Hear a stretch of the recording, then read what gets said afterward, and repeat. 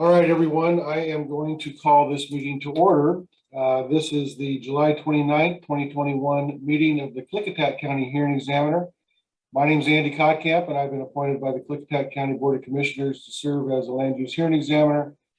And one of my jobs is to render decisions on various applications that are authorized to come before me, which include this SEPA appeal and a conditional use permit matter that we have on the agenda for today and tomorrow. As I always say, I'll consider any testimony and evidence presented at today's hearing, as well as all the written materials that are already on file in order to make my decision. I have issued a pre-hearing order that's going to set forth the order of the proceedings today. I think everybody is very familiar with that order of proceedings. Basically speaking, we will start out with the appellant on this matter, and then we will turn to the applicant, and then return to the appellant for their final rebuttal testimony. If there is any testimony, I will swear witnesses. I will swear in witnesses. I'll do that individually as we go through this process. Preliminarily, I'm going to admit some items into the record at this time and by this reference, so that we can hopefully simplify things. I've gone through all of the county SEPA amended records. They are given Bates number C20001 through C22266, identified in the amended county SEPA exhibits. All of those documents will be admitted into the record. For the applicant, they submitted an amended witness list on May 13, 2021, and their exhibits B-1 through B-41 will also be admitted into the record. And for the appellant, they have submitted a witness list dated May 18, 2021. Those documents are A1 through A92, and those will all be admitted into the record with the exception of the declaration of Dennis White. That's A79. However, there are exhibits attached to that declaration, and I understand that Mr. White, during his live testimony, will likely be identifying those documents and asking to have those admitted into the record, which will be allowed. Also, I'm admitting into the record all of our activity pre-hearing. There are pre-hearing motions that were heard and orders that were entered.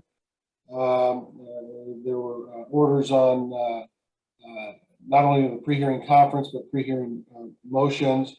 All the emails between the parties and the hearing examiner will be admitted into the record by this reference. I'm not going to go through and identify each one. All the filings on what I characterized as the motion to disqualify the hearing examiner and the order denying said motion, those are all admitted into the record. All of the pre-hearing briefs are admitted into the record by this reference. And the May 1st, 2021 staff report prepared by Klickitat County is also admitted into the record. Going through a little, a little more detail, there is, we're going to start off, and I'm going to try to be brief here, Mr. Telligen, with the appellant that will have the initial time until 3 p.m. this afternoon, subject to a 30-minute lunch and subject to cross-examination. I'm going to try to keep track of time just by writing down the time when cross-examination may start and end, so that we have an accurate record of that. Also with the applicant, same thing. They will have from approximately 3 p.m. till 6 p.m. Subject to their cross-examination of allotted time, which is approximately an hour and 12 minutes, which I'll also try to keep track of. And then the appellant will have their final rebuttal from approximately 6 to 7 p.m. I want to state for the record that I've reviewed the items on today's agenda. I don't have any interest in the property or the proposals we heard today. I'll be able to fairly and objectively consider these items. And then outside of receiving and reviewing the staff report for each item and all of those exhibits that I've identified and all of the items that I have admitted into the record, other than that, I've not had any communication regarding the SEPA appeal or the underlying permits that are on the agenda for today. So with those representations, as I always do, I want to state that if anybody has an objection to me serving as a hearing examiner, you need to raise them at this time.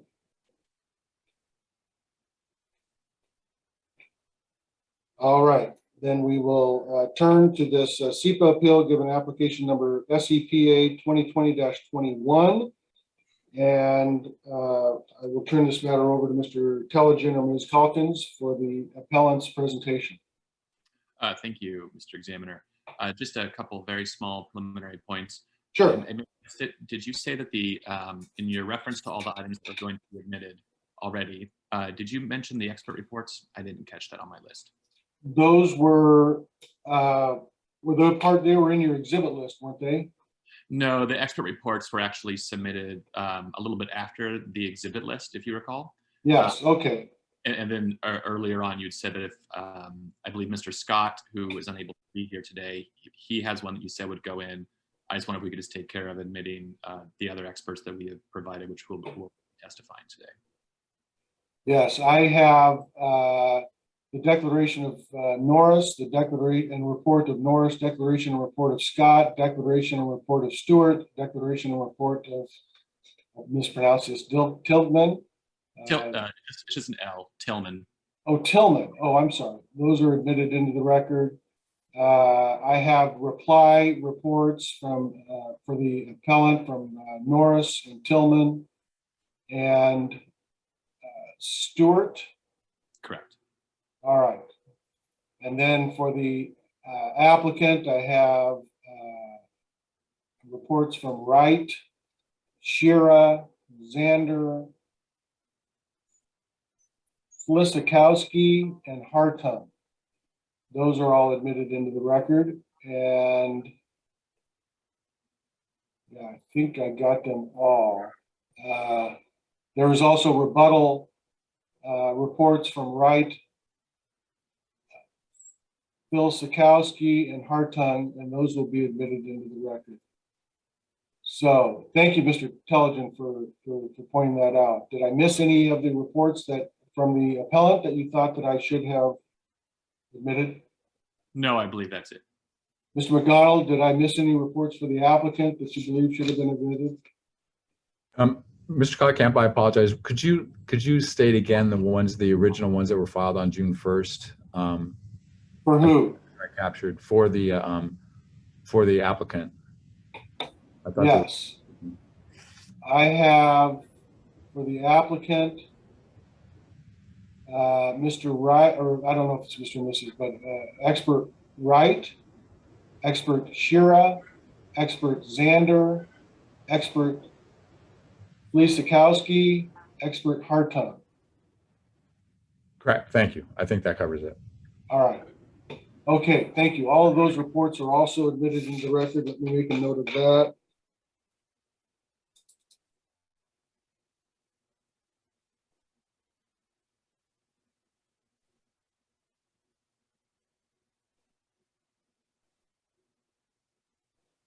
All right. Were there any other preliminary matters before we get started?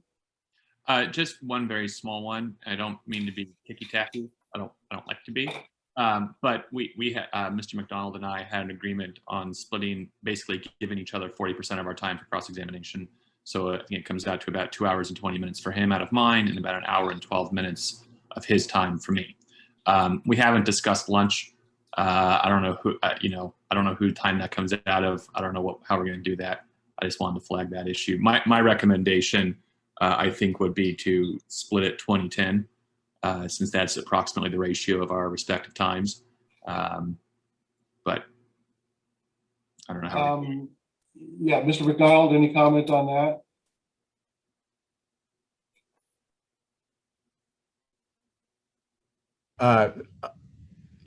That in a sense, it does make sense. I just, I would just say that, yeah, that makes sense. I don't know if the calculation that Mr. Telligent stated in terms of his cross-examination time is correct. Well, those are the times I'll say that when you sent your email about this, it was 2 hours, 45 minutes approximately for the applicant, time to cross-examine the appellant's experts, and approximately 1 hour and 12 minutes for the appellant to cross-examine the applicant's That's what I saw in that email. I wrote those notes down. I noticed this morning that email had an error in it. Mr. McDonald was calculating based on me having 7 hours. I only have 6.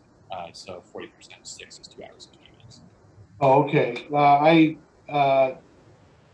I didn't know if in your rebuttal you would be calling expert witnesses subject to cross-examination in your rebuttal, your 1 hour rebuttal time.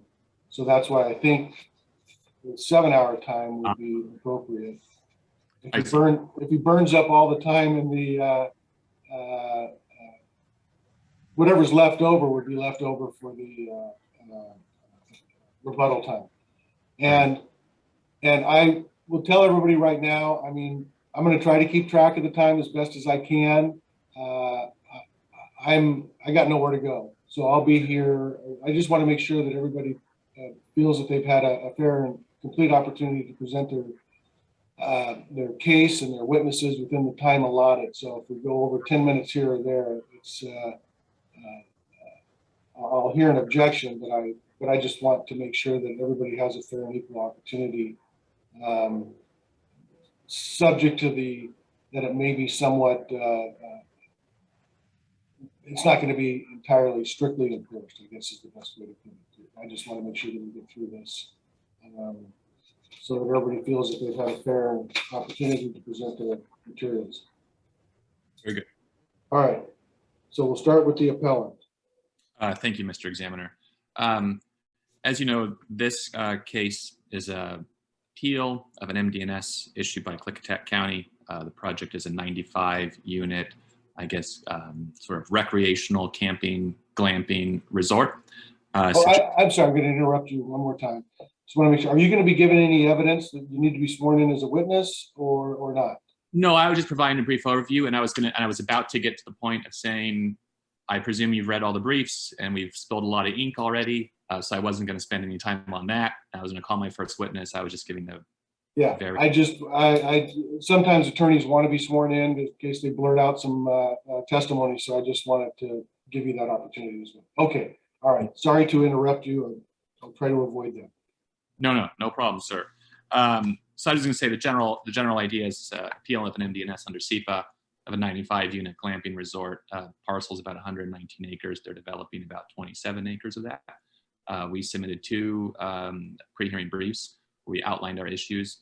In general, I think the issues you're going to hear the most about today are significant adverse traffic and traffic safety related issues on Oak Ridge Road. This is the sort of, well, at least around the project site, for about 2 miles, mostly gravel road, which has been described in the record by I think all parties as steep with sharp curves. There are various problems with that road, and we think that the increased traffic is going to be rather unsafe. We also don't believe that the county did an adequate job evaluating that issue under SEPA. You'll also hear about fire impacts, both in terms of the risk of fire, and also, frankly, I think one of the biggest issues is how do you get all the people out? You know, it's a 95 unit resort. That's pretty much the same thing as having a 95 unit housing development with cars coming in and out of there every day. It's a very narrow road, and if there is ever an emergency, how are you going to get the people out without interfering with the other people that live in the area and without interfering with incoming firefighting assets? The county in this case has required the applicant to provide an evacuation plan and a firefighting plan assessing the capabilities of the local fire district. You know, bottom line, we think they should have had those things in hand before they decided there was not going to be any significant adverse impacts. It's a fairly small ask to have those things in hand before you approve a project. You're also going to hear about impacts on western gray squirrels, state listed species, and failure to collect necessary information to determine impacts on those.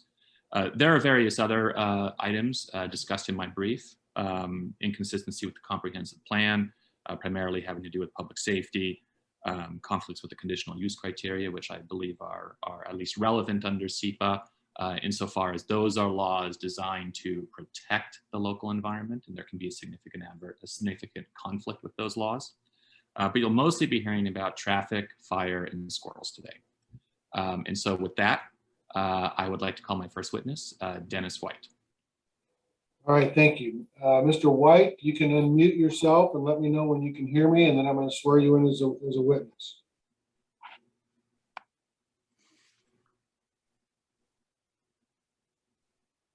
And Dennis, you might need to press *6 on your cell phone, if I recall.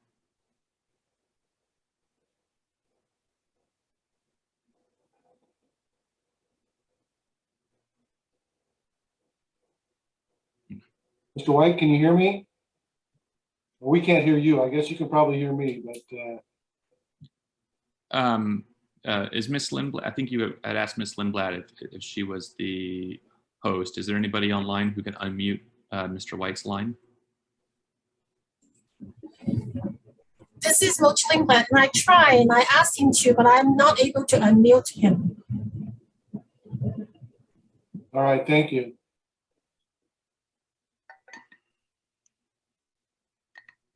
Mr. White, do you want to try to push *6 on your phone again?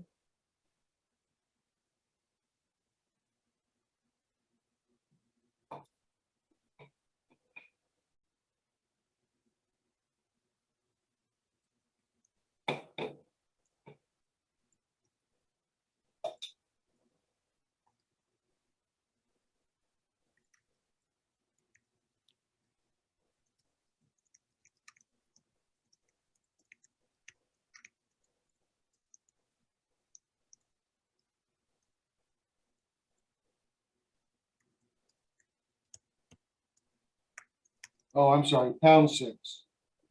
Thank you, Ms. Cross. #6.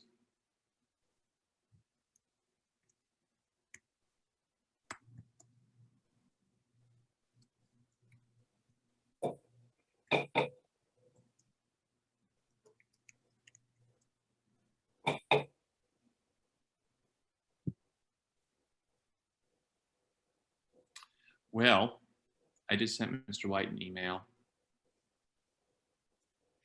but This is where we get flexible. thank you. I appreciate that. I am going to, if you don't mind, I'm going to mute myself and then see if I can call Mr. White just on his other line. Would you mind that, Mr. Examiner? No, that's fine. The hearing examiner is going to step away for just a brief minute. I'll be right back.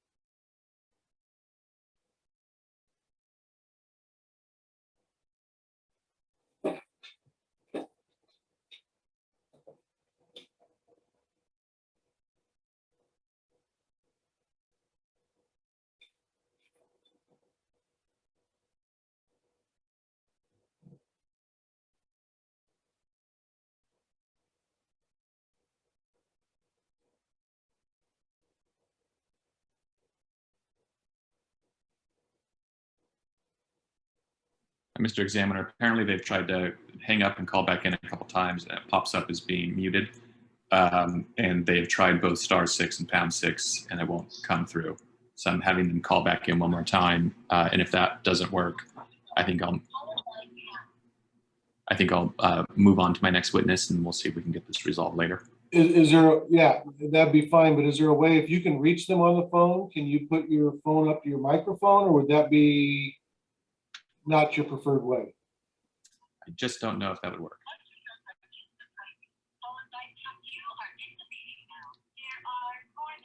Okay, we are in the meeting.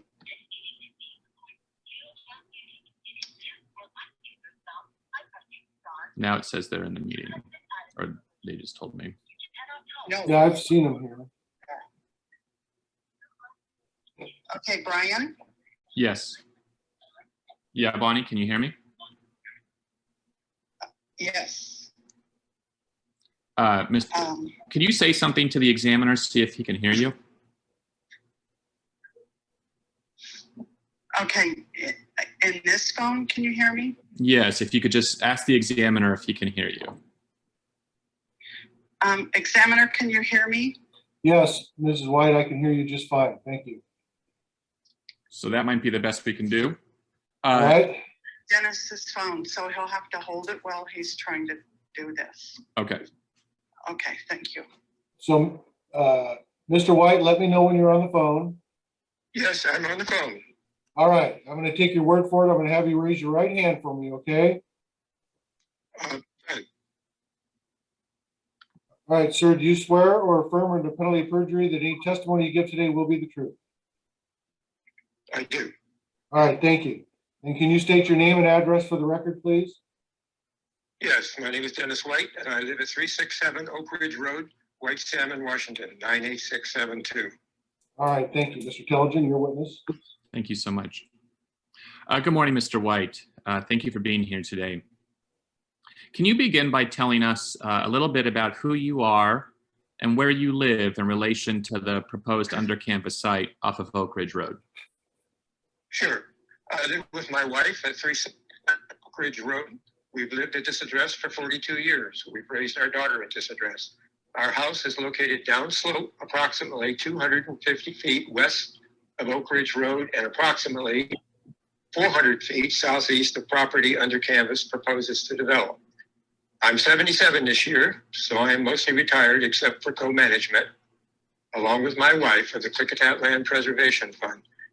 KLPF is a nonprofit filed with the state of Washington with the purpose of acquiring and maintaining environmentally sensitive lands.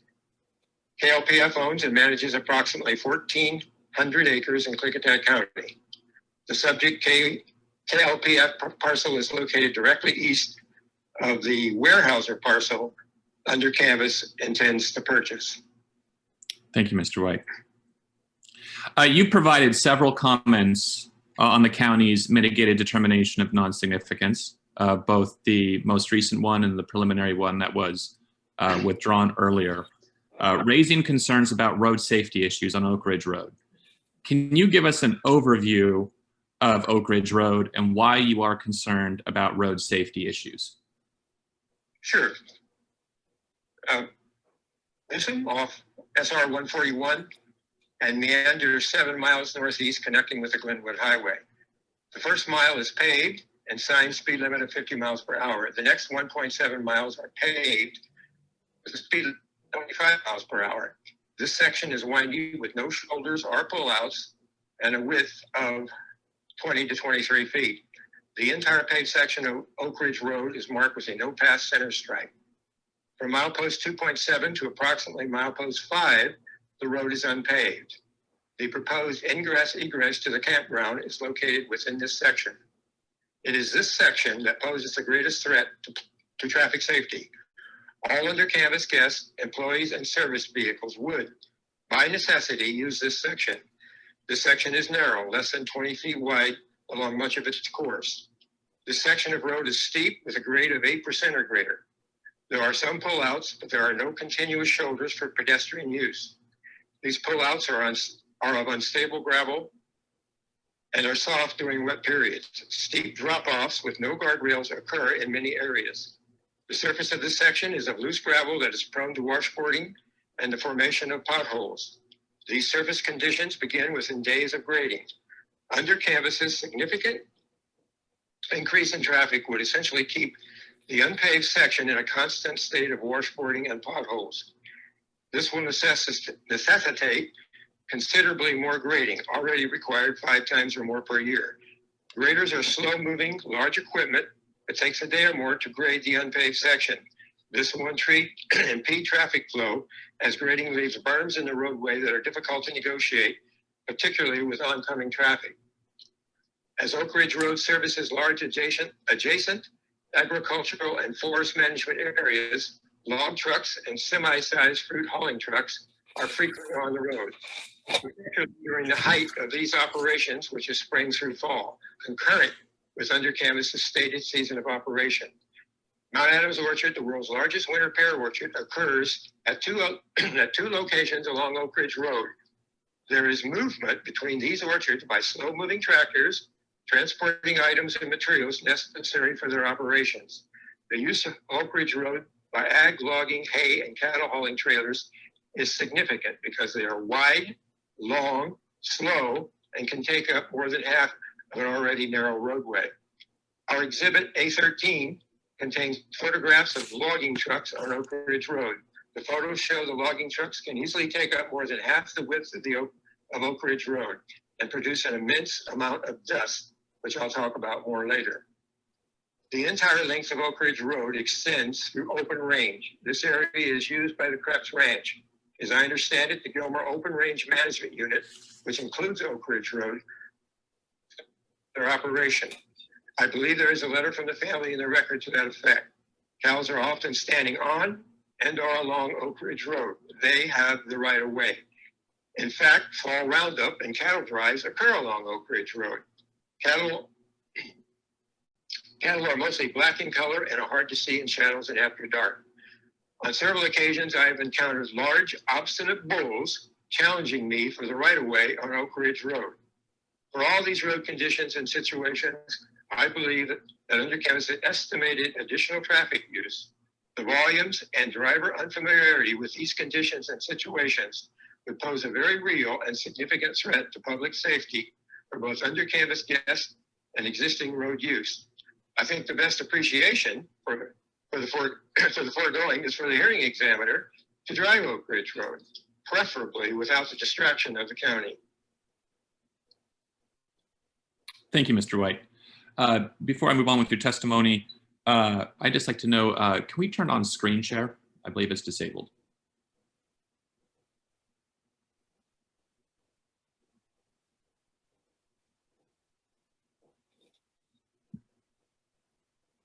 I'll move on. We work on that. Yeah, I should have asked that beforehand, but I think that's appropriate. Ms. Lindblad or Ms. Anderson, if there's a way that you can allow Mr. Telligen and presumably Mr. McDonald to share their screens, that would be helpful. Thank you. I don't have anything right now. I'll move on, but that'd be nice in the future. Mr. White, you've also raised concerns about the width of Oak Ridge Road, and specifically about it being less than 20 feet wide in places. Can you elaborate on that issue for me? Sure. Having driven Oak Ridge Road for 42 years, I have a pretty good understanding of its physical conditions. After reading DKS's traffic impact study, I was struck by the road description, particularly regarding width. In every iteration of their traffic impact study, DKS has stated, quote, the narrowest segment of Oak Ridge Road has a width of 20 feet. The remaining segments have a wider roadway width or a higher design speed. End of quote. Nonetheless, I decided to present to the SEPA responsible official, Mochi Lindblad, as graphically and dramatically as I could that Oak Ridge Road was less than 20 feet wide at numerous locations. I cut a piece of white ribbon 20 feet in length and stretched it across the road at various locations along the entire unpaved stretch and photographed the locations. I remember there being 10 to 12 locations rather evenly distributed along the unpaved section. The photographs clearly show the ribbon extended into drainage ditches, up against roadside trees and down embankments. I submitted these photos along with my measurement methodology during the final SEPA comment period. These comments can be found at the record at AR C-21547. I thought Ms. Lindblad would be compelled to use my photo documented measurements to at least request clarification from the applicant and/or the county road department, as the photos clearly show a potentially unsafe situation given the significant projected increase in traffic. The threshold. Mr. White, I'm going to stop you Yes. 1 second. Mr. Examiner, I'm sharing my screen. You may recognize this from our opening brief. These are two images from the comments that Mr. White just referenced, where he measured the width of the road using a 20-foot tape. In these images, you can see that that tape falls off the road and into an embankment. Yes, I can see them. Thank you so much. You can go ahead, Mr. White. I didn't mean to cut you off. Okay, I think I'm gonna back up here. Okay, I thought Ms. Lindblad would be compelled to use my photo documented measurements to at least request clarification from the applicant or the county road department, as the photos clearly show a potentially unsafe situation given the significant projected increase in traffic. The threshold decision was issued irrespective of my measurements. Perhaps Ms. Lindblad thought that one would need to be a licensed road engineer to stretch a ribbon across a road and photograph it. More recently, I read where the applicant finally acknowledged the unpaved section of Oak Ridge Road was less than 20 feet wide, but only at, in quotes, pinch points, and only 100 feet of pinch points at that. I knew that not to be accurate as well. To settle the road width question, my wife and I decided to measure the entire unpaved section of Oak Ridge Road. To assist us, we used OnX Hunt GPS app to establish coordinates of segments of the unpaved sections which were less than 20 feet of safe, usable roadway surface. Each segment that measured less than 20 feet in width was exclusive of sloping shoulders and our soft, non-gravel shoulders not adequate for vehicle use, particularly during wet periods. Using the same 20-foot ribbon as used in our SEPA comments, coordinates were recorded for both beginning and end points of segments less than 20 feet in width. These points were photo documented. Coordinates for additional isolated points of less than 20 feet were recorded and photographed. I believe the applicant referred to these points as pinch points. Additionally, we recorded coordinates for angle points to provide a visual representation of the line of sight deficiencies due to the road's geometry and grade. These points were photographed as well. We determined from our measurements that 664 yards, or approximately 2,000 feet, were less than 20 feet in width. That's roughly 20% of the unpaved 2-mile section of Oak Ridge Road. The methodology, results, and photos of our measurements were entered into the record. Mr. Examiner, you can find those measurements attached to our CUP comment letters submitted on June 11th. Thank you.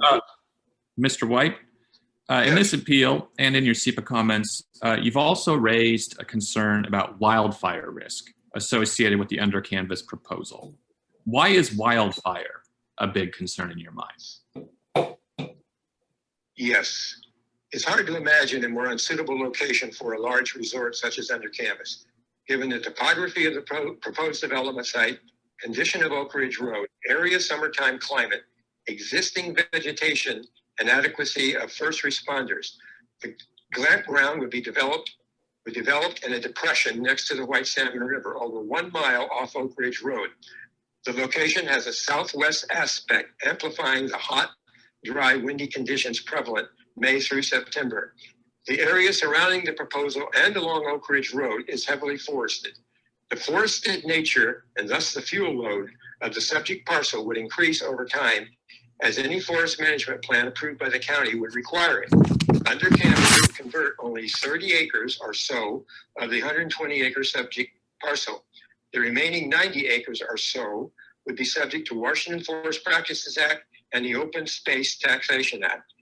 If a significant wildfire broke out, say 3 a.m. in the morning, guests and young minimum wage employees would need to evacuate from the campground over 1 mile up a 7 to 8% grade through a forested landscape just to reach Oak Ridge Road. If guests, employees, and their vehicles were able to reach Oak Ridge Road and the north terminus was blocked by fire, then they would need to struggle with fleeing residents and incoming emergency vehicles down a steep, narrow, windy road. Only one ingress/egress to the Glant ground exists. This situation makes for a potential death trap for guests and employees. The condition of Oak Ridge Road makes for a potential death trap for residents as well. Under Canvas's own consultants have determined that wildfire risk is moderate now, high after development. How smart is it to permit a development that experts say will raise the wildfire risk to my community? No evacuation plan that I am aware of has been developed and approved as of this hearing, yet a permit is on the table. The West is on fire, folks. We are experiencing a historic drought. Climate change is upon us. Over 10 wildfires have already occurred this year in the mid-Columbia, some involving evacuations. The town of Lyle, 9 miles east of White Salmon, almost burned down. An underserved rural fire district is our first responder. There is absolutely no doubt in my mind, given the fire-prone conditions Under Canvas would be developing and operating under, that eventually a guest, employee, or their vehicle would start a wildfire that would sweep across KLPF land, destroy my family's property, including our home, and may cause injury and or death to a family member. My neighborhood is equally vulnerable. Thank you. In Under Canvas's response brief, in this case, on page 10, they say the following. They say, quote, appellants appear to be using the fear of wildfire as a pretext for wanting requirements that do not exist in the applicable law, and further, of which there is no factual support in this record. Do you have any response to that, sir? I surely do. Yes, we absolutely are not using the fear of wildfire as a pretext. We live with the threat of a wildfire every day, now 6 months a year. The threat of a major wildfire is terrifying. The threat of being trapped in our home because of Oak Ridge Road being clogged with glampers trying to flee is terrifying. It is terrifying that Under Canvas's own experts has said the project will increase risk of wildfire from moderate to high. And it is terrifying that the county would approve this project without even having an evacuation plan in hand to determine if evacuating that many people is feasible without trapping everyone who lives in the area. So no, it is not a pretext. You've also raised concerns about Under Canvas's use of water, and specifically about water withdrawals. Tell me about that. Yeah, let me get a sip of water here. Okay. As one might expect, water is the lifeblood of my neighborhood. Its residents, my family included, the farming operations, and to sustain wildlife on the affected KLPF land. I believe groundwater used by Under Canvas would have the potential to damage the existing water requirements of my farm and my neighborhood. Under Canvas has access to 5,000 gallons of permit-exempt groundwater via an on-site well. The circumstances that surround their application process, their inquiries at DOE, information gleaned from their other operations suggest water use requirements much greater than the permit-exempt amount. I believe their application states an expected water use of 10,000 gallons a day. Notably, their application states 13,000 gallons a day wastewater discharge. Early on, they approached DOE requesting a dual commercial industrial exemption for 10,000 gallons. DOE denied that request. According to an email from the White Salmon Irrigation District, Under Canvas requested 5 acre-feet. 5 acre-feet, if I've done my math correctly here, equals 1,629,255 gallons. Divide this amount by 214 days of operation, April through October, that's their stated operational period, equals 7,603 gallons a day. Their wastewater discharge, excuse me, let me start this over. Their water use and wastewater discharge systems at each of their other operations, existing and those planned, are designed for over 5,000 gallons a day, depending on the number of glamp ground tents. 5,300 at Great Smoky, 12,500 at Surrey, Maine. I believe Under Canvas will need either a water permit or a water right transfer to operate their Columbia Gorge proposal profitably. The 10,000 gallon value on their application was quickly scaled back when it became apparent that a groundwater withdrawal permit would be required. Getting such a permit is problematic.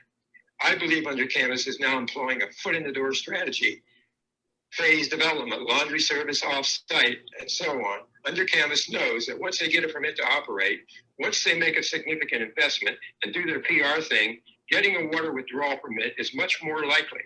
It's not likely, though, that under Canvas's private equity investors will forego profitability for the extended 5-year development schedule stated on their application.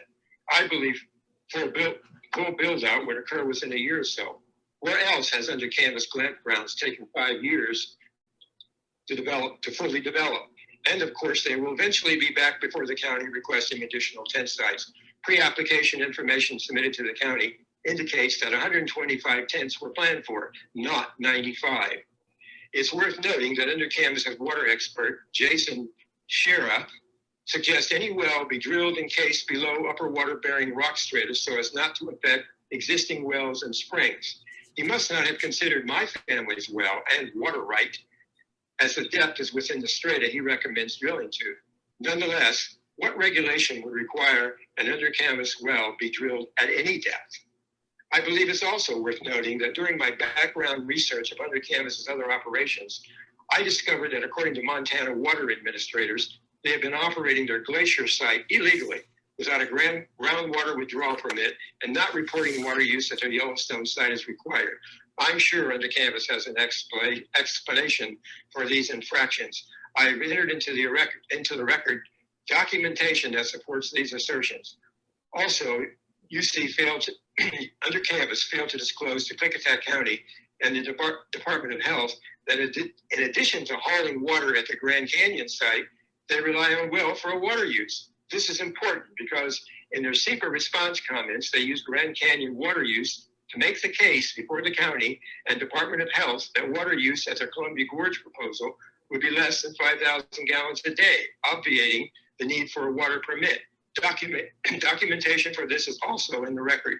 The Salt Lake Tribune has recently reported that raw sewage has been, quote, bubbling up and running downhill for a protracted time at their Moab operation. If raw sewage bubbles up and runs downhill at this proposal, it will run into the White Salmon National Scenic River. Then what?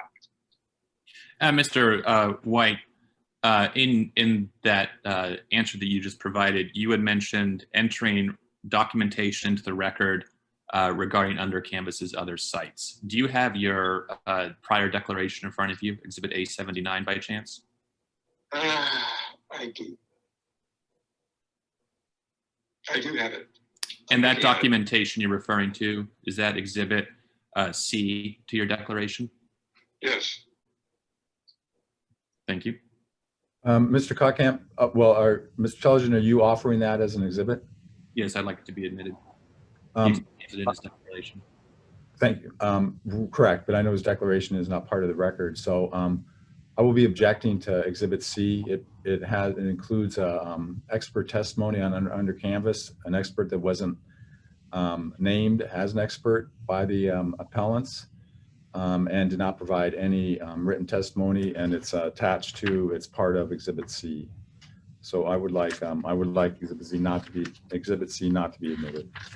It's being admitted as a public record that Mr. White elected. So I'm going to overrule the objection. I believe it will go to the weight. The comments by Mr. McDonald. We also have exhibits A, B, and is there a D on the declaration as well? Are you requesting those to be admitted into the record, Mr. Telegen? I was going to ask him about it at the end of his testimony real quick, but I interjected this here because we were just talking about it. Yeah, Exhibit C will be admitted into the record. The objection's noted. Thank you.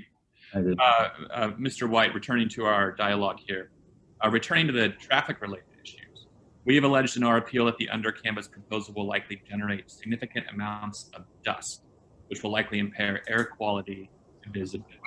Why is that a concern to you? It is really a concern. Mr. Examiner, you may have read my wife's declaration. I want to draw your attention once again to the photo exhibits that appear in that declaration. I believe they are titled Exhibit B. These photos show dust from Oak Ridge Road traffic fully enveloping my family's property and house. The dust generated in these photos was from one log truck. Our property is located west and downslope from Oak Ridge Road. Dust from road traffic moves downslope during the morning and afternoon hours as the air is cooler and thus heavier during these time periods. These time periods and under-canvas periods of greatest traffic volume enumerated in their traffic impact study are in sync. This situation was fully described in our SEPA comments. The SEPA responsible official may have missed our comments. My family has never once complained to the county asking for dust abatement. We moved here knowing there would be a potential dust problem, but we knew also that traffic volume was so light that any dust problem could be manageable. Moreover, in good conscience, we would never ask the taxpayers to remedy our specific situation. Now, with the advent of under-canvas, our situation regarding fugitive dust is critical. If under-canvas is permitted before significant improvements to Oak Ridge Road are made, our property, our home of 42 years, will be virtually unlivable. We would have to wear respirators while outside our home and expensive air purification system in our house. The dust will damage our property and significantly affect our mental and physical health. As no one else could live under the under-canvas induced dust conditions, our property would be significantly devalued. Sprinkling a little water on the road won't do. We know how that would go. Sometimes it would be done, sometimes it wouldn't. I see that the applicant has entered into the record exhibits that allude to past controversies over paving the gravel section of Oak Ridge Road. My family, along with virtually the entire Oak Ridge neighborhood, has heretofore opposed paving the unpaved segment of Oak Ridge Road. At the time, we opposed it because we believed the county was attempting to spend millions of dollars of taxpayer money to subsidize a former county commissioner who had purchased land just off the unpaved section to develop for housing. The county intended to use reserve funds during the Great Recession while furloughing county employees. Mr. Cockamp, if I may interrupt, I'm objecting to this open-ended questions and open-ended dialogue. We're now off the question that was originally asked. We're talking about funding. I would ask that the direct examination here be much more direct and the responses be responsive to the questions. Thank you. Yeah, and I tend to agree with that, Mr. Telligen, especially related to this testimony about county commissioners and his belief on intents and all of that. That doesn't have anything to do with this project as far as I can tell. Sure. Mr. White, you are aware, yes, that the applicant has submitted emails, I believe, from your wife, Bonnie, regarding the pavement of Oak Ridge Road, highlighting very prominently opposition on your part to the paving of Oak Ridge Road. You would agree with me, yes, that the apparent attempt in those exhibits is to somehow tarnish you, make you look bad for being opposed to paving? Yes. Could you please respond to that from Mr. McDonald? I'll object also, Mr. Cockham. I don't know what emails are being spoken about. I have no knowledge of any emails that we've submitted during this hearing as part of our exhibits. So I don't think there's a basis here for the questions on this without having more foundation. I'm going to allow him to testify. It'll go to the weight as it usually does. Okay. You can proceed, Mr. White. Yeah, thank you. Where was I at? Okay, so a couple of more sentences here. Improvements to Oak Ridge Road that appear on the county's 6-year road plan are not scheduled until 2026, with no appropriations listed. Given the apparent lack of improvement funds, improvements are entirely speculative. Permitting under canvas prior to improvements will create serious traffic safety issues. Moreover, the record on this matter makes clear that my neighborhood and I believe county taxpayers as well would vehemently oppose any reordering of the 6-year road plan for under canvas's benefits. Thank you. In our written comments and expert reports in this case, we've also talked about cumulative traffic impacts. And in part, we've questioned the county's failure to look at cumulative impacts with respect to under canvas generated traffic, in addition to traffic generated by the Houston Highlands bed and breakfast. Can you tell me where the Houston Highlands B&B is located and whether the owner has plans potentially to operate in the future? Sure. The bed and breakfast that you alluded to there is located along Postgren Road. Postgren Road is a spur road of Oak Ridge Road. The intersection of Postgren and Oak Ridge Roads is located approximately 1/4 mile south of Under Canvas's proposed entry off Oak Ridge Road. The bed and breakfast was recently sold to Eric Breon. Mr. Breon informed me just yesterday via an email that he plans on having weddings and fundraisers. Thank you. Now, we talked earlier about your earlier declaration, Exhibit A79. Attached to that declaration, let me pull it up really quick.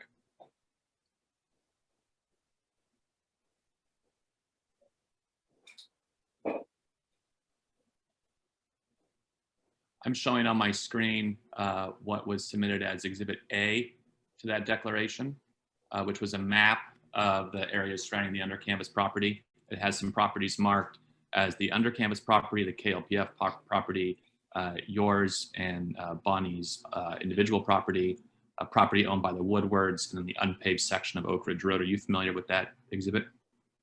Yes. Is that an accurate representation of those features depicted on that map? Yes. I'd like to have Exhibit A admitted, please, to Mr. White's declaration. Any objection, Mr. McDonald? Apologize. Except for the fact that I'm not unable to have anybody verify that that's accurate. I Mr. White just verified it. Thank you. Well, I'm going to admit Exhibit A. Okay. Once again, we'll go to the weight. Please continue, Mr. Culligan. Thank you. Exhibit B to your declaration, Mr. White, contained a number of photographs that you had represented were of the KLPF property and of Oak Ridge Road. Can you briefly describe what those photographs show? Could you repeat that, Brian? Yeah. Please. Exhibit B to your declaration had a number of photographs which you had stated in your declaration show the KLPF property. Are the photographs in Exhibit B to your declaration accurate representations of the KLPF owned property east of the under canvas site? Yeah, well, the photos accurately, represent. Is that, yes, do you want me to describe? No, you don't need to go through each of them. I just had to get them on the Yeah. record to show. No, yes, absolutely. Thank you. I'd like Exhibit B admitted to his declaration. Any objection, Mr. McDonald? No objection, Your Honor. Admit it. Mr. White, your declaration provides background information on KLPF and its corporate mission. It provides more information describing the contents of Exhibit B, which were the water use-related exhibits that were provided. It also provides information on your thoughts on fire safety risk. Is the information in your declaration true and correct to the best of your knowledge? Yes, it is. Mr. Examiner, I would ask you to reconsider, just allow his declaration to the record. It was submitted 2.5 months ago now. There's no surprise. I've referenced it in my briefs. I've also referenced it and incorporated in my CUP comments. I would like to have it just admitted. I've already made a ruling on that. Mr. McDonald, I'm not going to ask for your comment. The declaration itself is not admitted into the record because Mr. White has testified live. Okay. Very good. It is also, I believe, part of the CUP record. I've asked for it to be made part of that in my comment letter. Thank you so much. In all respects, this declaration is not part of the record. Not even the CUP record? If it's this declaration, it's not admitted into the record. But why couldn't it be submitted as a public comment? It was timely referenced in my timely CUP comment letter. If it's the same declaration and he's testified live, we've gone through this, Mr. Culligan. It's not admitted into the record. Okay, I would just note my objection on the CUP comment. Thank you, sir. I would like to call my next witness, Ross Tillman. Okay, just a second.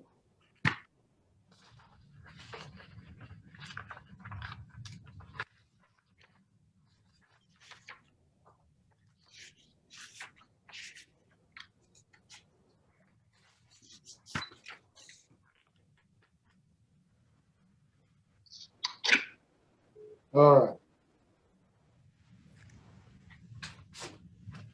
All right, Mr. Tillman, are you with us? Yes, I am, sir.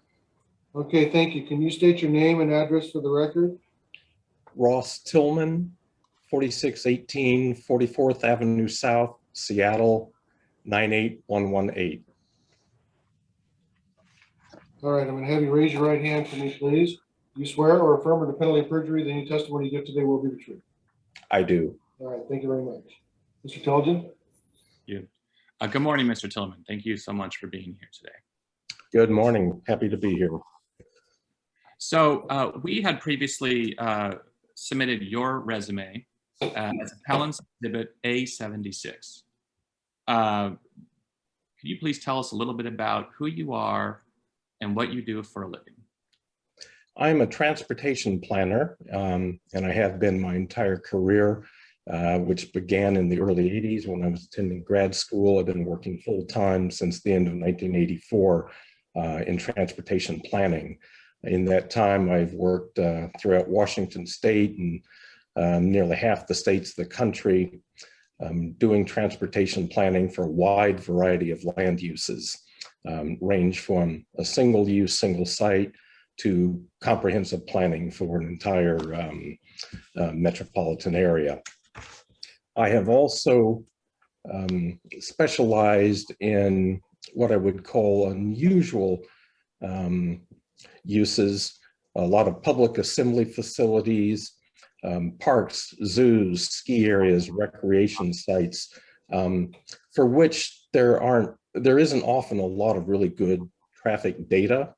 And so the approach to understanding how those work involves a lot of detailed interviews, analysis of attendance, occupancy records for existing uses when available, and working diligently to understand users' travel patterns, staff schedules, staff travel patterns, visitor, customer travel patterns. My job is to anticipate demands and to see if the infrastructure serving the site transportation needs is adequate to the task. Thank you so much, Mr. Tillman. And maybe you say it here, how long have you been doing this kind of work? Again, since full-time since late 1984. So yeah, it's adding up. Thanks. So you provided two expert reports in this case, an opening report and then a reply report. For your opening report, you talk about visiting the project site. Tell me about that. Have you driven Oak Ridge Road? Yes, I visited the site just about a year ago, August of 2020. I have driven the entire length of Oak Ridge from the south to the north and back again. So I have driven the paved and unpaved sections of the road. And did you also take traffic counts during the course of your review of traffic on the unpaved portion of Oak Ridge Road? Yes, I did, and I was spurred to do that because the traffic impact study did not identify the volumes on the gravel portion of the road. It relied on county counts that had been taken on paved portions, but there was no information about current traffic on the gravel. So I commissioned counts that ran for a full 7 days, provided hourly volumes across an entire week to at least establish a picture of current operations as of late August 2020. Great. And can you tell me, what did those traffic counts show as far as the general daily traffic on the unpaved portion of Oak Ridge Road? It showed very, very little traffic. This is a lightly used road with volumes from, we're only talking 3 to 4 dozen vehicles per day. There is some variation. There was a Friday that had as many as 61 vehicles over the entire day. But the averages are in the 30 to 40 vehicle a day range. So it's very lightly used. How many cars per day would use the unpaved portion of Oak Ridge Road if under a Canvas's project were built? Well, under canvas would add 200 to 300 vehicles a day.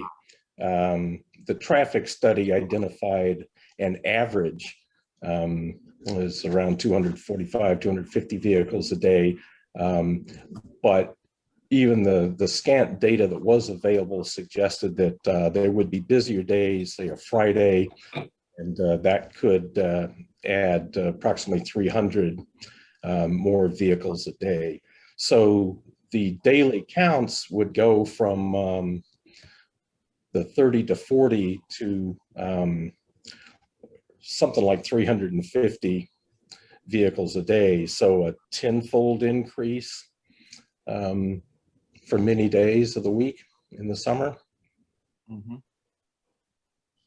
Is it, to your knowledge, are there any other land uses in the area that generate that level of traffic on the unpaved portion of Oak Ridge Road? Well, with daily volumes that are only 30 to 40 vehicles a day, the answer is obviously no. There's no other use that generates more than a handful of trips a day. Mm-hmm.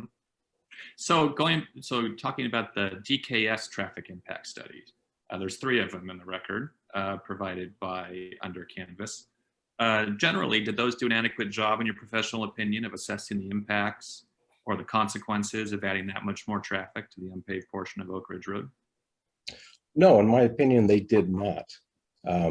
There are a number of requirements that in county code for what a traffic study is supposed to address.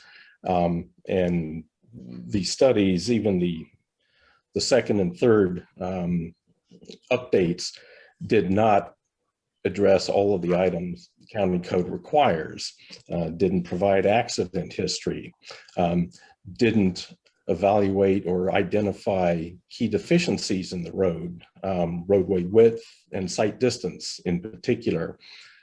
There are a number of items they did not address. They didn't address, the focus of the traffic study was really about intersection level of service, say where Oak Ridge Road meets Highway 141 or where it meets Glenwood Highway. That was the real focus, was intersection operations during the morning and afternoon peak hours. But there's a lot, given that Oak Ridge Road, particularly the unpaved portion, is narrow and is in fact unpaved, the character of traffic there is really important to understanding whether the road is up to the task of carrying this additional glamping traffic. So the study failed to note the other users of the road, like the logging trucks, the agricultural trucks serving the orchard, failed to note that school buses use the road, failed to note that there's livestock to be found on the road, simply didn't address the actual use and character of the road. Again, the focus was too limited. It was just about intersection operations and didn't really address the sufficiency of the road. Fair enough. So there's been talk in our brief. One of the things that we've been primarily concerned about, as Mr. White testified, was that the DKS studies consistently said that the narrowest section of the road is 20 feet wide. That's false. They've admitted now that that's at least the case. When you're deciding how wide should a road be in terms of safety and traffic and capacity, how do you go about doing that? Well, there are guidelines published by the American Association of State Highway Transportation Officials, with the acronym known as AASHTO. And these are guidelines that are embraced by virtually all jurisdictions, municipal, county, and state across the country. AASHTO identifies what is called a low volume road. Those are roads that carry fewer than 2,000 vehicles a day. And it identifies different groups of low volume roads, down to those that carry, say, no more than 100 a day, up to 250, up to 400, and then carry more than 400 a day. And they have different guidelines to address the needs of those traffic volumes. AASHTO also categorizes its design guidelines based on the function of the road, who's using it for what purposes. Is it a major access road? Is it a minor access road?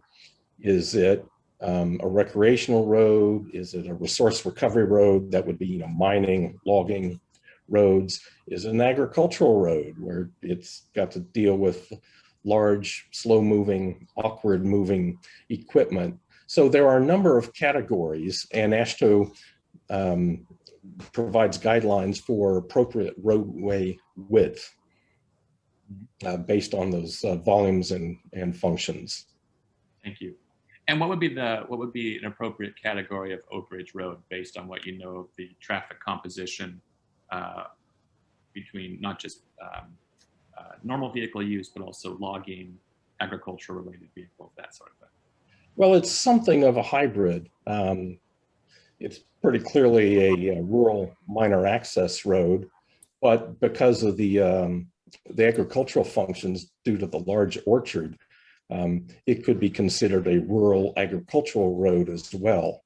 Even though there are logging trucks there, it's not, it doesn't really neatly fall in the category of rural resource road, because that would be much more like a road to a logging camp or a mine, where that's pretty much the exclusive use.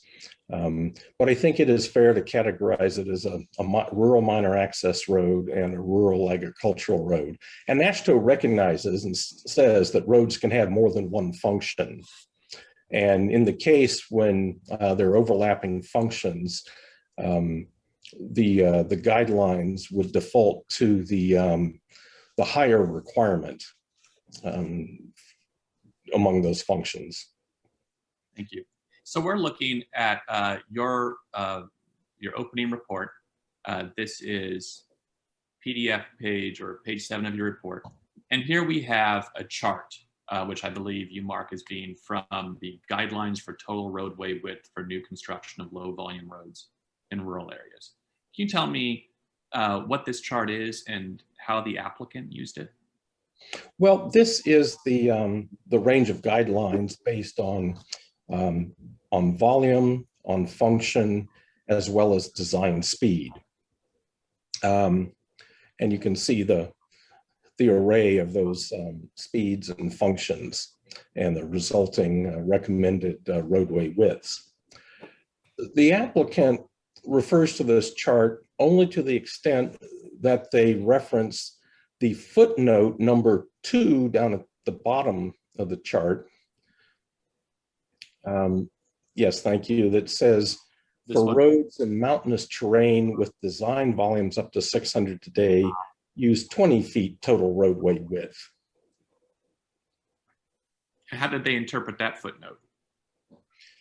In your opinion, I don't think we're just asking for his opinion. Yes. Based on your review of the DKS documents and the reports provided by DKS, did DKS give an indication of how they were using or interpreting this footnote? I believe they misinterpreted the footnote, and I'm not the only one who believed that, because the county's third-party reviewer, Skilling's engineers, noted the same problem.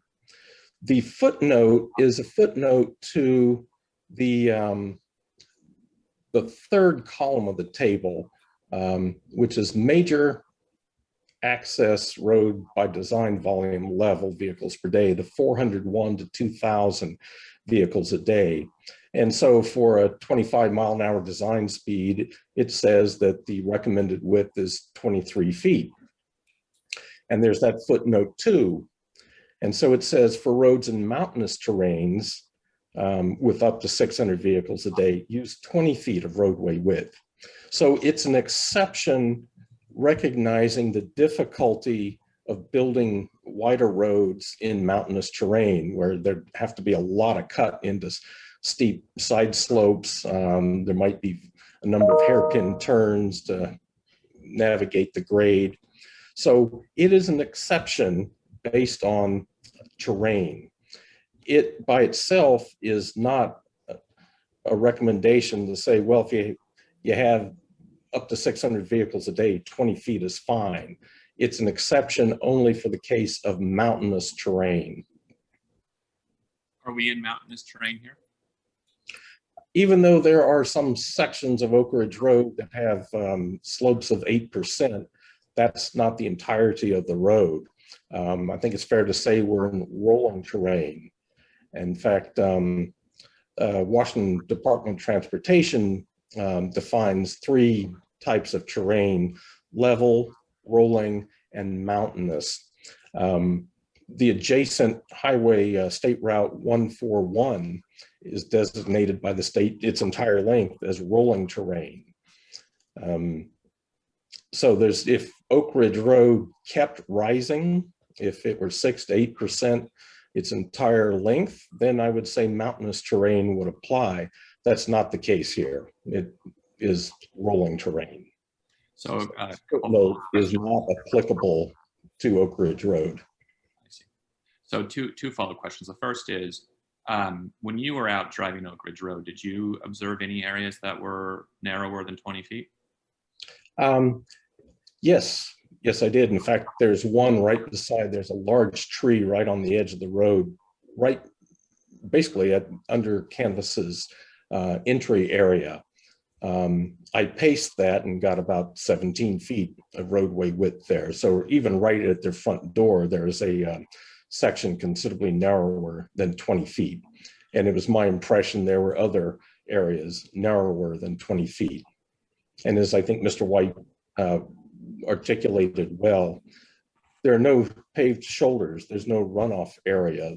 The roadway edge ends quite abruptly. There's really no transition from traveled surface because it lacks a shoulder. It's either very soft dirt, gravel, or right into a ditch, or right up against a tree. So yeah, it even where it is nominally 20 feet wide, there's simply no runoff area. If you veer a little off the road, it'd be very difficult to recover safely. If you don't recover safely, what would happen? Well, that could result in a crash. That could result in personal injury. It's not a good situation. Thank you. And then one more question about this footnote. I noticed you mentioned it is a footnote to the 3rd column. Is it also an exception to the agricultural access road requirement for 24 feet? No, there's no exception noted there. That footnote applies to a major access road. In your opinion, is 20 feet wide under the conditions that you have observed sufficient for safe travel on Oak Ridge Road, considering pedestrians, all the other users, if this facility goes in? No, I believe 20 feet is too narrow. And again, Oak Ridge is not consistently 20 feet wide. It gets narrower in numerous locations. The table shows an agricultural access road should be 24 feet wide. And it also shows that am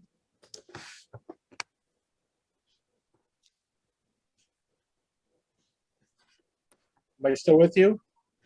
Yes, I can hear you, Mr. Tillman. Okay, I'm sorry. There we go. Somehow the screen jumped. It also shows that other roads that carry large trucks, like the logging trucks, the agricultural fruit hauling trucks, could be considered industrial commercial, and that recommends for a 25-mile-an-hour speed limit a 21-foot width. So I'm going to shift gears a little bit here, because I don't think we'll have time to cover everything in your report. One thing I want to talk about is towards the end of your report, you talk about emergency evacuation of the Under-Canvas site. Can you summarize what your concerns are here about emergency evacuation? Well, the concern is a fully occupied site that would need to be evacuated on short notice and essentially all at once. So that means a fully occupied site could be expected to have approximately 215 people camping and up to 35 staff present at one time. So that's a population of 250 people. The site has but its single point of access.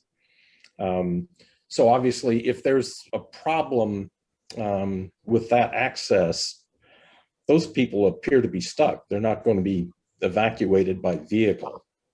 And if they can get out to Oak Ridge Road and they're leaving all at once, that's 125 vehicles going at one time. That's a line of vehicles over a mile long, as I estimate 6,250 feet, allowing only 50 feet per vehicle, moving down the road. That's extremely congested.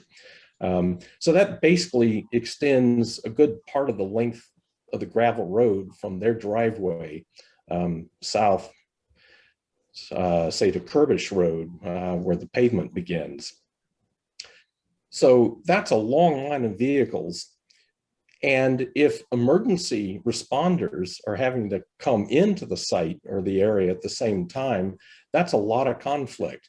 There just aren't enough places for, say, a fire engine or other heavy equipment to pass a line of vehicles on the curves or on the narrow sections. It sets up huge number of conflicts that could present crash potential, but it would also slow both evacuation and emergency response. It's a nightmare scenario.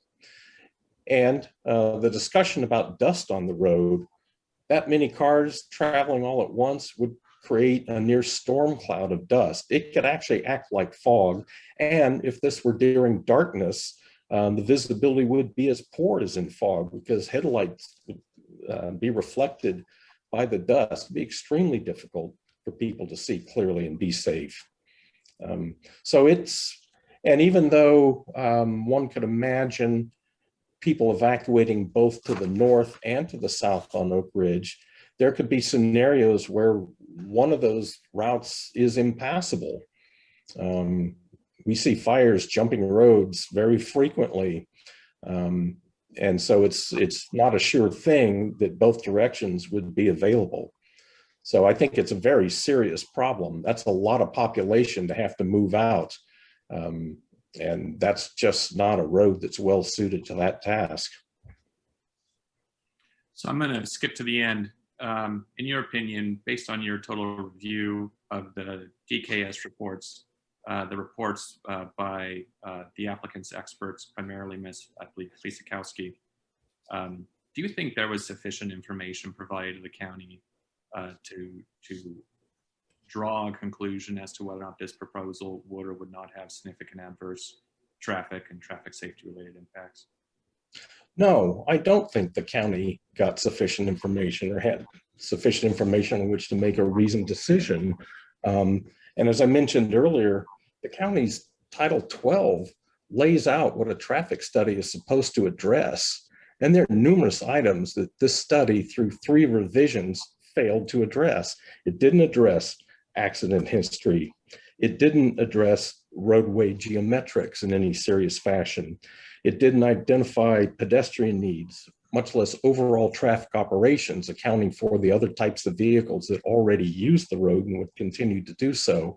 And it didn't talk about how those vehicles can circulate, how they can actually get by one another. It didn't discuss deficiencies in the transportation system, including sight distance, which it should have done. It didn't anticipate nearby land development and its associated traffic. That's language straight out of the code, which in this case would refer to the Husum Highlands bed and breakfast operation, which had a pause as it changed ownership, but has operated, could continue to operate under current zoning. And the combined effect of event traffic there with existing traffic plus under Canvas's traffic, I think will push this road well beyond its limits and would invoke a higher AASHTO standard to widen the road. So, and worse, the study failed, one, because it did not identify those issues and find any impacts associated with them. It didn't evaluate any mitigation measures. And the code says mitigation should be provided, measures to mitigate any adverse impacts the developments traffic might have on the transportation network should have been evaluated. It failed to do that. So no, the county by its own code didn't have adequate information on which to base its decision. Do you think Oak Ridge Road is adequate to support this use? No, in its current state, it is not. Thank you. I have no further questions. All right, Mr. McDonald? Yeah. Mr. Chaljan, do you want to take that the screen off? If you don't mind. Oh, I apologize. No problem. Thank you. I just want to get my paper together here. So, Mr. Tillman, thank you for your testimony. I just have a few questions I want you to testify to, and then a few questions on your written testimony also. So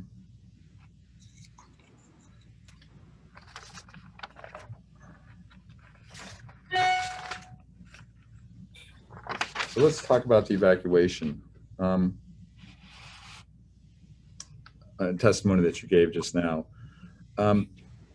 In considering your opinion on the evacuation issue that you raised, did you talk to any local fire? Did you talk to the local fire district? No, I did not. Did you talk to anybody at the county? No, I did not. Have you done evacuation plans? I have not done a formal evacuation plan. Okay. You are in your testimony, you assume that if an evacuation plan or when there's an evacuation, everybody's going to get in their cars and just start driving. Is that correct? Well, they don't have another way out of there short of walking, so they would need vehicles. Then you're assuming that evacuation plan is always that you always essentially leave the site, that there's no other alternatives in terms of finding a safe place to be under an evacuation plan. Well, if by definition we're evacuating the site, the assumption is yes, they're leaving the site. You're using that word literally then instead of within the context of an evacuation plan. You talk about a lot of conflict on the road. I believe that's because you're saying that the fire engines or the vehicles coming in to fight the fire will be going head on with the traffic leaving, and the road would not allow, just wouldn't allow for that. Isn't that the circumstance right now? Granted, the under canvas camp will increase traffic, but aren't those same conditions right now, the same conflict with if they're evacuating in the sense that everybody's driving out from the bed and breakfast, from the farms, from the recreational opportunities that are up there right now, and they're all there. We still have the same conflict, right? Because you're saying that road isn't satisfactory for any fire situation. It is the same type of conflict, but the degree, the scale of that conflict is orders of magnitude different with under canvas traffic being added in. Okay, but right now, based upon your testimony, is that road is not adequate for the circumstances of a fire up there, because it might jump over, you may not be able to go north, south. That's your testimony, isn't that correct? Yes, and the point I'm making is that a few that's okay. You answered my question. 200 is very different.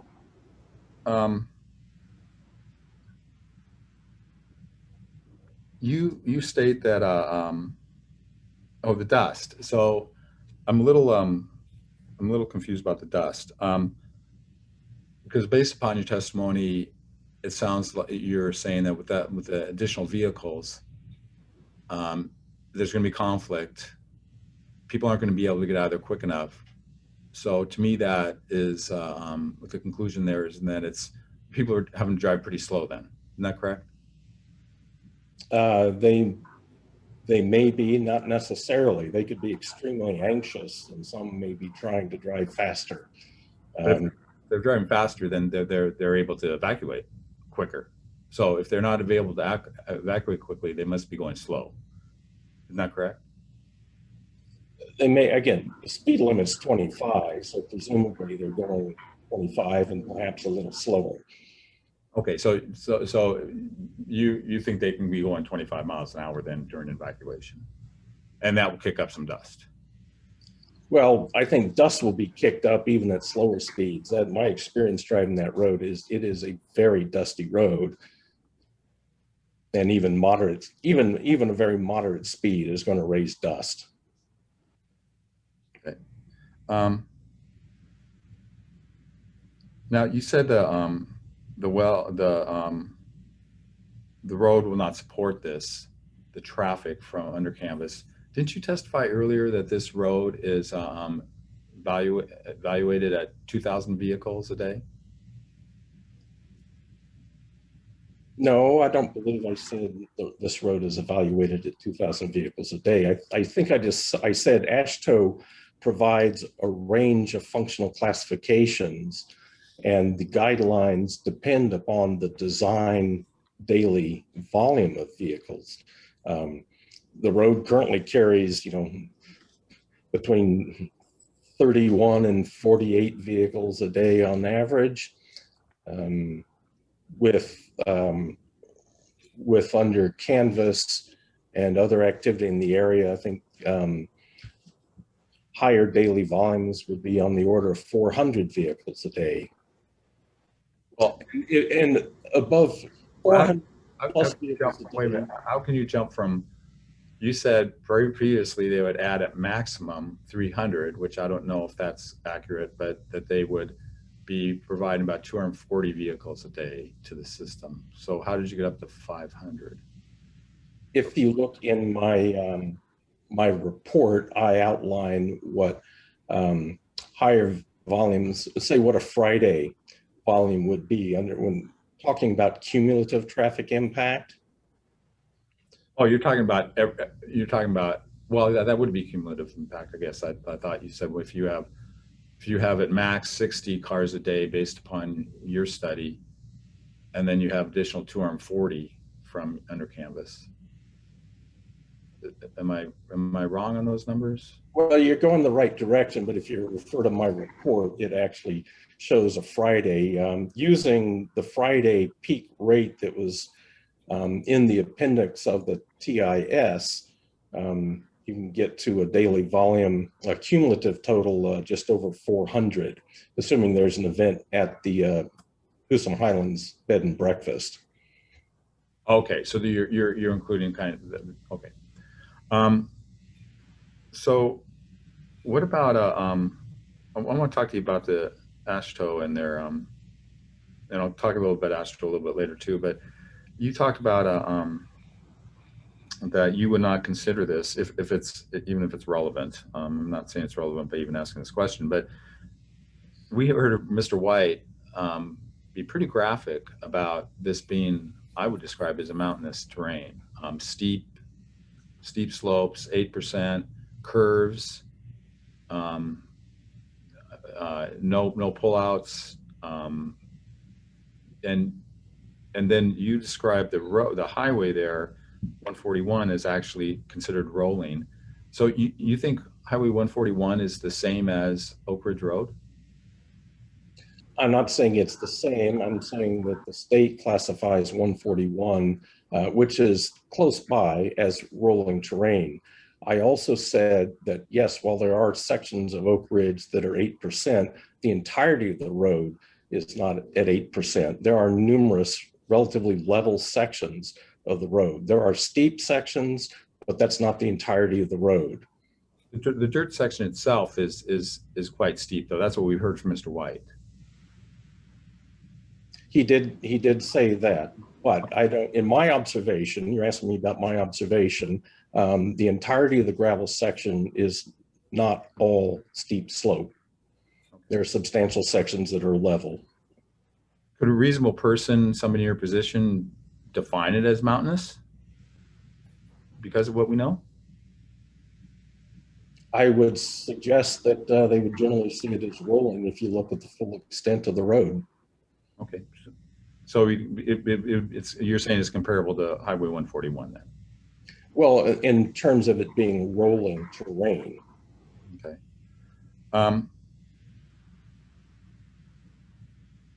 Okay.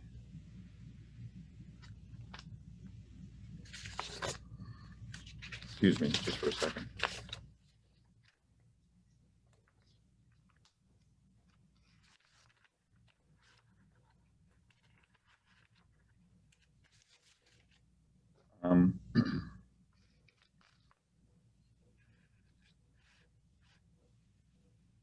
So you have stated that there is justification to claim potentially significant impacts if the road is not 20 feet wide, correct?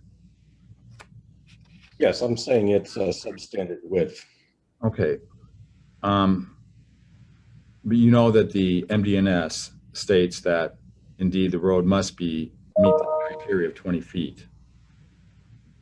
So these sections that you allege are not 20 feet, they will have to be 20 feet as a condition of the MDNS. I'm going to object. You recognize that, correct? Good. Identify that condition. I'm sorry? I'm going to object at misstating the record. So if you can identify that condition. Well, I'm gonna overrule the objection. If you do want to provide the reference point in the MDNS, but if the representation is that this is in the MDNS, then I can look that up just as well. Okay, you can go ahead and answer that, Mr. Tillman. I believe that condition applies to the access road from Oak Ridge into the site, into under campus's site, that they need to provide 20 feet of width for fire purposes in part. I do not believe that condition applies to the entirety of Oak Ridge Road. It says clearly access road. Okay. So you've read the MDNS, you know what I'm talking about. Yes, I have read that. Thank you. If you're correct on that interpretation, but under Canvas still did what it needs to do to make sure that Oak Ridge Road is 20 feet along its entire section, especially the gravel area, would that satisfy your concern then? That would be a step in the right direction, but no, it still wouldn't meet the applicable AASHTO criteria. Okay.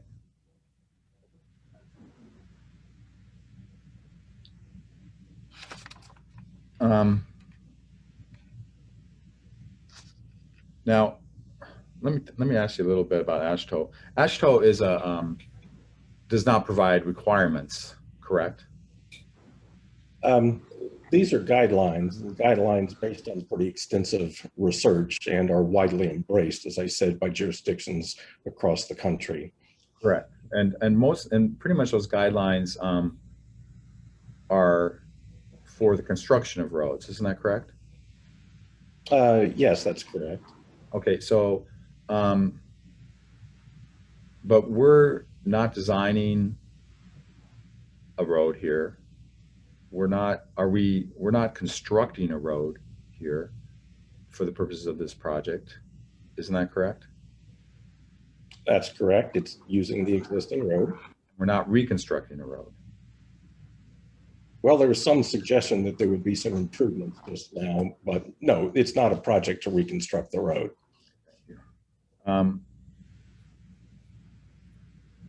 Do you agree that the Klickitat County Code has its own functional classification for roads that isn't necessarily equivalent to AASHTO's? It has its own classification system, that's right. Do you think they need to change all those to comply with what AASHTO guidelines are?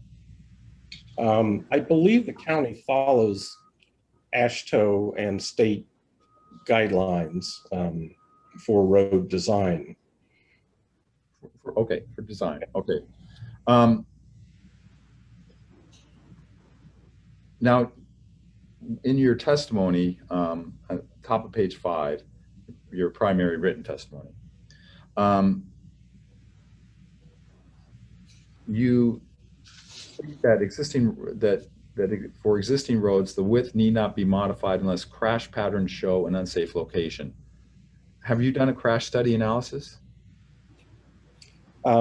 No, I have not, but that's one of my criticisms of the study. It didn't offer any data about accident history. I'm just asking you if you did one, and it sounds like you did not. Okay, thank you.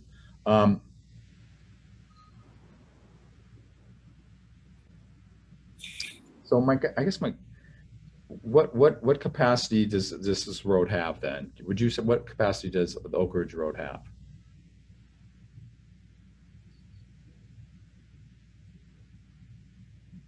I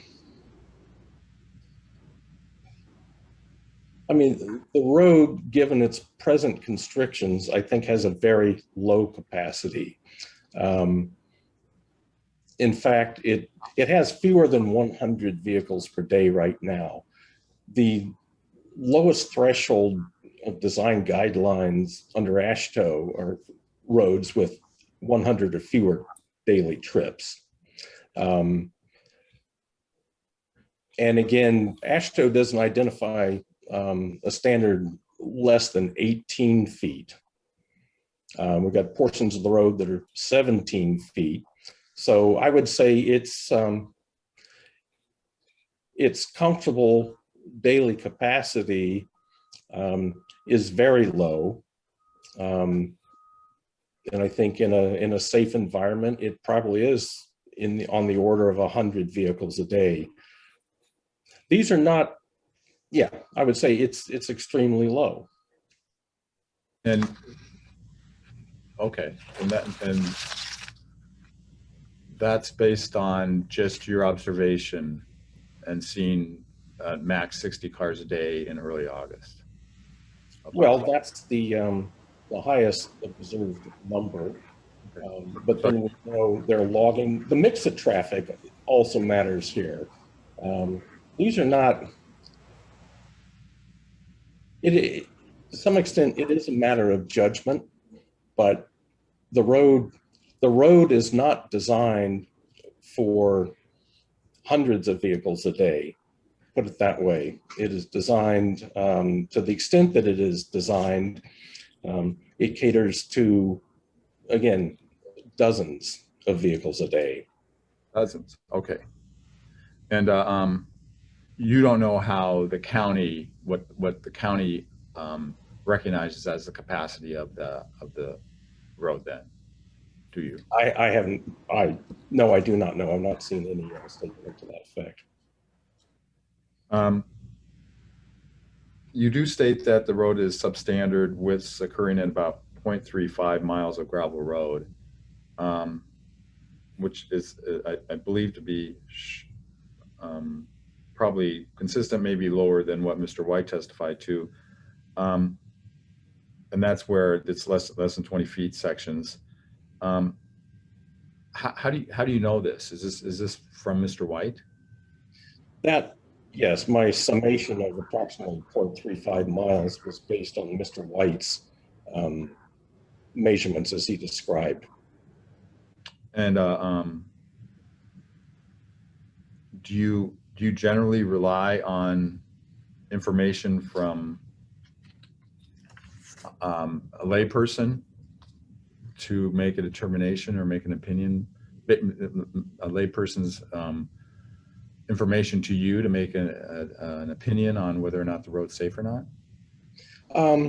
Lay people who live and experience, live along and experience the road and have done for what I think Mr. White said 42 years, do have real weight.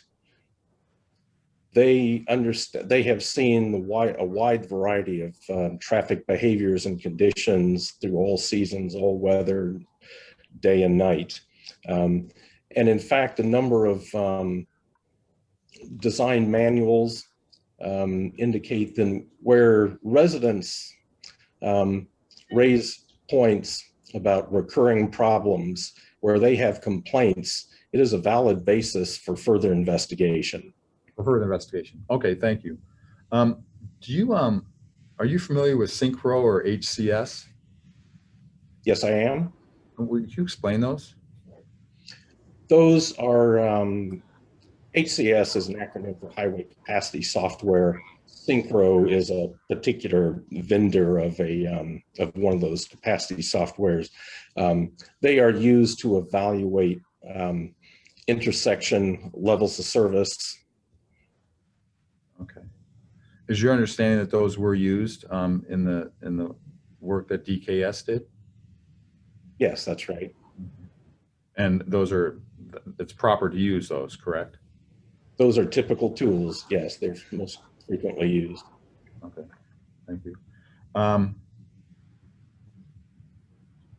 You do state that the ITE data is not relevant because when there's comparison with the other camps in terms of traffic,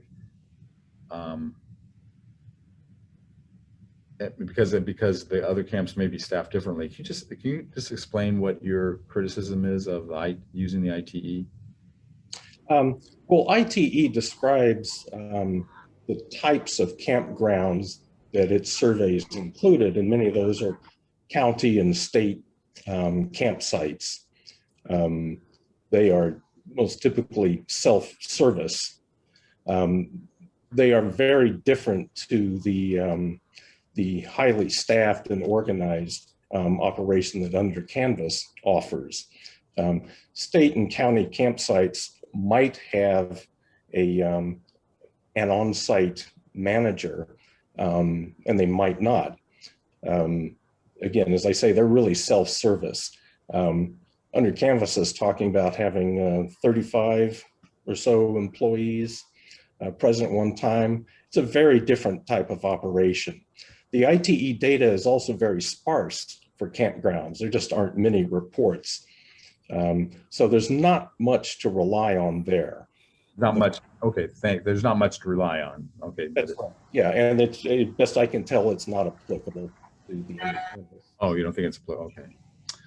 Do you have any evidence, actual evidence, that implementing your recommendations to do what you would have discussed in your reports and have testified to today would change the analysis that DKS has done? Well, I think different conclusions would be drawn about the adequacy of the gravel portion of Oak Ridge Road in particular. And I've raised the point about there may be a site distance deficiency at the intersection of right. I don't mean to interrupt you, but my question is very specific. Do you have any evidence, actual evidence, that the safety is going to be that the safety is jeopardized, or there's going to be increased safety issues by Under Canvas's camp? Do you have any evidence of that? I understand what you're saying is that they, in your opinion, they did not consider some of the items in developing their study, but do you have any evidence? Do you have any crash evidence? Do you have any evidence?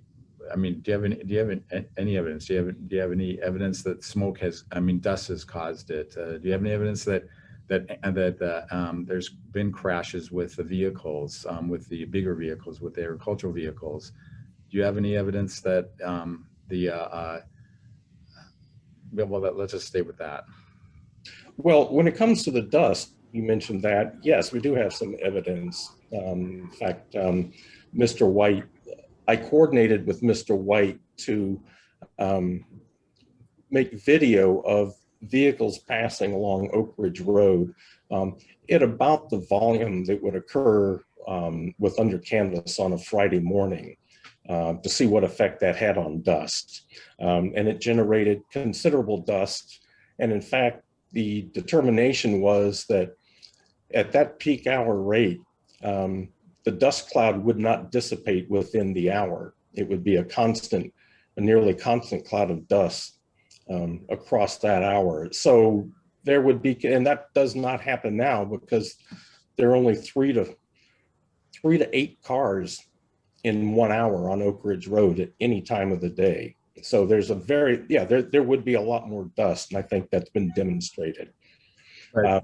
In terms of, go ahead, sorry. In terms of accidents, no, I do not have accident data. Again, it is a very, very low volume road currently. It's hard to have evidence about future conditions as you put evidence in the way that we can have it about past conditions.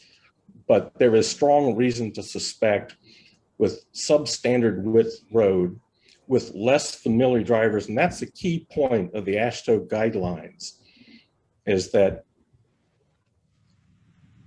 many agricultural access roads, industrial commercial access roads are frequented by drivers who are highly familiar with the road, and some of them would even be professional drivers of large rigs. Okay, that's good. That you answered my question. Thank you very much.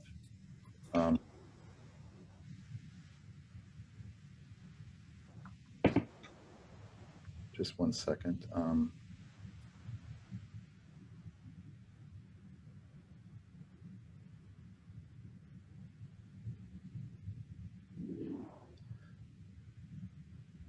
Okay, so that's okay. So the dust, you have evidence from that study, I guess, that Mr. White did, where he had vehicles going up and down the road. Is that right? That's your basis of that? I would call it a test. Yes, and it generated a lot of dust. Was this a test, a study that you developed and asked them to do, and did it have conditions? I mean, what? It sounds like it just happened. It didn't sound like you set it up. I suggested that a test be done, and I suggested that vehicles pass at approximately the frequency that would occur in the peak hour with the under canvas operation, and ran the video to see what the dust clouds looked like. Okay, thank you. That answers my question. So, oh shoot.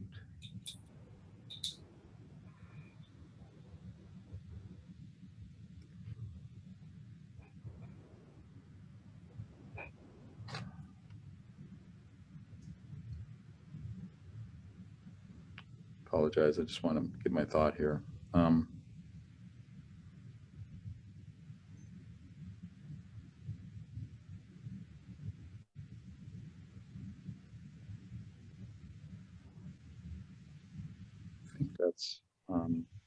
I think that's all my questions.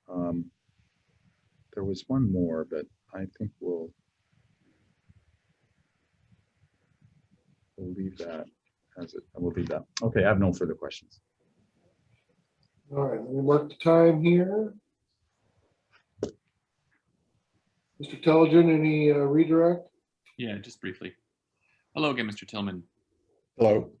Mr. McDonald asked you a lot of questions about assumptions you were making about evacuations, where people would go, whether they would maybe go, I guess, stay on the site, shelter in place, how fast they would be going, what direction they would be driving, what direction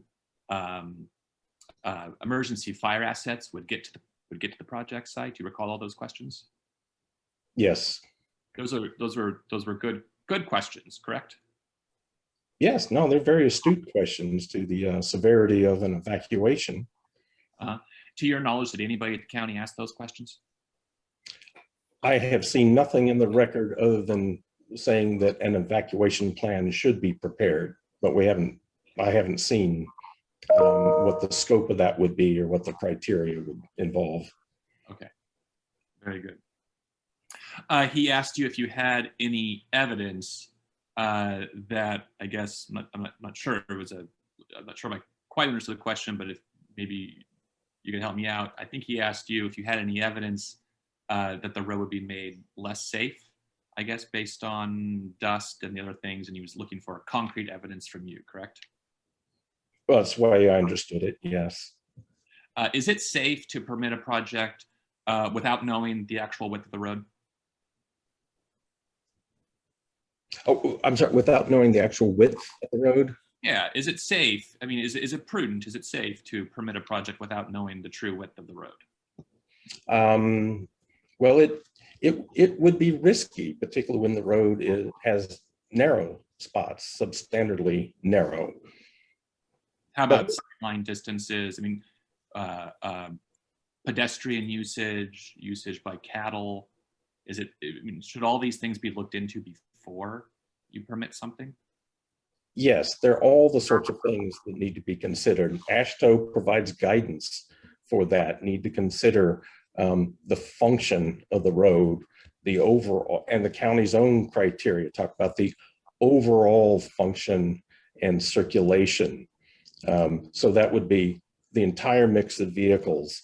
And yes, whether it's people jogging, walking, riding bikes, or cattle, yes, those are all considerations into what makes an adequate and safe road. And my contention all along has been that all of those things were absent. They simply haven't been evaluated. And by county code, there's a duty to do that, and it hasn't happened. Let me ask you this. This is my final question.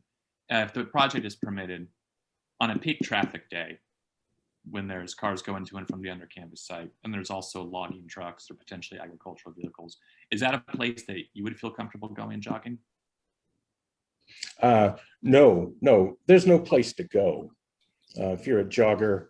And it was in the video of the dust test, there was an arresting moment when a jogger appeared out of the dust cloud.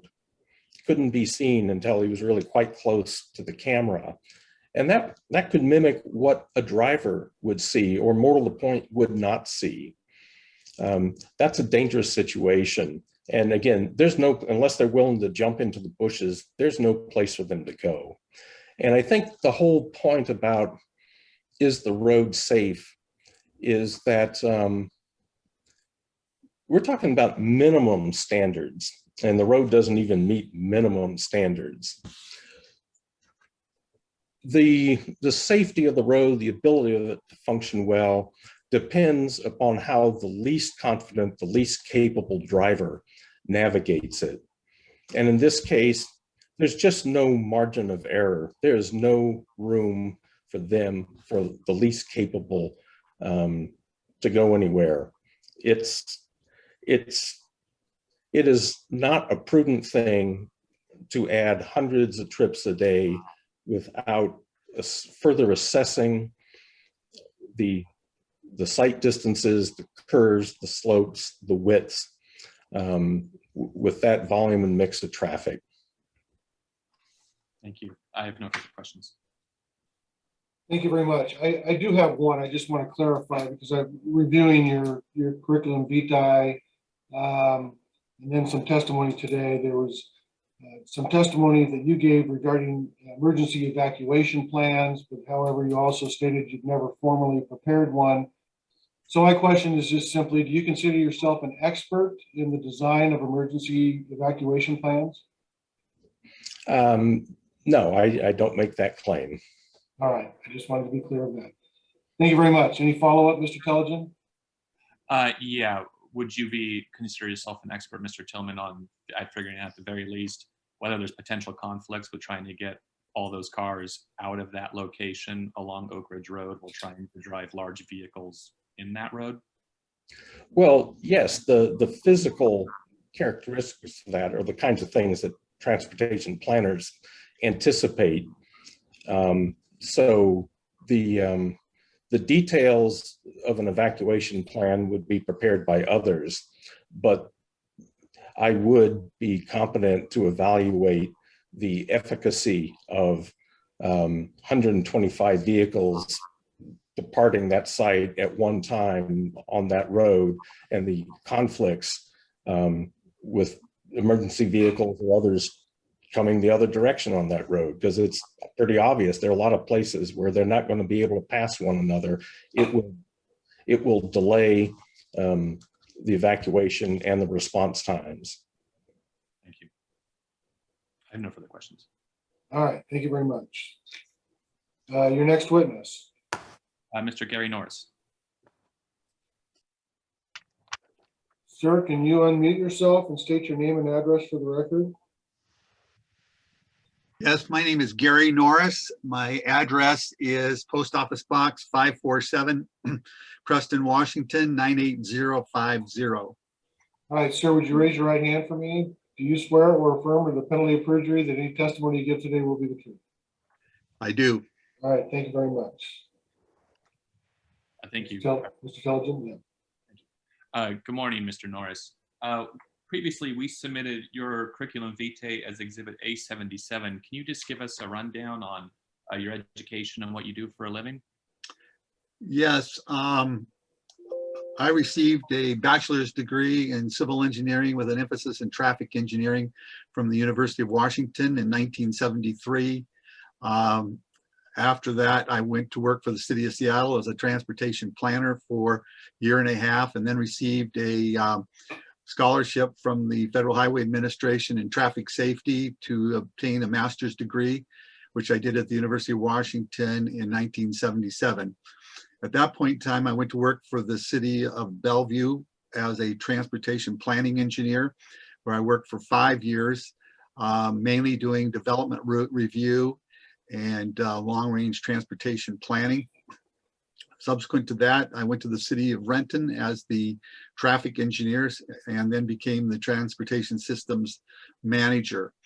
And at the same time, I was also doing development review for the city of Renton. I was fortunate to be involved in the initial formulation of SEPA policies regarding transportation issues for new development, and used those in the analysis of developments that I performed. I'm licensed as a professional civil engineer in the state of Washington, professional traffic operations engineer certified by ITE for the United States, and recently received certification as a road safety professional by ITE. In my career, I've done approximately in the neighborhood of 1,000 individual traffic impact studies, either as a reviewer or an author of these studies. Most recently, I've become extensively involved in doing expert witness testimony for highway-related traffic safety cases, where many of these issues that are identified in the Klickitat County road standards become into question as agencies have failed to comply with their own standards and national standards for constructing roadways, which have led to catastrophic events and severe liability claims against the agency. So this is really important to me to see that Hey, Scott. the standards are applied and developed. I'm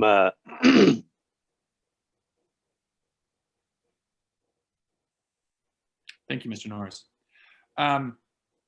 So have you visited Oak Ridge Road? Have you driven it? Yes, I was retained by one of the local residents to do a review of the studies that have been done and a review of the Oak Ridge Road and the site in January of this year. And that was the basis of the reports that I prepared. Mm-hmm. And in your expert report, you talk about several deficiencies. But I'm just wondering, when you drove out on Oak Ridge Road, what was it that you saw that made you concerned about adding anywhere from 200 to 300 additional car trips per day? Well, as a background piece, I want to make it clear that this particular permit is a conditional use permit. It's not an outright permitted use in the zoning. And the reason why conditional use as are identified is because they require additional evaluation analysis to make sure they fit well within the environment they're being placed. And that is been defined by the county and the county road standards. And that was the basis of my review of the site. And the things that I saw were substandard roadway geometries in terms of horizontal curves, vertical curves. There were steep drop-off slopes that were along the corridor, sight distance deficiencies where vehicles were unable to see vehicles on approach to them as they come around curves, vertical sight distance issues that would create problems during hours of darkness where the headlights would not be able to see the road in front of them within a stopping sight distance value. There was sight distance issues that existed. In fact, in the report that DKS prepared, they erroneously used the sight distance value of a 25-mile-an-hour design speed, whereas the county ordinance requires a 35-mile-an-hour design speed. So their own access did not comply with the county road standards for sight distance on approach. So that was one of the errors in the report that I noted. The other thing, there's fixed objects, as Mr. Tillman related to, in terms of major trees that are along the edge of the roadway that are within the 20 feet of roadway width that should be provided for this road as a minimum. And so it gives people nowhere to go in the event that a situation occurs in front of them. And I think that's really important to remember in this discussion. We're talking about people who are coming this area who are unfamiliar with this road.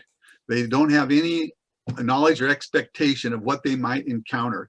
So it's really excessively important that the road be designed to accommodate those kinds of users. And I think as a background, it's really important to note that the county has a duty under the Supreme Court ruling of the state of Washington to provide, design, maintain, and construct a road that is safe for ordinary travel, including bicycles and pedestrians.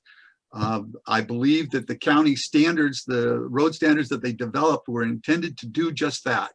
And for the applicant to disregard those and disrespect those requirements is a failure of their application, and it's a failure of the agency, the county, to require that those analyses be done here.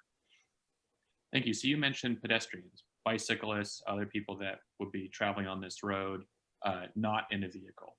Tell me, what are those people, in your opinion, going to be safe? Absolutely not.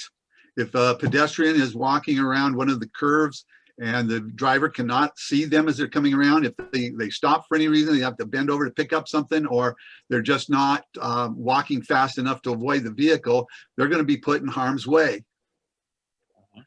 And you mentioned that there were steep drop-offs, yes?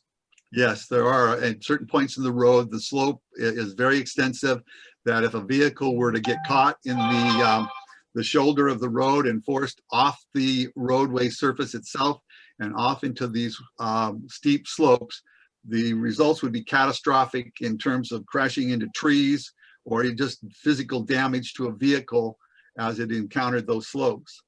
You're, Mr. Buckingham, a lot of this testimony is going beyond his, Mr. Norris's written testimony.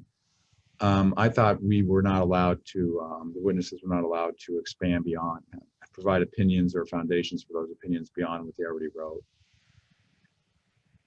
Intelligent? I'm not sure Mr. McDonald didn't identify something. I think what he's saying is all very consistent. Well, Mr. Norris, in his declaration and his response, did not talk at all about, he talked about there wasn't enough information about the pedestrians. He talked about they were required to do that, and in his opinion, DKS didn't do it. But he did not go into the catastrophic, the alleged catastrophic circumstances that will occur from all of this. And these are opinions that just go beyond anything that's been written.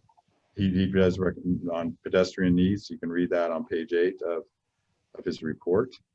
He talks about they should have looked at pedestrians more serious, in depth, and recommends that under canvas go through an evaluation of pedestrian. But we're talking now about circumstances or consequences that is not anywhere in his declarations. So I'm gonna allow the testimony. Okay. I'm going to review very carefully, and I will disregard testimony that is not contained within the written declaration, but I'm not going to, I would ask both parties to make sure your experts are testifying as to what they stated in their declaration and not go beyond that. I think Mr. McDonald raises a good point, just as Mr. Telligin would raise the same point if Mr. McDonald's experts start straying from the report and offering new opinions. So we'll be allowed to continue at this time under those parameters. Okay, Mr. Tilligan? Fair enough. So we were just talking about steep slopes. I was going to ask you, in your report, Mr. Norris, you talk about the need to consider guardrails, correct? Correct. Is that something that, in your opinion, the county code requires to be discussed in a traffic impact study? I believe the county code requires that an evaluation of these steep slopes be conducted and mitigation measures, including guardrail, be considered to address deficient conditions. And why do you need guardrails? Guardrail is to keep the vehicle in the roadway prism and not allow them to go over the slope and down the hill. Is staying within the roadway prism just it seems like a nice way of saying not get into a crash at the bottom of the hill? That's correct. And and I don't know, am I exceeding what I can say? The implementation of a guardrail is evaluated on the impact of the vehicle staying in the road versus going over the side of the hill. And it's all based upon the slope of the hillside that has standards in there to determine whether a guardrail is appropriate response. And this is the kind of thing that the county should have done in their evaluation. Mr. Cockamp, I guess it'll be a running, ongoing objection that we're again going well beyond the written testimony. Now, I'm looking at his preliminary, or his first report. I'm just was trying to just do a little eye search for guardrail and impacts, and I'm not seeing that. Page 6, Mr. Examiner, he talks about the need to identify guardrails. I guess on this particular point, he does talk about the need to evaluate or to consider guardrails. My only point is, it's not just, guardrails for guardrails' sake. It's guardrails to prevent life and limb, or to protect life and limb. Well, I'm going to allow him to testify, but I'm going to be considering his report, and any testimony outside that report will be disregarded. Mr. Examiner, I do state in my report on page 6, mitigating measures should be considered, including guardrail. I understand that, sir. Yeah, my ruling stands. Very good. Did the traffic impact study or the studies that were provided by DKS, did they talk about roadway geometrics? Not at all. How about, did they provide any sort of catalog of slopes? They did not. How about site distance? Did they talk at all about site distance along Oak Ridge Road? Only as it related to their site access. And again, as I stated before, their analysis was erroneous because they were using a 25-mile-an-hour design speed as opposed to the 35-mile-an-hour design speed as required by Klickitat County ordinance. Very good. How about the width of the road? I know that they said that the narrowest portion of the road was 20 feet wide. Beyond that, did they discuss the width of the road? No more than they do excuse it as being acceptable. And it was erroneous again, as my own measurements and supported by Mr. Tillman. The roadway was only 17 feet wide in selected spots. And is that a measurement you took? Those are measurements I took. Thank you. I'm going to jump topics for a minute here. You also talk in your report about the applicant's trip generation analysis or equations. Tell me about that. The initial report by DKS gave trip generation based upon a single study of the Grand Canyon site in Arizona. There was very limited information about that and no real discussion about the value of that data that they had. And in their report, they excluded the use of ITE trip generation data, as they said that the in the memorandum dated September 24th, 2019,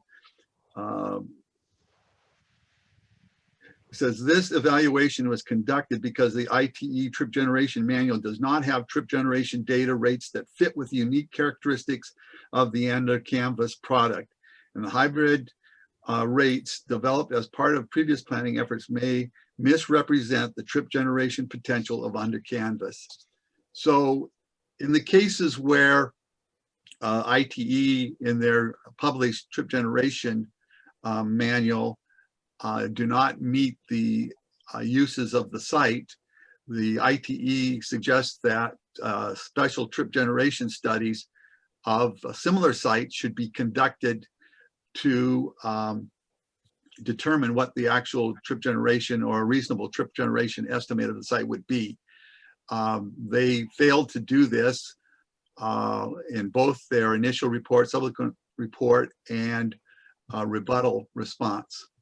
So I think they failed to actually document what the anticipated trip generation would be. It was interesting to note, though, in their report, they identified 3 other sites of under canvas projects that could have been used to conduct a trip generation analysis, and they failed to do that.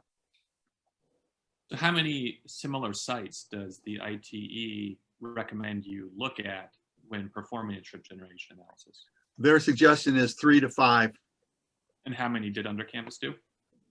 They did one specifically, and then in their subsequent report, they alluded to another one. But again, there was no detailed information. They just said the characteristics were similar.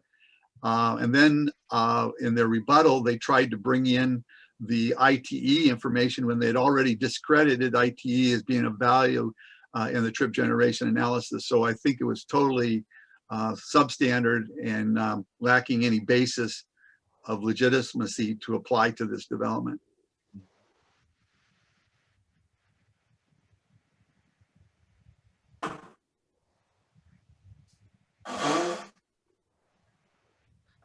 So based on everything you know about the project, well, I guess, I mean, we can ask more questions. So if you don't do a proper trip generation analysis, what does that mean as a practical matter? Can we trust under canvas when it says that this project's, say, only going to produce around 245 average daily vehicle trips, or is that suspect? I think that number is suspect, and there's no validation to support that of any legitimate analytical evaluation if it's consistent with the standards of the transportation profession. And you also, in your report, you refer to Mr. Tillman's assessment of emergency response and evacuation issues. Is there, in your mind, is there at least a good grounds for being concerned as to how vehicles would get out of this area in the event of an emergency? I believe there absolutely is.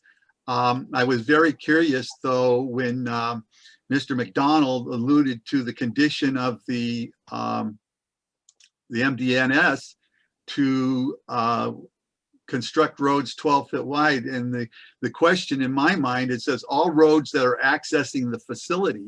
What does that mean? It doesn't mean anything. I mean, does that 141? Is that Oak Ridge Road? Is that simply the access to the site? There's no definition of that. There's no clarification to understand what is meant by that.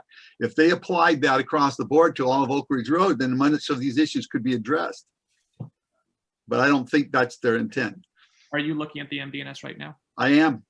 Mr. McDonald didn't provide a citation. Could you tell me what provision you're looking at? Well, I need to stop this right now. This is, to me, seems to be all new information, all new opinions that are being generated. Am I wrong, Mr. Intelligent?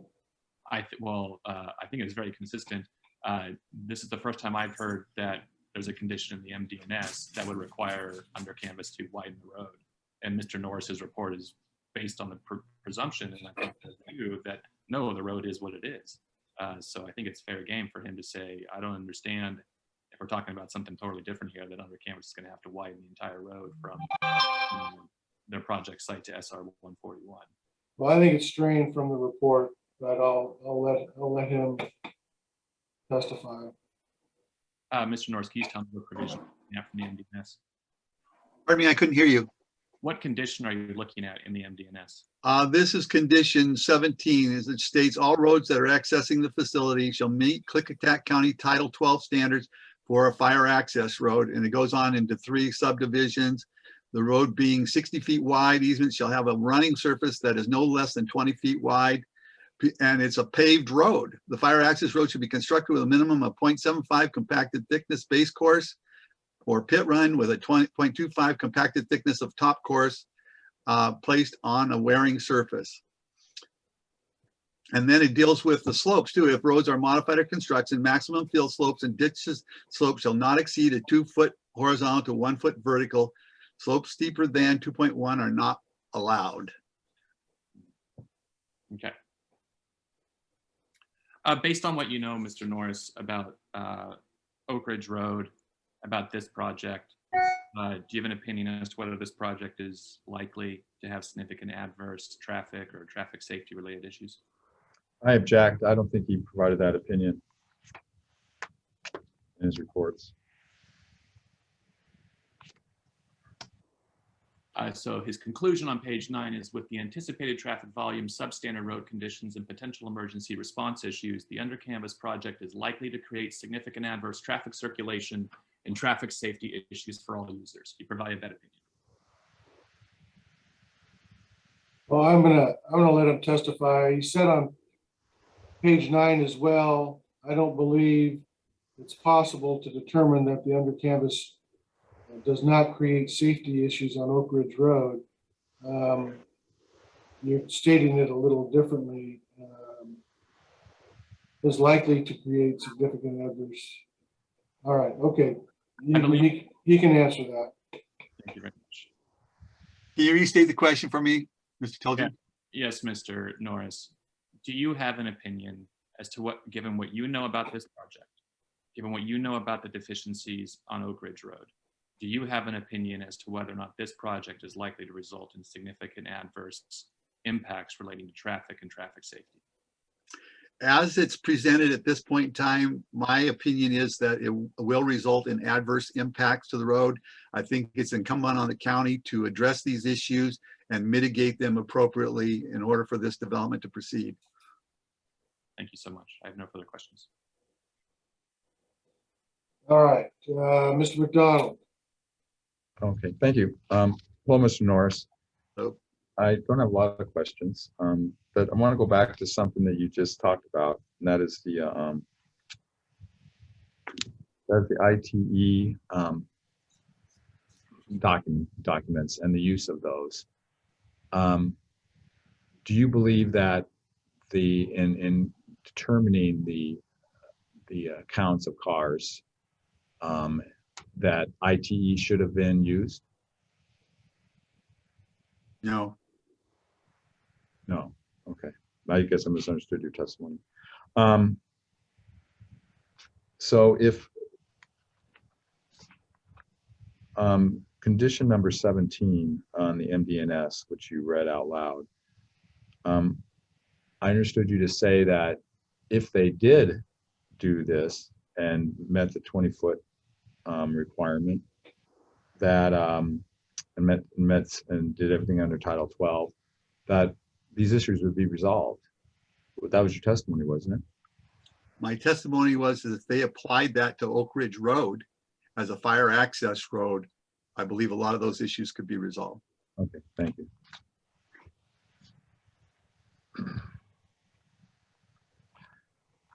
So your experience and going through your resume, it appears that it's primarily work you do in the urban areas. Is that correct? Well, predominantly work is done in urban areas with traffic conditions, yes. Okay. How many projects have you had that have dealt with rural roads like this? Many. Okay. Are they on your resume? I guess I went through that. I didn't see them. I didn't list all the projects I've worked on in my resume.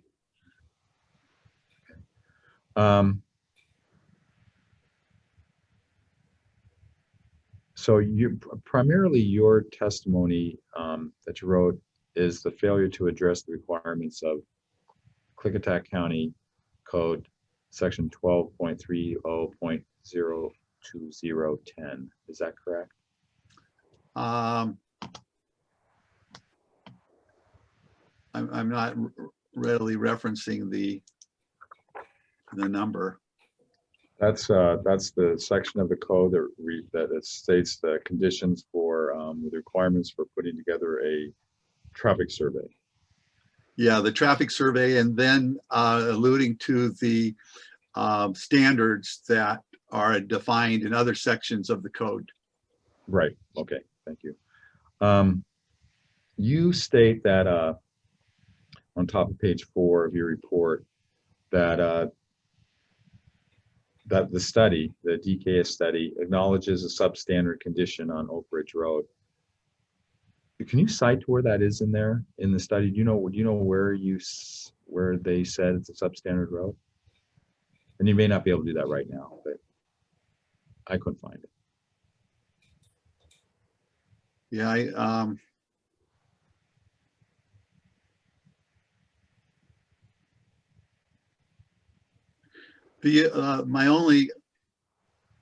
I don't know that I alluded to the fact that they stated that. My interpretation is that they failed to address the substandard issues in the related to the project. Okay, so the statement that you make on your report that says the study acknowledges the substandard conditions on Oak Ridge Road, that's not accurate then, is that correct? Well, they did in terms of the site distance at the site access. They acknowledged that it was not correct. Oh, so you interpreted in your opinion, their lack of looking at site distance as, and you concluded then it was substandard based upon that. The essence of my work was not necessarily to determine whether the road was substandard or not. I alluded to facts that I observed when I was there. I think it was the duty of the county to make sure my question was just I apologize for interrupting. I just don't want to go on and take up time on that. My question was just where was that in the study that you're saying it acknowledges substandard conditions, and I believe your answer is that you don't know that right now. Would that be fair to say? The study provides a cursory statement noting steep grades and sharp curves, but fails to identify the location where these deficiencies exist and identify mitigation measures that are necessary to provide an acceptable and safe design. I'm sorry, what are you reading from? I'm reading from page 4, the first paragraph. Okay, so, okay, I don't think I'm getting a direct answer from you. That's fine. I think I got enough information. Are you saying that Oak Ridge Road simply does not meet Title 12 standards? Yes, I'm saying that. Okay, and Title 12 standards, is that when I'm looking at on the safety one, number 9, 1230.0209, it's called safety. It says when designing a road for new construction or reconstruction. Is this road based upon, or what are we doing here? Are we constructing? We're not constructing the road, are we? This is an existing road. Correct. Okay, we're not reconstructing this road. Is that correct? Even if the under canvas had to go through all of the entire road and make sure it's 20 feet, that's not a reconstruction, is it? Yes, it would be. It would be. It would depend upon how much of the area has to go from 19 feet to 20 feet. That would be a reconstruction of the road. Yes. So, Yes. interesting. Okay.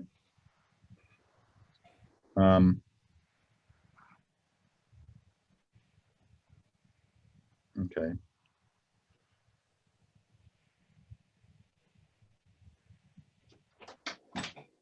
The lane widths on page 6, you talk about the lane widths. Where did you get that information? What's your foundation for the lane widths being less than 20 feet?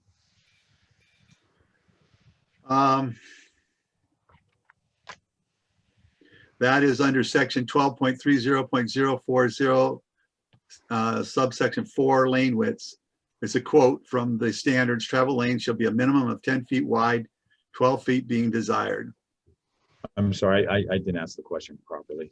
I was asking, is it your understanding, is it your opinion that the road is less than 20 feet wide at some locations? Yes, and in my report, if you read my report, you'll see right there next to the lane widths, I have a picture of my measuring wheel that shows it as being 17 feet where I measured across the roadway. Could I say that's 17.9 feet? Well, yeah, right there. Okay. Okay, so you're basing it on that one measurement you made.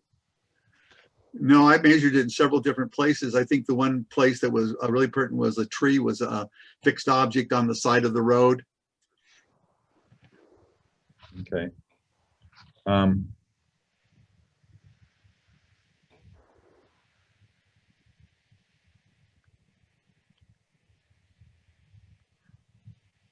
So do you have any evidence? Something you probably heard me ask the same question, Mr. Tillman. Do you have actually any evidence that the project will have a significant adverse impact, namely on safety?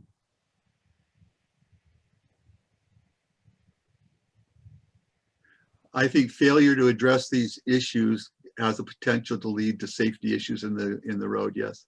Has potential to lead to, okay. So what are some mitigating factors that you would employ for on site distance to make sure that their safety is mitigated based upon site distance issues?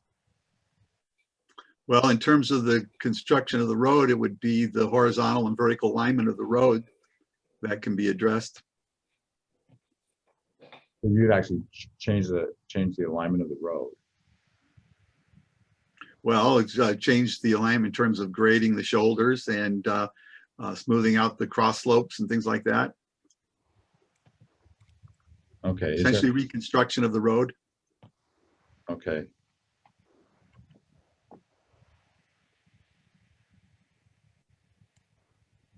Okay. Do you you have the MD&S in front of you and you've read that correctly? Correct. So number 16, it says the applicant shall follow recommendations from the Park Public Works to provide adequate provision for access to the site. Roads serving the project shall meet AASHTO or Washington Department of Transportation standards for a fire truck. Does that respond to some of your concerns? Well, it depends on what you mean by that. I mean, there's no definition about roads serving the site, access to the site.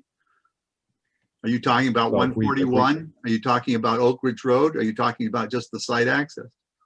Okay, let's talk about Oak Ridge Road.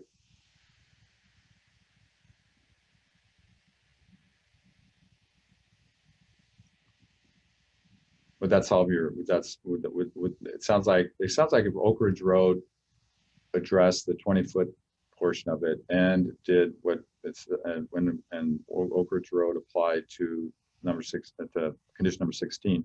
Again, going back to what you testified before, that would resolve many of your issues that you raised.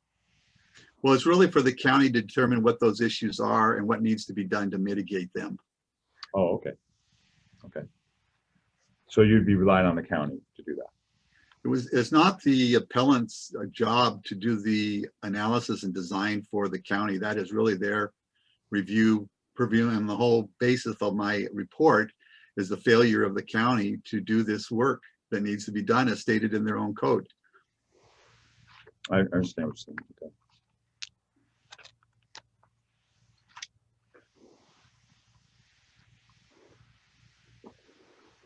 So,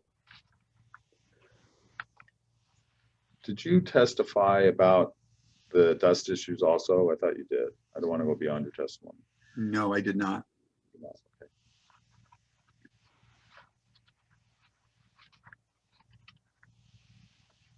So in regard to the vehicles leaving the site, let's talk about the evacuation plan, because you did bring that up.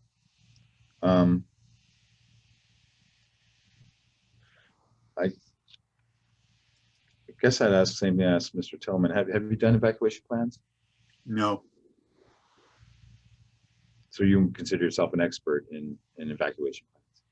I don't consider myself an expert in evacuation plans, but I do consider myself an expert in traffic flow. Correct. Okay.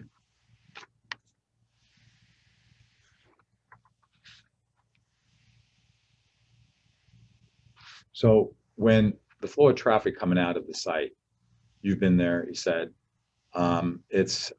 it's already been testified. There's always been testimony that the site, access to the site itself off of Oak Ridge Road is somewhat in between the two paved portions. Correct. Okay. So in leaving the site, cars could go either south or north, correct, to leave the site. Correct. So if you have 250 vehicles, let's say, leaving the site on any given day,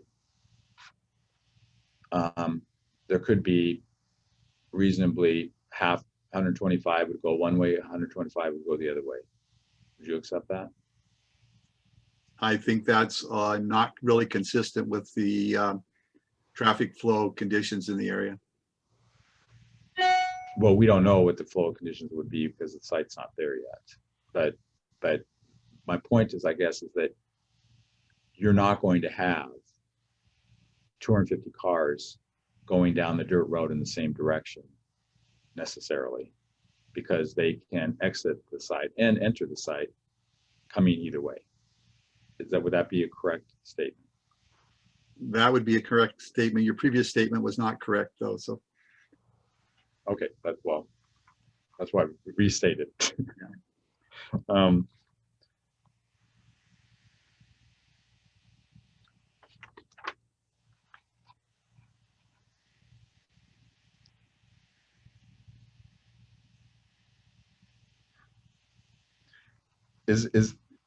I read your testimony, and that's why I asked it, your written testimony, and that's why I asked your testimony today to be narrowed down to what you wrote.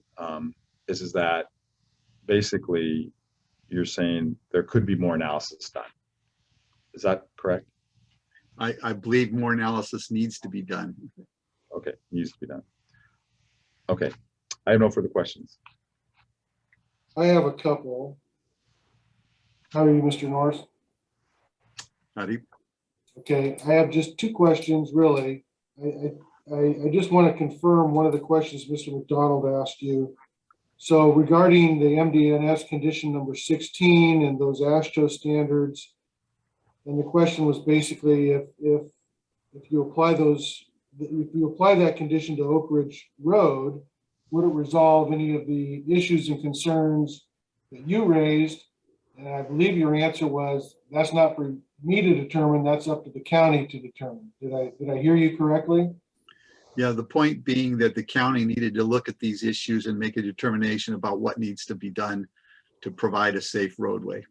So you don't, the important thing is, the question is, you don't have an opinion that if you applied mitigation condition number 16 to Oak Ridge Road, you don't have any opinion as to whether or not that would resolve any of the deficiencies that you have pointed out. Is that correct?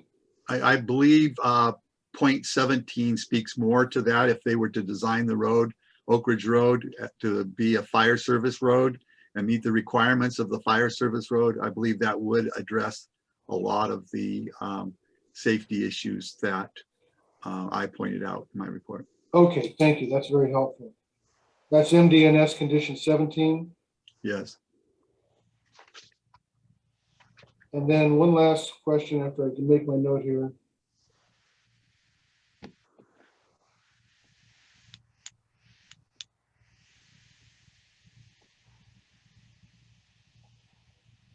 And you were talking about an expert, and you've been qualified as an expert, I assume, in Washington State Superior Courts and probably other, maybe the Oregon Circuit Court.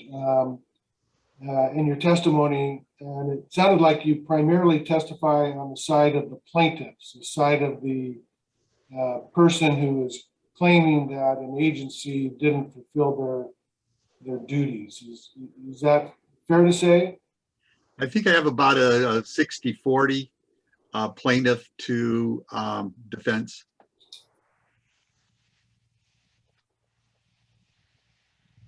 All right.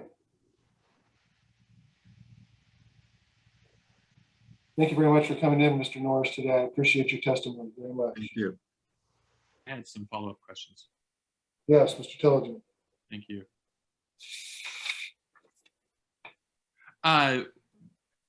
On condition 16 that we've been talking about on the MD&S, it says roads serving the project shall meet AASHTO or Washington State Department of Transportation standards for a fire truck. You know what that means? Is that something that typically gets applied to public roads or private roads? I believe the point 17 is more specific of what is required for that. And right, I'm like number 16 talks about AASHTO standards for a fire truck. I have no clue what that means. I'm just wondering if you know, because the county didn't specify. well, what's the question again? On condition 16, I'm just wondering if you happen to know what AASHTO standards for a fire truck are being referenced. If we're talking about them like they mean something, I just don't know what they mean. Yeah, they're standard WashDOT conditions for access, But are those, do you know if those are private or public road standards? public roads.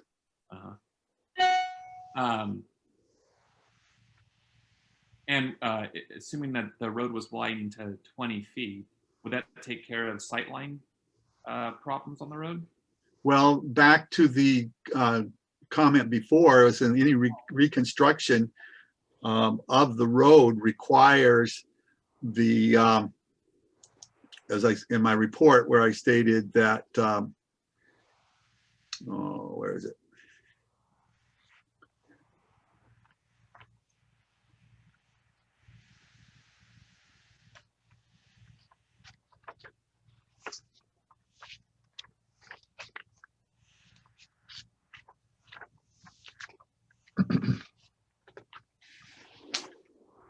We just talked about it a little bit ago. It's Mr.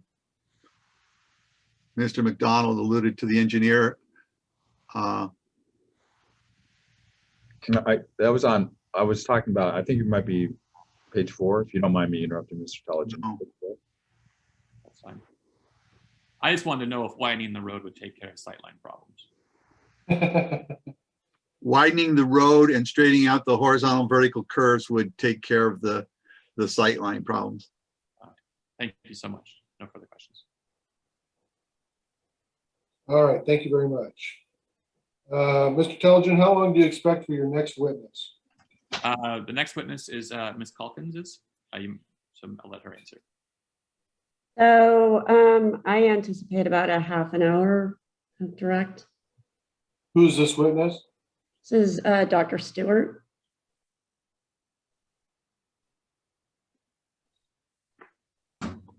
All right.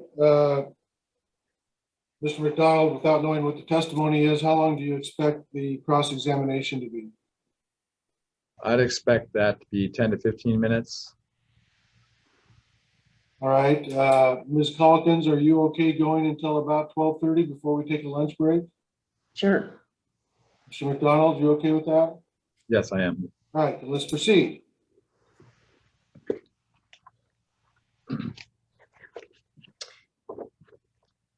What's your witness's name again?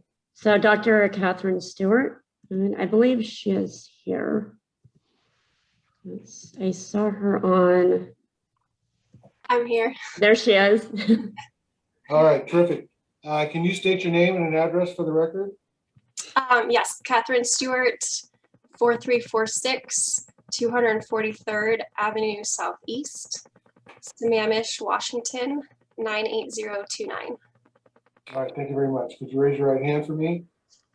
And do you swear or affirm under penalty of perjury that any testimony you give today will be true? I do. All right, thank you very much. Ms. Calkins? Good morning, Dr. Stewart. Thank you for coming. Could you start out by telling us a little bit about your educational background? Absolutely. So most recently, I graduated with my PhD from the University of Washington in 2012, and I studied conservation and ecology of the western gray squirrel in the North Cascades. Prior to that, I also earned a Bachelor's of Science degree from the University of Washington, and my majors for that were wildlife science and conservation of wildland resources, with minors in fisheries and quantitative science. Great, thank you. So I want to talk a little bit more about what you did for your PhD. So what was the subject of your dissertation? Well, the title, I'll go through it again, but ecology and conservation of the western gray squirrel in the North Cascades. And a lot of it was baseline information because there hadn't been a lot of research done in that area. But I was looking at habitat use. It's an area where they've conducted a lot of fire fuel reduction treatments. So I was looking at how the squirrels were using areas that had and had not been prescribed burned and thinned and other management activities. Great, thank you. So I'd like you to talk a bit more about the different types of squirrels. So talk more about the western gray squirrel and then other types of squirrels in Washington. And I'm going to try to share my screen right now. So hopefully that will work. I'd like with the photo of the different squirrels that you provided in your report. And it's also our exhibit A45. So let me just pull it up. Okay, hopefully this works. Does that seem to be working? I can see it. Great. Okay. So let me enlarge it. Okay. So go ahead, Dr. Stewart. Great. Okay, so this is actually a common question that I get because the western gray squirrel is not found in very many places in Washington anymore. So the squirrel that most people are familiar with is the eastern gray squirrel, which are the two pictures in the middle of the diagram. They look a little bit different. The eastern gray squirrel has more brown coloration. The tail on the western gray squirrel is a lot larger, all silver gray. And another big difference between the two is that you'll often see eastern gray squirrels in urban habitats. So these are the squirrels that you'll see in people's backyards, hanging out in cities. The western gray squirrels are really shy, so the chances of coming across one of those in the wild is not as likely. Great, thank you. And so how much time were you in the field studying the western gray squirrel? So I was in the field for a total of 4 years. I calculated out an average of how many hours that equated to, and I think it was about 4,000. It's a lot of time spent with these squirrels. Great, thank you. So I'm going to stop the share in just a second. All right, so are you currently working in your field? So I'm not currently working as a biologist. For the past 9 years since graduating, I've had the privilege of staying home with my 2 young kids and working part-time in the fitness industry. I have stayed involved in wildlife science, though. I was president of the Washington chapter of the Wildlife Society in 2018. I published a paper as a piece of my dissertation in 2018 as well. So still involved as much as I can be. Great, thank you. So I want to talk about one thing you did do after you got your dissertation. You were invited to review WDFW's 2016 status review for the western gray squirrel. So this was around 2016 it was published. Mm-hmm. Can you please explain what it means to be a peer reviewer? Yeah, so they sent me a draft of this document, and it was updating the 2008 original recovery plan because there had been a lot of research conducted after that plan was published. So they sent me several drafts of that document, and I reviewed it for accuracy and just to see if anything was missing based on the work that I've done. Great, thank you. And then let's talk about your paper that you published pretty recently in 2018. So do you want to describe the research and what you discovered? Yeah, absolutely. So that was a piece of my dissertation. There were 6 chapters in my dissertation, and that was kind of the big one where I was looking at that habitat use in relation to forest management. So I think we're going to get into some of the methods that I used, but I used radio telemetry. So I live trapped squirrels, put collars on them, and then actually followed them around on a daily basis so that I was able to get a really good understanding of the places they were spending most of their time. So you can calculate a squirrel's high use area and then compare it to a low use area, areas where they're not found as often. And then at that point, once I had enough information to confidently say this is a high use versus a low use for this squirrel, we went into the field and measured different characteristics about the trees, about the site, and then compared the two. And so kind of what I found with that paper was that some of the fire fuel reduction treatments have the potential to negatively impact the squirrels, because the most important variables to the squirrels were canopy connectivity, canopy cover, and those are two that are often targeted for reduction. Okay, thank you. All right, so as you just said, what this paper really showed when you did this analysis was that depending on how the fire treatment is done, it can actually decrease squirrel usage of a particular habitat. And I'm curious about the relationship between this paper and your dissertation. Did you just publish a chapter out of your dissertation, or did you do additional analysis between when you published your dissertation and this paper? Yeah, so we did some additional statistical analysis. The methods had kind of changed from when I published my dissertation to what was being used as standard practice at that time. So we did go back. It was the same data, the same methods we used to obtain the data, but a little bit different results just using those more sophisticated methods. Great, thank you. Well, let's move on, I think, right now and start talking about the under canvas proposal, which you reviewed. So what is the first thing you would do if you were asked to evaluate whether a project was going to have significant impact on the squirrels? So step one, I'd want to know where the squirrels were. So I talked a little bit about a method called hair snare tubes or hair snag tubes.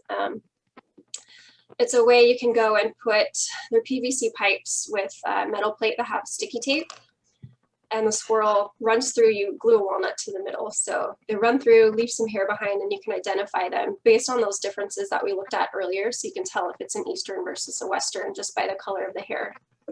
Yeah, and there's a picture of it. Awesome, thank you. So Dr. Stewart included a picture in the report, so I put that up. So this is a hair snare tube. And so you would put these out.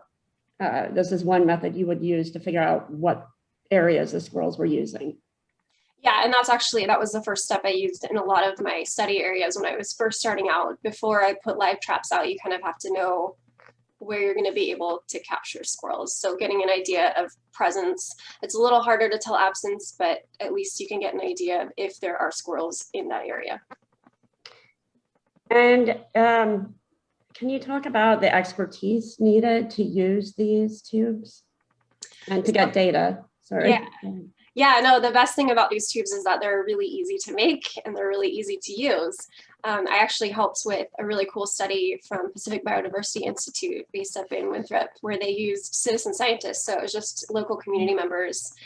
They got together, made a bunch of these tubes, and then held a one-day training. I think it was only a few hours of just showing where to put them. So usually we'll put it out at the base of a large tree, kind of covered up with some rocks or sticks to hold it in place. And then we spaced them between 50 and 100 meters. It kind of depends on the habitat. The goal is to try to get different squirrels, not one squirrel that's just running from all the tubes to get the walnuts. So having enough, that kind of encompasses an area. And then going back and checking them. Usually weekly, but then I think we leave them out for 3 to 4 weeks because sometimes it takes time just for the squirrels to get the courage to actually go through the tube and leave the hair behind. But checking back periodically to make sure the tape's still sticky. If there is other hair on there, you'd obviously want to replace it, stick it back out. But yeah, they got some really cool data from that study and found some squirrels that they didn't realize they were in areas. And so this study, I'll just note, is submitted as Exhibit A54 and also referred to in your report. So it's available for review. All right, so and so you would be looking to see if the squirrels are there or not. And also, what sorts of features would you look for to determine whether the habitat was there for the squirrels? So I'd be looking at the types of the trees. Conifers are important for producing cones as a food source. Oak is really important in Klickitat County. So I know some of the habitat that was outlined are those really oak dominant stands, and that's definitely something that the squirrels are looking for too. So that's kind of large scale. And then definitely looking at the spacing of the trees, how connected the canopy is. They are an arboreal species, so they do like to travel through the trees when they can. And then looking at canopy cover as well. So the connectivity is, we're actually looking at how far away the branches are, because there's a maximum distance the squirrels will jump. The canopy cover is when you look up and see like how much of the sky you can see. Just to explain the difference between those two. They sound the same, but they're slightly different. That's great. That's very helpful, actually. And you were talking about the squirrels traveling through the trees, jumping. Do they only travel through the trees? No, I was actually surprised when I first started my research. A lot of the literature had said that, yeah, squirrels spend most of their time traveling in trees. So I didn't expect when I was out there tracking them on a daily basis to find them on the ground very often. But it actually was a lot more common than I was expecting. So they will travel on the ground. I think sometimes the canopy cover is more of a, it helps them hide from some of the avian predators, which I recorded a lot of predation during my study too. And you could kind of tell if it was avian versus mammalian predators based on what the squirrel looked like at the end. So it's definitely a big issue for them. Great. So it's both their way of moving sometimes, but it also functions to protect them. Yeah. In terms the importance of this canopy cover and connectivity. And so are there other important food sources? You talked about the conifers, but are there other things in terms of food you'd look for? Yeah, so another dominant part of the Western gray squirrel diet are underground truffles, or they're also called hypogeous fungi. Yeah, they're found underneath the soil around large trees. It's something that we collected fecal samples from the squirrels when we trapped them, and so we were able to look at the different spores from these truffles and kind of identify the diversity and then also the relative abundance of how much of each type they were eating. And so that's something that can be also affected by fire treatments, especially prescribed burning. If it's really hot, that can destroy some of the underground food, and that can be something that's hard to come back. It takes years. So if that was possible to sample that and then look at it kind of before and after, that wasn't something I was able to do in my study, but there are pretty clear methods of how you could get an idea of what that truffle resource looks like. Okay, so I just want to make sure that's clear. So if you'd wanted to figure out what the food is available for the squirrels, one of the things you would do on the site is look for the truffle presence and the amount of it and their methods. I'll let you answer that and then have a follow-up.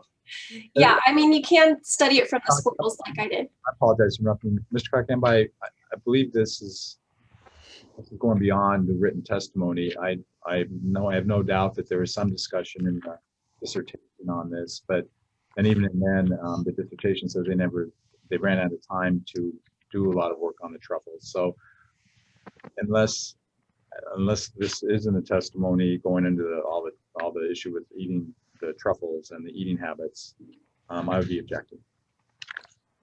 So the truffles are part of the natural history of the squirrel.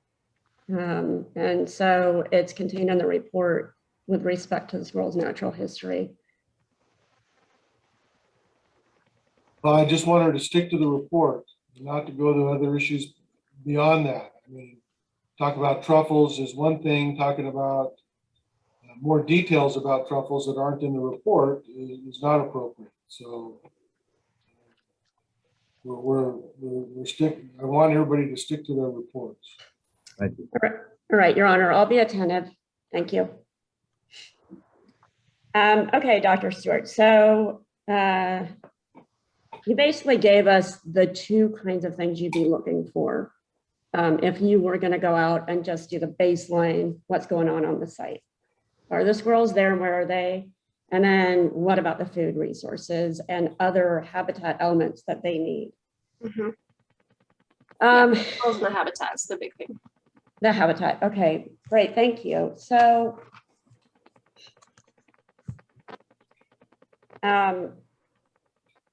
based on the information provided by Under Canvas, so this is the information that you saw in the data they provided. Are there squirrels occupying the project site? So based on the data they provided, they showed that there were nests present at the most recent survey. And the map they provided also shows that it's all within squirrel habitat.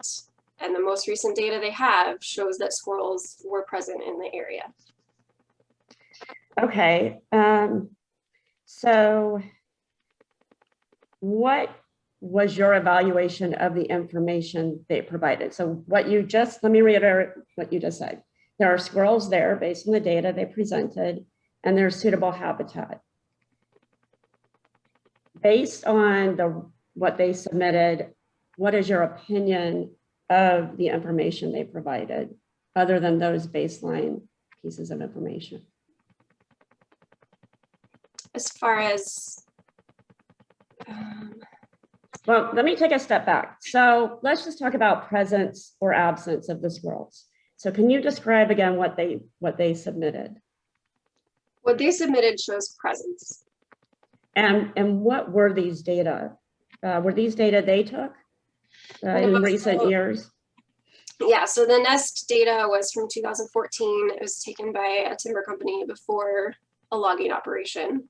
And then they also included WDFW information, I believe from 1994 or 1997 through 2014. So any of the hair information, nest site surveys, any research that had been done in the area, they showed those little pink dots on that map show squirrel presence. Okay, and did you see any information doing this habitat analysis on the site that you talked about? Nothing specific and nothing really related to the squirrels. Okay, so based upon the information Under Canvas provided, do you believe they took the necessary steps to determine if the site contains suitable habitat? Yeah, they didn't do any extra research past what they already had. So I think they just have to go off the fact that it was mapped as suitable habitat. That's all they can really say based on what they submitted. Okay. So I want to step back to you thinking about if you went out and did this analysis and what you would consider enough information to make a determination of the impact on the squirrels. This baseline information, did you see sufficient information from Under Canvas that you would be comfortable as an expert making a determination that there is no significant, there are no squirrels present and there's no suitable habitat? No, I would not feel comfortable with that. All right, so I want to move on and talk about adverse impacts before we get back and do an overview of the submission. So let's talk about your figure that shows the annual cycles and the timing of development and operation of the resort. And I will put that up as well.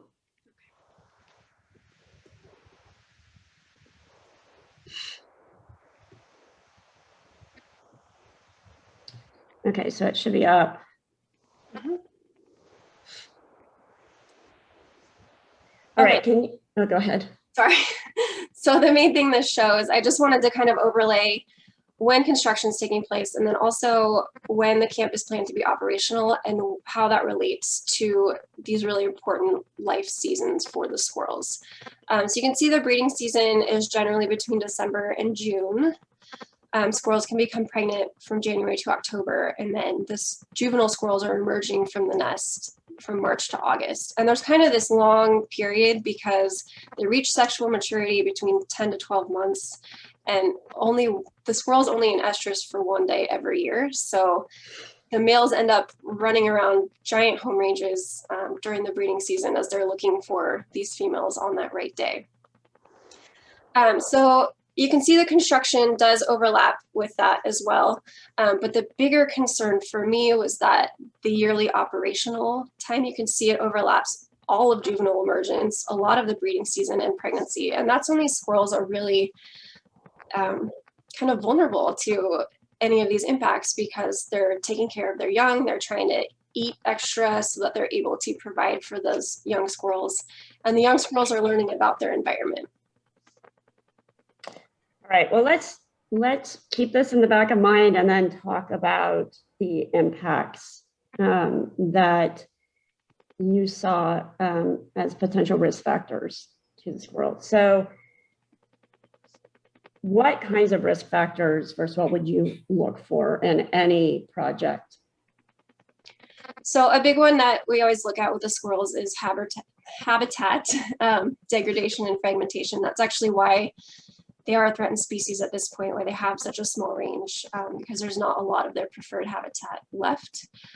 So that's kind of always the first step, is looking at how any kind of project is going to potentially impact an area that's already habitat. We wouldn't want to make that then not habitat.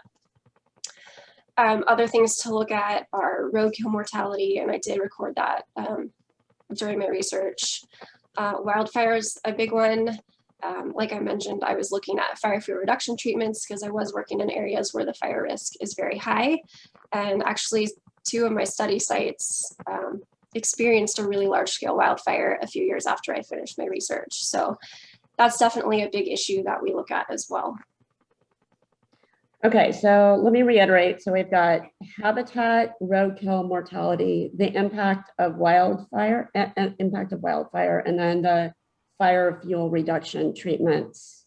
And that would be a subset of habitat? Kind of, yeah, it's affecting the habitat. Yeah, so you can kind of fit it under there. Yeah, and there are other things that the squirrels are affected by as well, like disease and predation and all of that, but that's a little bit harder to manage for. So I was focusing more on kind of the human related impacts. All right, so let's talk then about traffic. And you had mentioned you've seen, you've documented roadkill during your study. What is your opinion of the likely impact of traffic from this project on the squirrels? Well, I think the increase in traffic on Oak Ridge Road could be problematic for squirrels, as well as adding an additional access road that wasn't there before. As I mentioned, squirrels do travel on the ground pretty frequently. And I did record roadkill mortality on roads that were similar speed limits, 25 to 35 miles per hour. It doesn't have to be a highway to be a big risk. So when you looked at the information under Canvas provided, analyzing the impact of traffic on squirrels, could you tell us what your evaluation of that information was? Yeah, so the first thing I noticed was that they didn't really mention Oak Ridge Road. Everything was focused on the access road. They argued that they weren't going to cross the road to the north because it wasn't suitable habitat. But again, I didn't really see the information on the habitat that would let me say for sure that that's not squirrel habitat. I just didn't see the data. So it's hard to predict where a squirrel, especially a juvenile squirrel, when they're not familiar with their environment, is going to run. You can't say just because this isn't ideal habitat, they're not going to go that way. And it was also arguing that they're going to just stay in the trees, which I also haven't seen in my experience. Okay, and so your sense was that you didn't see information even in the submission to address your concerns about traffic impacts on the squirrels. Is that correct? Yeah, I didn't see enough information that would show that it would be mitigated enough to reduce that risk. If that makes sense. It does, and I just want to make sure it's clear. So did you see any analysis of the Oak Ridge Road traffic impacts I on did schools? not. Okay. And so what is your opinion of the likely impact of this project, given the increase in traffic on Oak Ridge Road and along the access road? Well, I think an increase in traffic leads to an increased risk for squirrels being hit on the road. Okay, and so that would have an adverse effect on the squirrels? I think I apologize, but I think the council is essentially testifying. When she says that, I'd rather have the witness testify. Okay. I'm sorry. So could you then, for one more time for the record, what do you think the impact of traffic will be from this project on Western gray squirrels? I think an increase in traffic leads to an increased risk for roadkill mortality for squirrels. All right, thank you.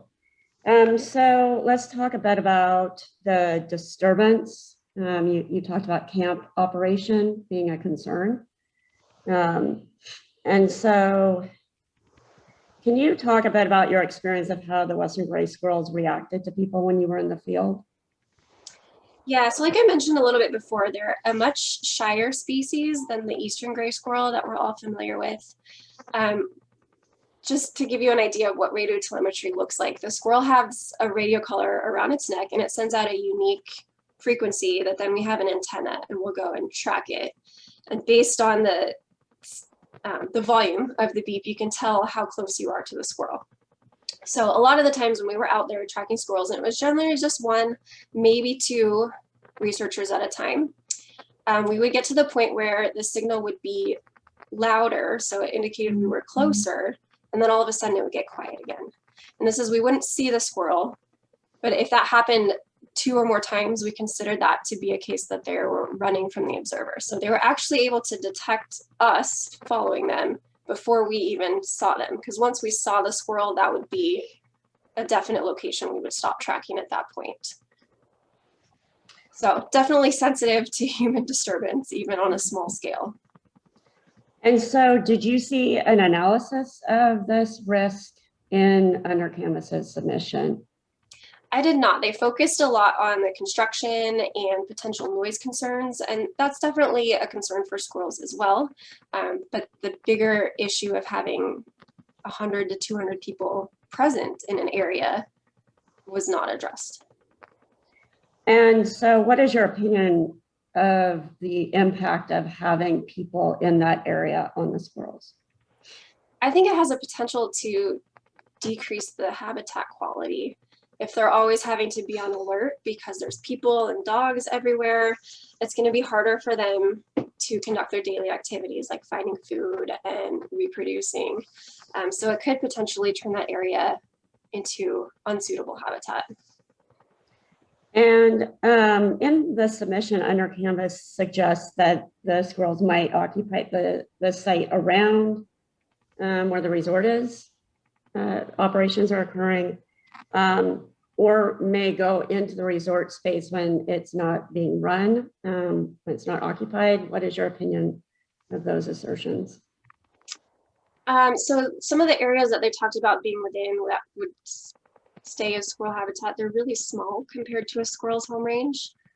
So yeah, it's possible they would move out to the periphery, but again, they're going to want to stay away from the humans as much as possible based on what I've seen. And so when people aren't there, if they're not using that habitat during these key seasons, like the breeding season and when juveniles are emerging, I don't see them necessarily moving in when people aren't there. Okay, thank you. All right, let's talk then a bit about the management plans as well. So Under Canvas submitted both a forestry management and fire mitigation plan. What is your assessment of the impact of each of these plans on the squirrels? Well, I think it's kind of what my paper was looking at. It depends on how you do these management activities, whether or not it's going to negatively affect the squirrel. And I didn't really see any detailed analysis of how these different treatments could potentially affect the squirrel. There were a lot of general statements like, well, different wildlife species exist on hiking trails. But as I've kind of mentioned, that doesn't really apply to the western gray squirrel. So yeah, I guess again, there just wasn't enough information for me to say that no, it's not going to be an impact, or their argument was actually it's going to be a positive impact over time. And I don't have enough information to say one way or the other if that's the case. Okay, thank you. And also in terms of the timing of impacts of construction and camp operations versus the benefits of these plans, what is your opinion? Yeah, so that was another thing that I was looking at. They're arguing that by thinning some of the existing forests, the trees will be larger, they'll produce more cones, and absolutely that's correct. But how long is that going to take? 10, 15 years? And we're potentially impacting the habitat for squirrels right now. So that's my concern. Just if you're taking away habitat and you're not creating habitat for many years, are the squirrels still going to be there? Are they going to be able to take advantage of that improved forest at that time? All right, thank you. So just to sum up, what is your assessment of the information under Canvas provided and that the county relied on to come to a conclusion that this project is not likely to have a significant adverse impact? I don't think there's enough information to come to that conclusion. And based on the materials submitted, what is your assessment of the potential impact of the project on the squirrels in the state? Well, based on the assumption that squirrels are present and this is all suitable habitat, we're increasing the risk of 3 key factors through traffic mortality, through potential habitat degradation, and potential increased wildfire risk. So I think the project has an overall potential to negatively impact the squirrels. Great, thank you. No further questions. I'll stop sharing. All right. Mr. McDonald? Yes, Mr. Frankamp, let me gather my notes here.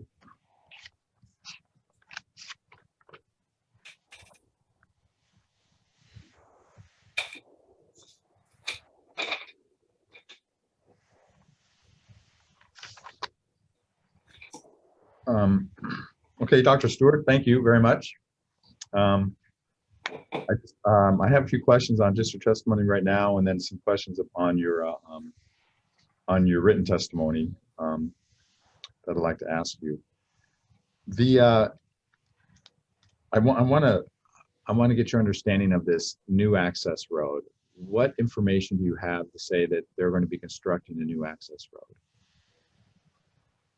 They reference it several times in the document, and then it's also, I thought it was included on the map that has the nests and kind of the outline of the campground. Okay. So part of your obviously your opinion is based on that there's going to be a new access road constructed. Is that correct? Yes.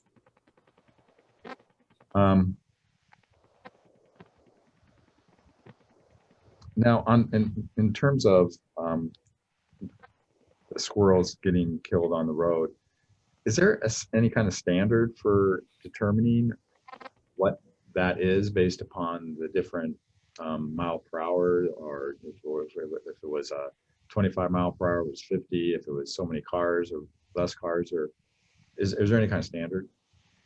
I don't know that that's been studied. That would be great information.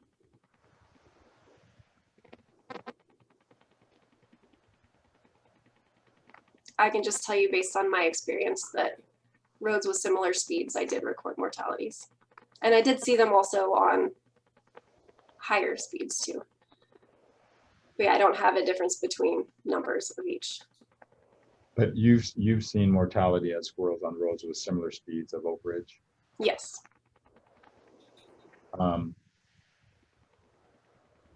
Okay.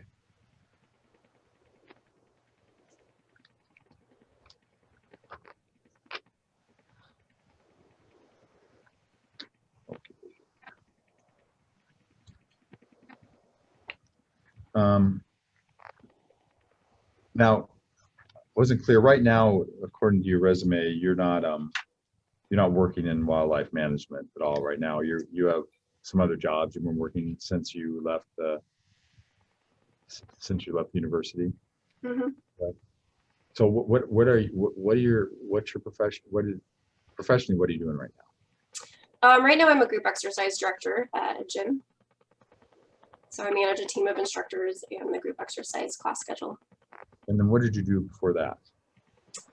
Before that, I was working at Green River College for a while as their program manager for the Natural Resources BAS degree. I worked as REI as an outdoor school instructor, and I've taught classes for a while also. Okay, thank you. Have you been involved in a SEPA review process for a project such as this? I have not. This is my first one. Okay. Have you provided expert testimony in any other cases? No.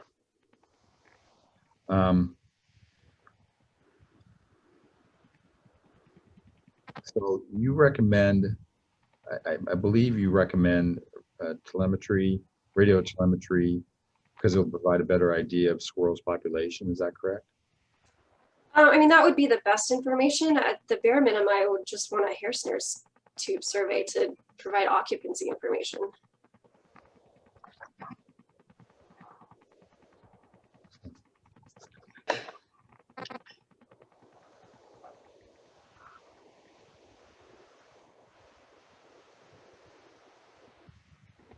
Radio telemetry is more time intensive, so I recognize that. Sounds like it. You did in your dissertation, at least my review of it, you did not do any hair snare tubes. Is that correct? You didn't study the squirrels with hair snare tubes. I did, yeah. I think it's mentioned in my methods. I didn't do like a classic occupancy study of where I was looking at presence versus absence. I used it more like I described, where I was looking for presence and then I would go on to live trapping.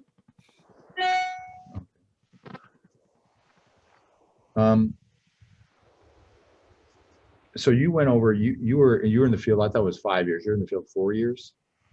Yeah, it took me 5 years to complete my dissertation, but we were really only in the field for about 4 of that time. Okay, and in that time you tracked about 61 squirrels? Yes. At two different sites. So yes. Okay.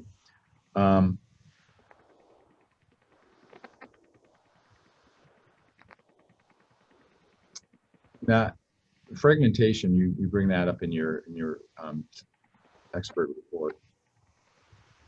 Did you study fragmentation in your dissertation?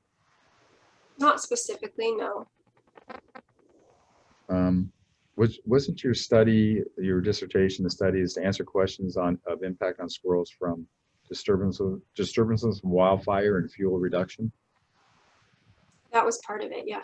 Oh, that was just part of it? Yeah, I was also looking at the basic ecology. So I tracked the squirrels through the winter. Nobody had ever seen what they did in the winter, and they actually travel over the snow. And then I looked at genetics. I looked at the food sampling. Okay.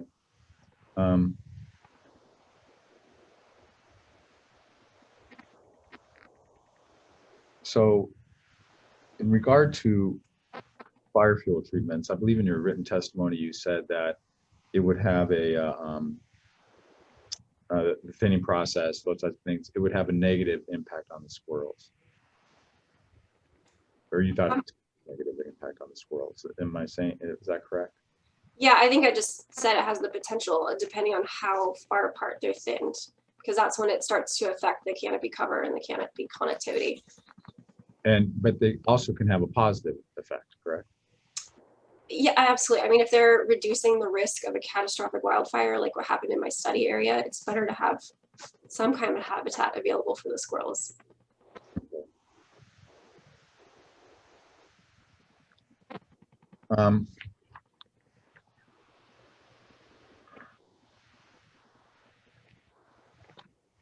So you're not recommending telemetry. Is that true? Yeah, I mean, if there was unlimited time and resources, that would be the best information to get habitat use. But I feel like that's asking a lot to do that kind of study in a short period of time. Okay.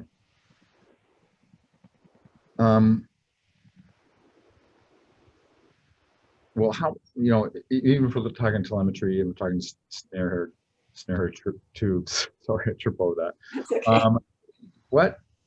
How is that going to assist you in determining whether or not the activities, the project itself will have an impact on the squirrels?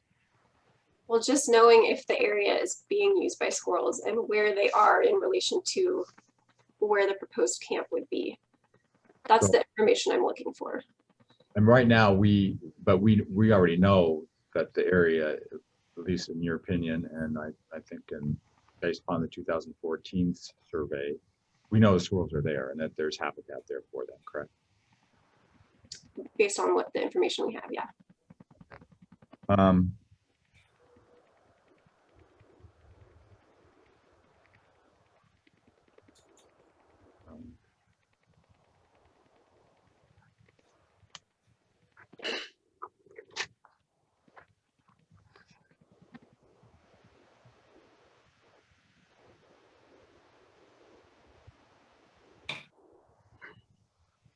Okay.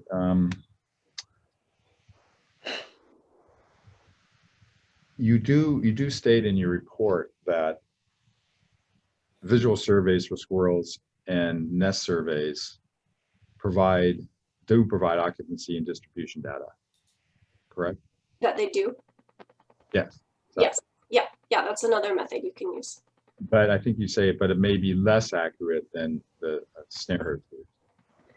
Yes. And so that's something that I noticed when I was tracking squirrels. A lot of the nests that I recorded, I wouldn't have noticed just walking, looking for them. They're oftentimes concealed in heavy canopy cover. Okay. And so do you, when you do the hair snare tubes analysis, you would, in order to make sure that you don't have repetitive squirrel, the same squirrel going into the tube, you'd be doing a DNA analysis also, wouldn't you? I don't know if you can get accurate information off that. I know they've tried, but that's where I was talking more about. You need to have enough tubes and space them out enough to kind of get an idea of that. But if you don't do that, you may have the same squirrel using the tube several times, and you can't count that same squirrel 4 or 5 times as being 4 or 5 squirrels, correct? Yeah, it's not going to give you an idea of how many squirrels are in the area. Unfortunately, it'll just give you an idea that there are squirrels there. So if you wanted a better idea, that's when live trapping would be more useful. Okay, so it gives you an idea of, it doesn't give you an idea of how many squirrels, it just gives you the idea that squirrels are there. Okay. Right, yeah.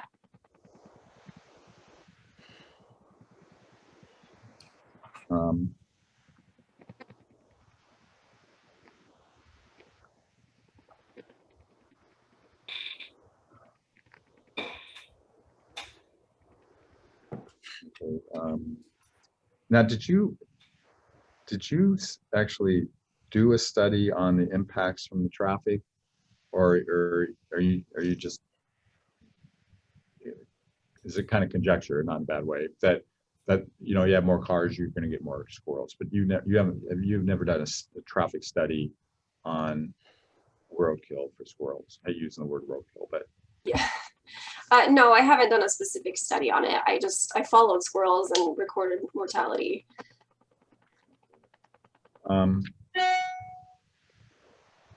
Now, your report does state that fire management can assist in squirrel habitat, and you've already said that.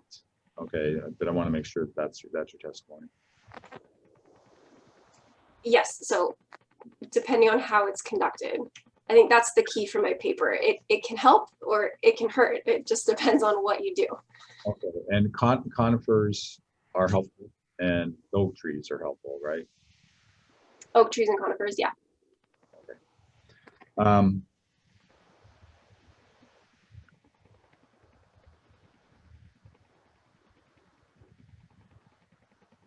Okay. Sorry, going back and forth between notes.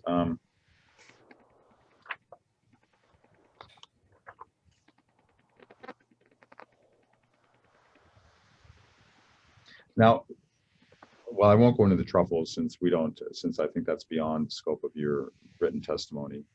But the fact is, what you did testify is that you ran out of time yourself after a 5-year study to even study, to get everything you wanted to do on their eating habits in regard to truffles. Is that correct? Yes, so I was able to sample the diet of the squirrels, but I wasn't able to sample the availability of truffles in the habitat. And your studies themselves, you used other studies, older studies also, and older surveys, correct? To in support of, or as a basis for your opinions and drafting your dissertation. Is that right? Whether I used other studies in my report, is that what you're asking? Right. I mean, everything you did wasn't unique. You relied on other surveys that were done in the area up in Northern Cascades, and you looked at other surveys that were done up there in order to write your dissertation in support of your dissertation. Is that correct? Kind of. I mean, I looked at Sarah Gregory's data in the Meha Valley, but most of the analysis was based on new data, the squirrel relocations that I tracked. Okay. Okay. So is that, have you visited the site? No, Okay. Have you been down there and studied the squirrels down in Klickitat County at all? I haven't studied them in Klickitat County, no. Would you agree that it's a different vegetation down there, a different climate, different elevation, everything from where you were studying? Yeah, I think it has some of the same components, but that was part of my study too, is that it was where I was is more of a unique habitat for Western gray squirrels. Yeah, okay.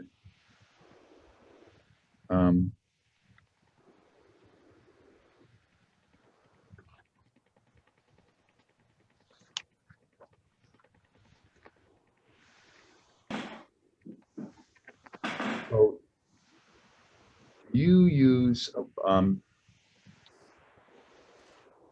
you see under canvas in terms of the project in applying for the development of the squirrel based upon the Washington Department of Fish and Wildlife's primary habitat and species management recommendations, that they should be following those. I'm sorry, that was a convoluted question.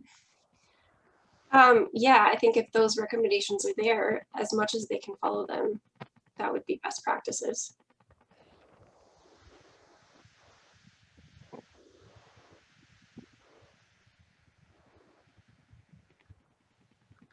Okay.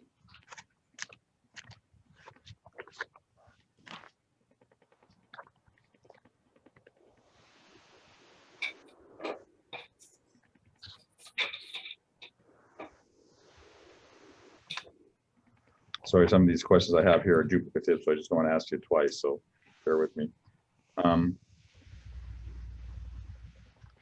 So in that regard, of that you may have different geography, maybe even different climate, everything.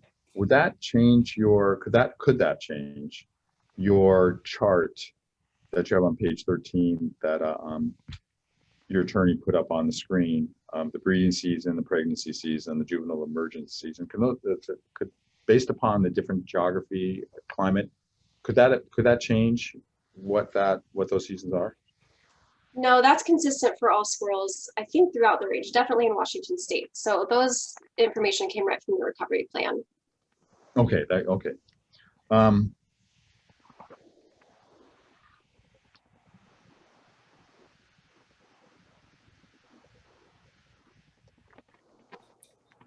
So you relied on Mr. Morrow for estimates of increased traffic, is that right?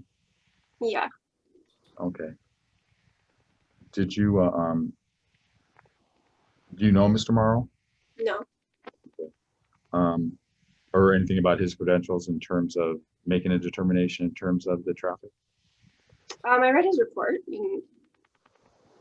Okay.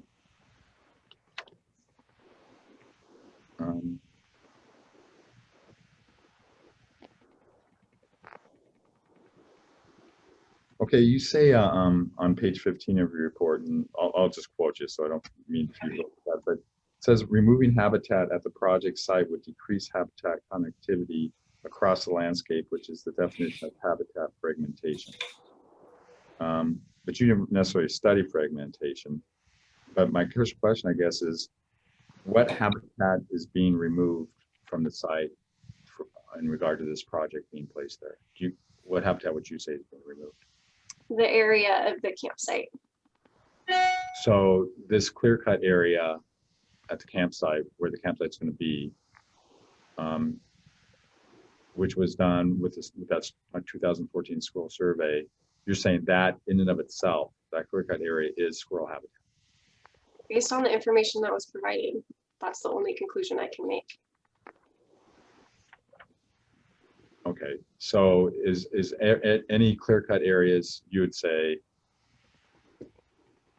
that clear-cut area that had survey done, and the survey is done for forest practices permit to clear-cut certain areas, and the survey shows this is where the habitat is, this is where the squirrels are, this is what the setback's going to be, so you can only do it here, and they clear-cut that whole area.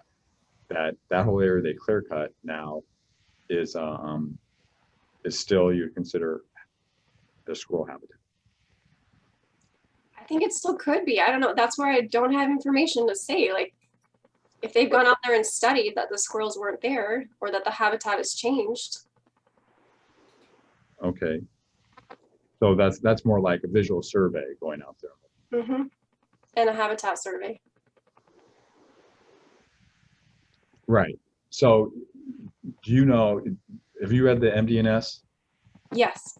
Okay, so you know that they are going to have to do a survey before they do anything on site.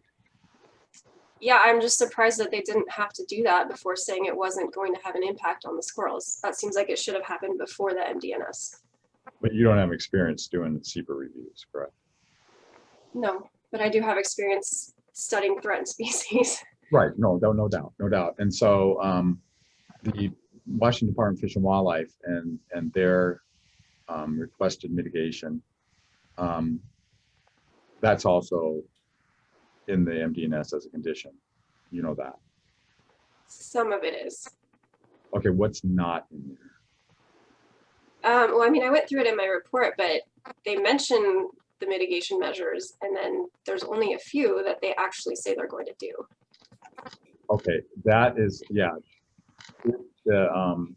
If the under canvas is going to comply with the condition in the MDNS, which is verbatim the recommendations from the Fish and Wildlife, if you believe me for that, then would that satisfy you that they're meeting all the conditions that Washington Fish and Wildlife is going to require? If they agree to do that, and they agree to do what's in the MDNS. So if they were going to follow it verbatim, yeah, I think that would be adequate mitigation.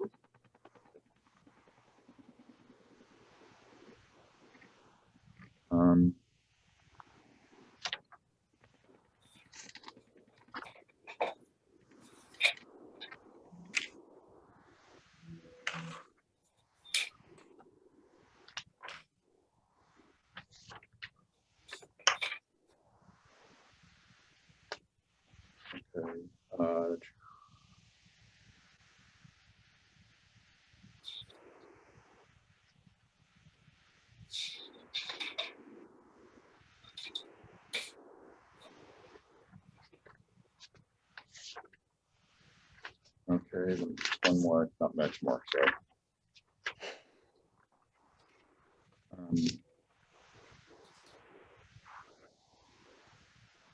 that's that.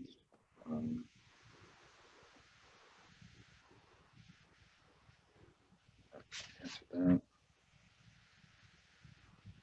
Oh, do you? It seems like that you make a big emphasis on dogs, and the possibility that dogs will not remain leashed. That's based upon an assumption that people aren't obeying the rules, basically. Is that correct? Yeah. I think it's just, yeah, it was more based on an assumption that you can't expect people to follow the rules 100% of the time.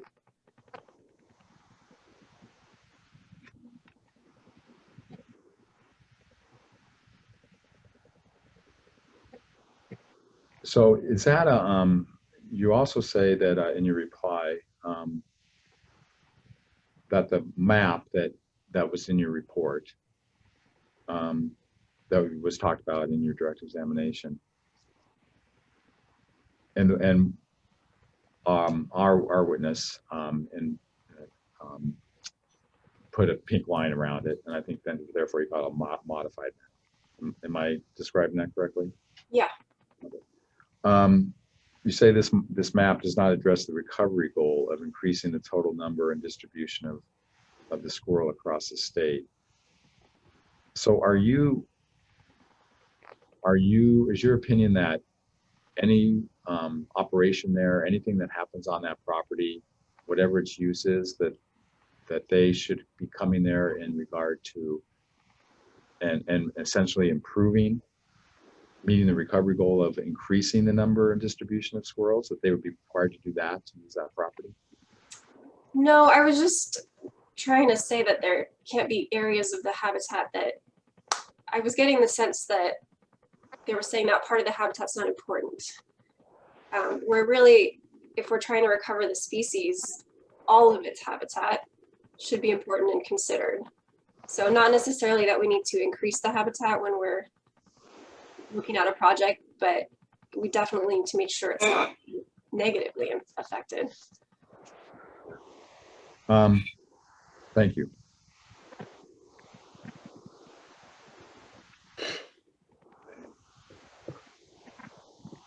So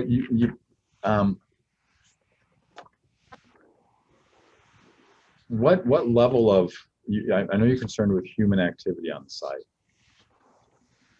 Well, no, let's scratch that question. I don't have any more questions. I think I'm done. Thank you very much for your Thank you, patience. Mr. McDonald. Ms. Stewart, just real quickly, a couple of questions I had. Dogs that are, I mean, if the leash provision is strictly enforced, and let's just say that all dogs are on leashes, does that minimize the impact for the western gray squirrel on the site? Well, I think it would minimize it in the sense that then you probably won't have a dog eating a squirrel directly, but it's still going to be, if they're barking, it's kind of a presence issue. It's noise.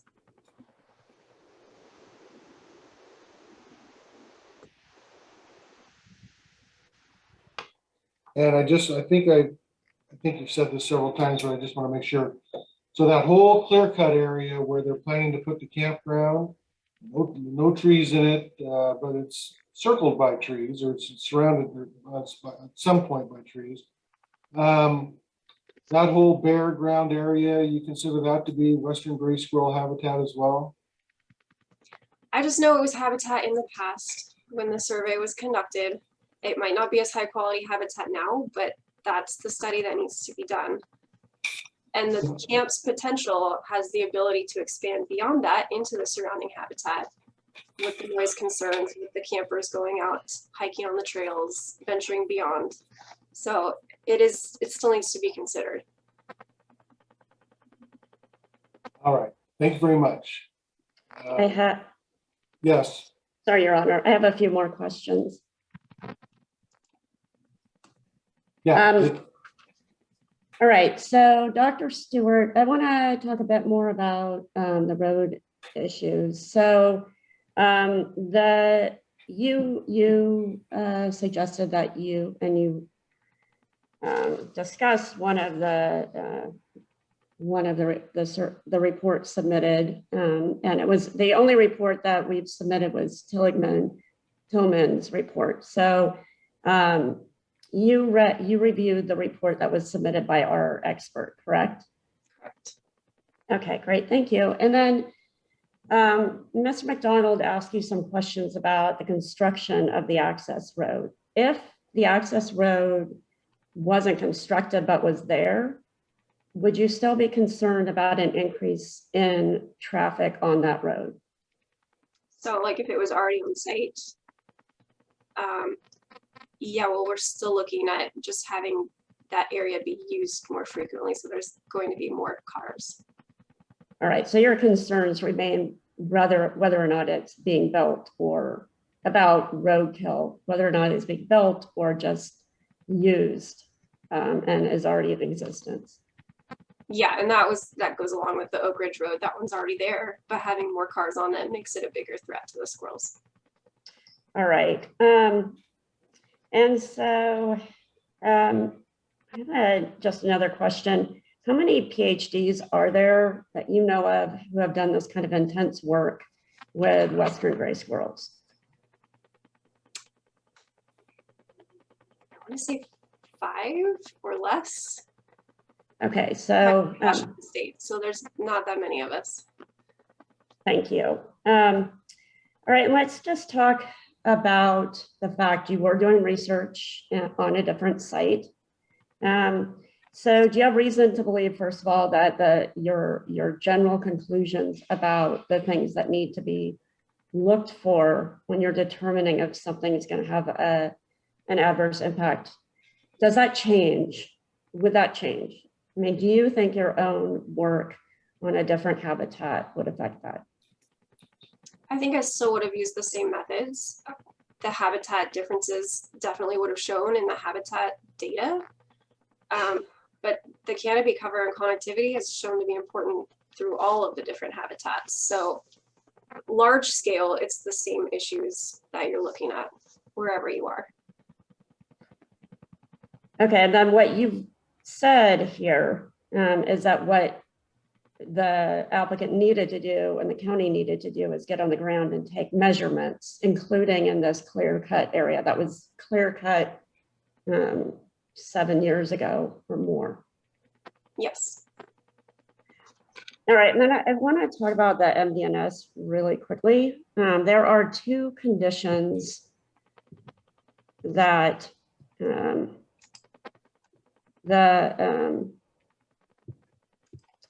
MDNS includes, and the first one is this survey. And so I think you already mentioned that this survey doesn't address the issue of determining at the outset whether or not there will be significant impacts, because that information wasn't before the county. There was no survey. I object. I don't think that was your testimony at all. Well, no, I'm gonna let it proceed. I'm not sure it was either, but and I'd ask Ms. Calkins, we need to stay away from the leading questions. That's all right. Got it. Okay, so I want to go back and look at number 33. If a survey is taken before commencement of land disturbing activities, does that address what you talked about in terms of the lack of information to support an MDNS?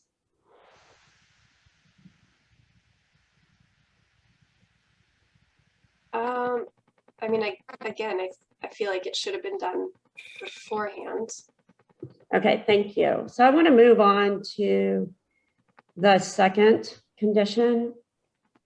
If these 2 conditions were followed, would that be enough to take care of your concerns with this project? Can you just restate the second? Sure, I will. Sorry. Is the Washington State Department of Fish and Wildlife reviewed the proposal and recommended the following to reduce impacts to western gray squirrels: avoidance and minimization of logging, road building, or other noisy activities within 400 feet of all nest trees from March 1 through August 31st. During active logging operations, retain all nest trees identified under an active forest practice application. When possible, maintain a 50-foot radius of no-cut buffer around each nest tree. When possible, maintain a 50% canopy cover between trees. When possible, maintain arboreal stringers of trees to water and foraging habitat. The applicant shall continue to consult with WDFW on any future logging and incorporate oak release harvesting options to improve oak habitat. I'm going to object. That has been asked and answered. That's the question I had in regard to if all conditions of WDFW's letter recommendations were incorporated into the MDNS, and Under Canvas did comply with all of those. Well, I'm going to agree that the question has been asked and answered. I assume that Ms. Stewart's going to answer the question the same way she did the first time. But if she doesn't answer it the same way, then I'll give you an opportunity to recross, Mr. McDonald. Do you still want me to answer? Yes, please. Did you understand the question? I think so. Yeah, you're asking if Under Canvas follows all of the WDFW recommendations, if that's sufficient mitigation. Is that correct? Correct. That's what I understand the question to be. Am I correct, Ms. Calkins?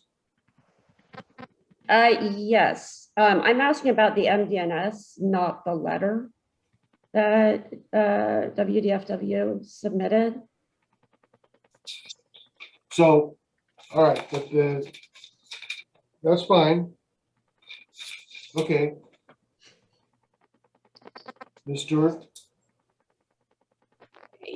Yeah, I think my answer is the same. Are you saying then they would have done that minimization and mitigation before the MDNS was completed? Is that how it's different? No. So what Mr. McDonald was talking about was a letter that Ms. Johnson submitted early on that had some more recommendations. But what I'm interested in, you've talked about impacts of the presence of a bunch of people, you've talked about impacts of traffic, and then you've talked about impacts of habitat. And so I'm wondering whether this would get at all of your concerns about all of these impacts on the squirrels. Yeah, no, it doesn't incorporate all of the concerns. Okay, so it could help with your concerns about habitat, correct? I mean, that was my understanding is that these approaches are useful for habitat. Would that be correct?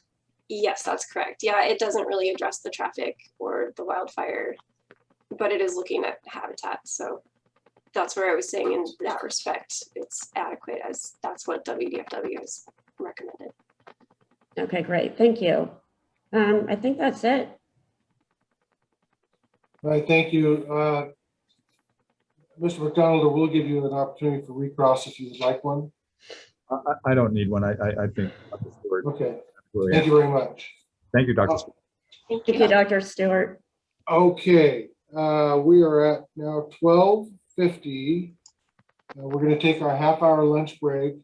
As I look at your witness list, Mr. Telligin and Ms. Calkins, it appears you've called all the witnesses you intend to call. Is that correct? We still have to call the SEPA responsible official, Ms. Lindblad. Oh, okay. All right, I forgot about that. Thank you. So what we're going to do is we're going to reconvene at 1:20. I don't know, Ms. Anderson, do we want everybody to have to relog back in, or can we just keep the link open?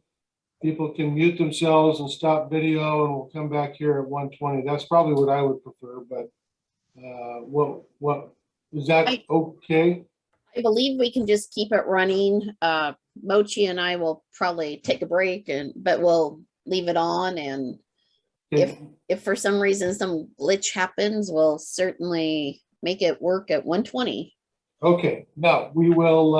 You do not need. You can stop the recording. We're going to adjourn for a 30-minute lunch break, so you can stop recording, and then we'll start recording when we pick up after the lunch break. Okay. Thank you. All right.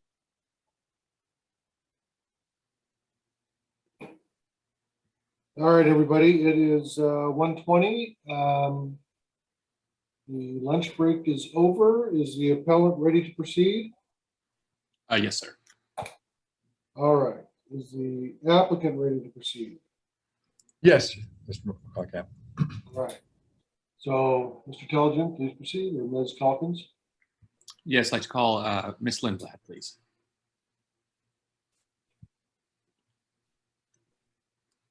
All right, Ms. Lindblad, can you state your name and work address for me? Mochi Lindblad, Planning Department, 228 West Main Street, Goldendale, Washington, 98620.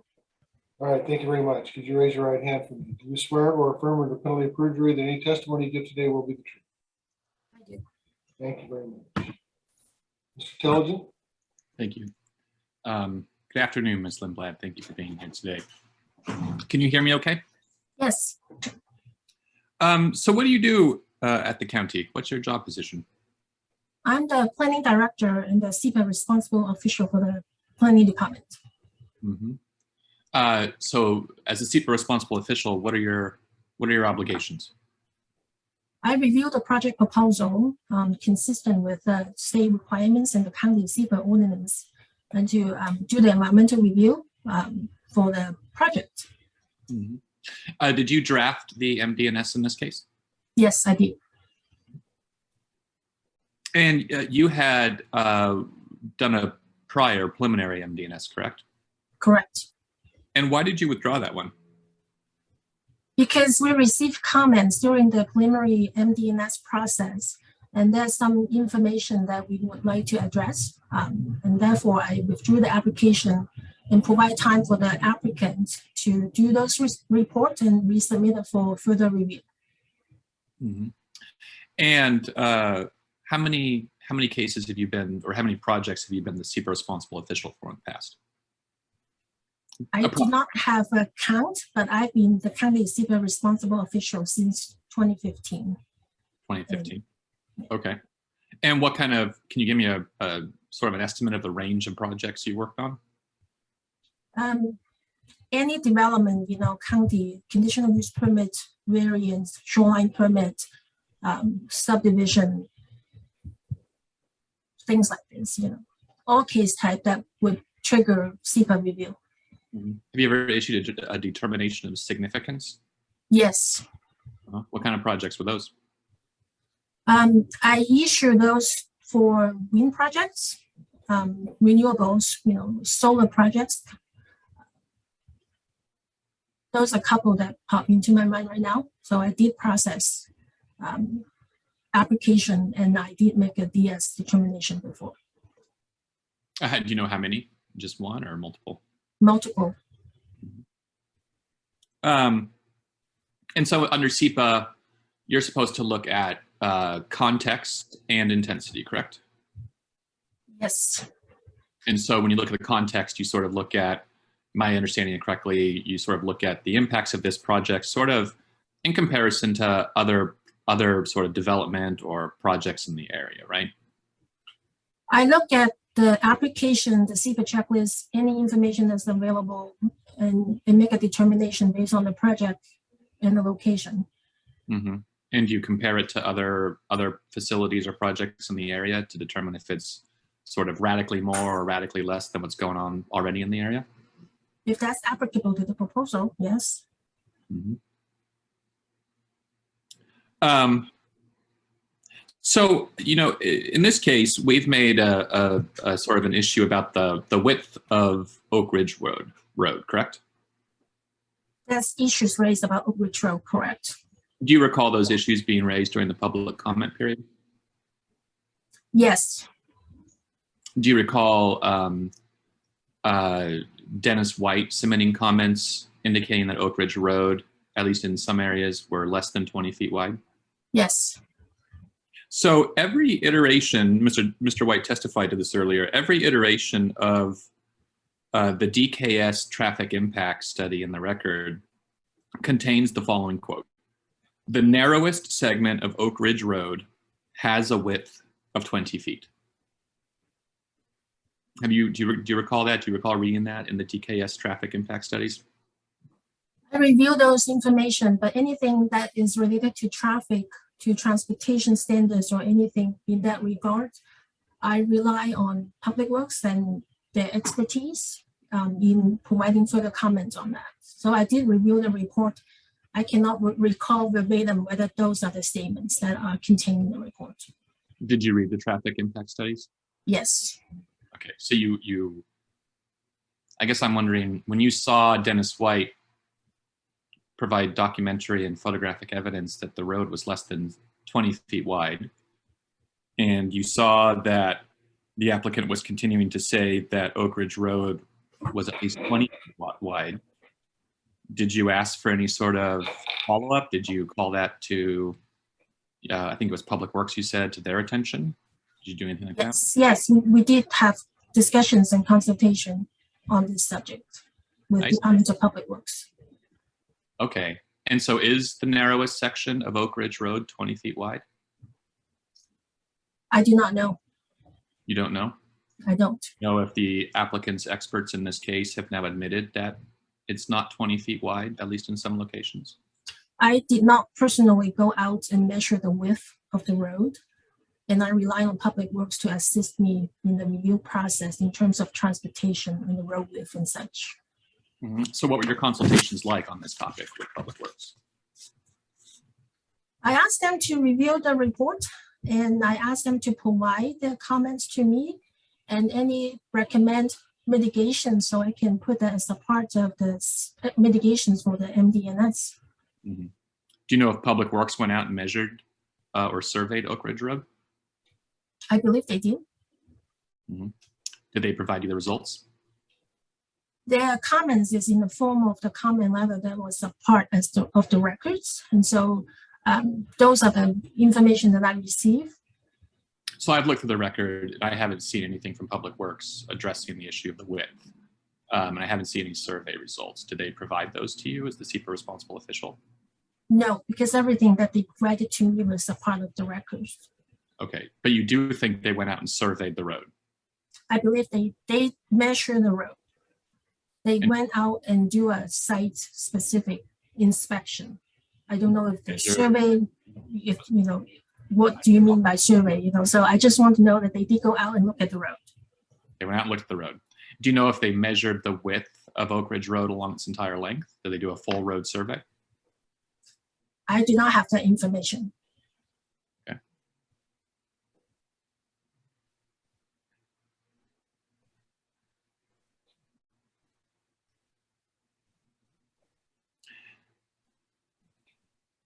Do you know what the physical condition of Oak Ridge Road is? Yes, What's that? it's paved and graveled. Do you know if the gravel section is prone to washboarding?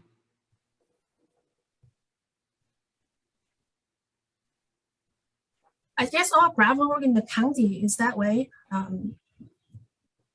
That, you know, that's the common understanding. And I do not travel Oak Ridge Road on a regular basis. And so I don't know how to provide that response specific to that question. Do you know if it's prone to potholes? No, I don't. Do you know if there was any investigation into the physical conditions to see what the driving conditions were actually like out there? By county departments or? What's that? No, if the county did any investigations. I am not aware of that. Do you know how often the county has to regrade Oak Ridge Road? No, because road conditions or transportations is the expertise of the county public works department. And I don't always have those information. Right, but as a SEPA responsible official, is it your job to sort of educate yourself and to ask questions when you get information and make sure everything's done appropriately? I rely on the public works, who is my agencies of expertise, as well as the state's transportation. And I ask them to review those, so I don't ask specific questions like that. I ask them to review the report that was provided by the applicant and ask them to provide those comments to me, essentially to determine if the report addressed the concerns and whether it will be sufficient to support this type of proposal. Okay. So back to my question, do you happen to know how often the county has to regrade Oak Ridge Road? No, I don't. Do you know how often logging trucks use Oak Ridge Road? No, I don't. Do you know if Public Works looked into that issue or if they had that information? I did not ask them that question. Do you know if logging trucks take up more or less than half the width of the road in most places? In some area, yes. I'm sorry, what? In some area, maybe. Maybe. Do you know if Public Works looked into that issue? I don't. How about agricultural vehicles? Do you know what kind of agricultural vehicles use Oak Ridge Road? I would think the type that is common around Klickitat County, And what type is that? tractor. Okay. Do you know how frequently agricultural vehicles use Oak Ridge Road? No, I don't. Do you know if cattle use Oak Ridge Road? Yes. Do you know how often? No. Are cattle driven along Oak Ridge Road? Part of Oak Ridge Road is within the open range area, I believe. Okay. Do you know, would cattle on the road present a safety hazard? Possibly. Mm-hmm. Do you know what color the cows tend to be? Brown. Brown. Did you evaluate as part of your SEPA review whether or not increased traffic on Oak Ridge Road might interfere with cattle usage of the road? No, I didn't look at that. Did Public Works? I do not know.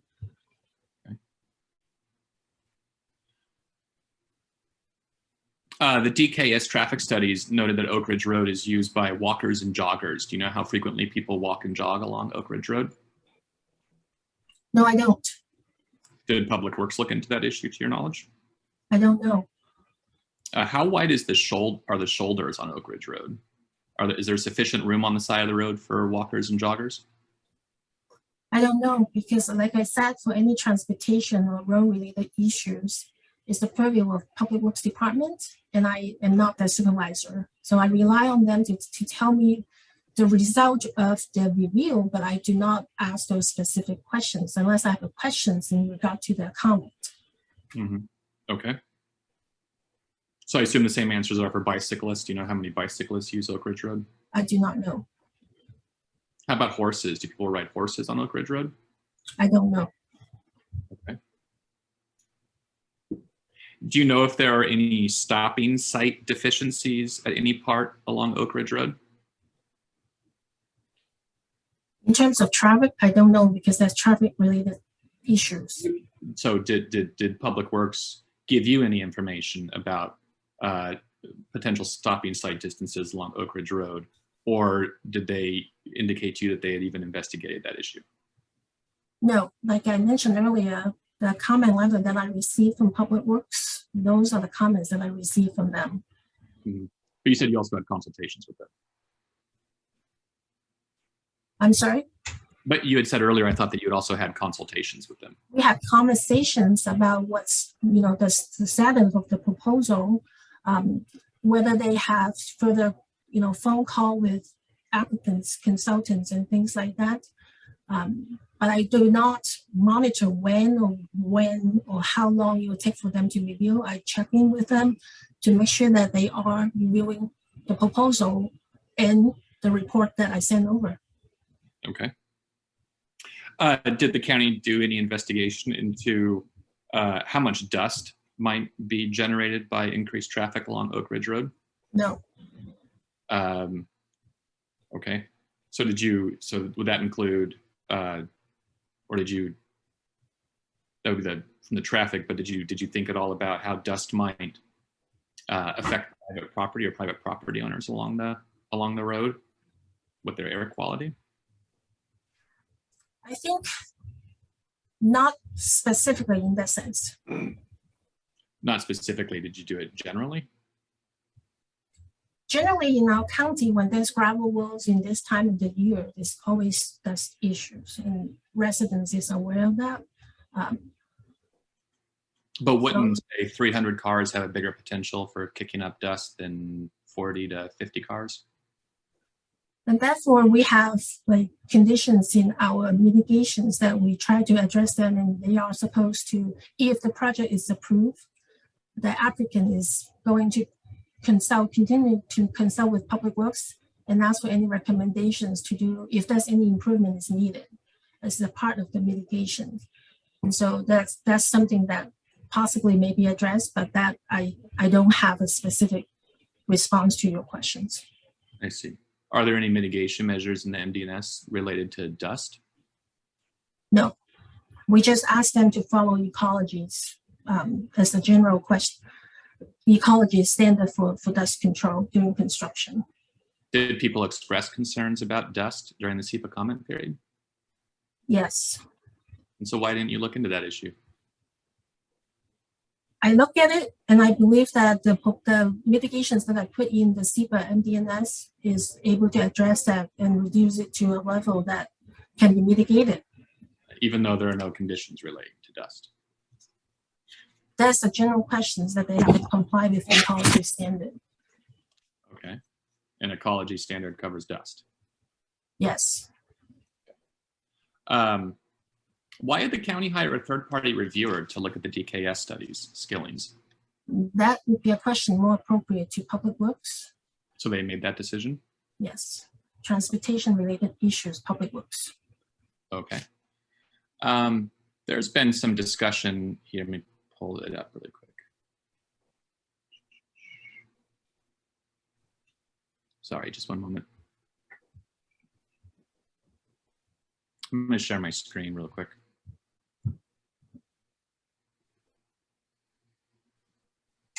There's been some discussion today about conditions 16 and 17 of the MDNS.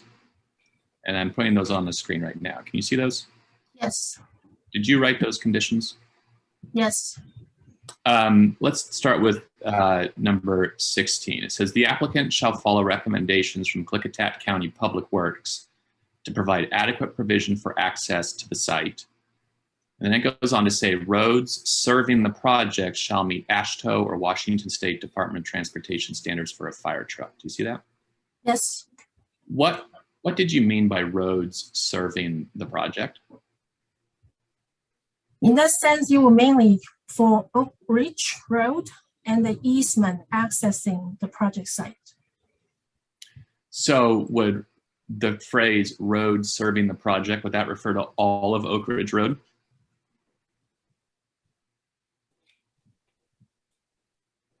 I believe that's what we are saying here. Okay, did someone else recommend this provision to you or did you come up with it?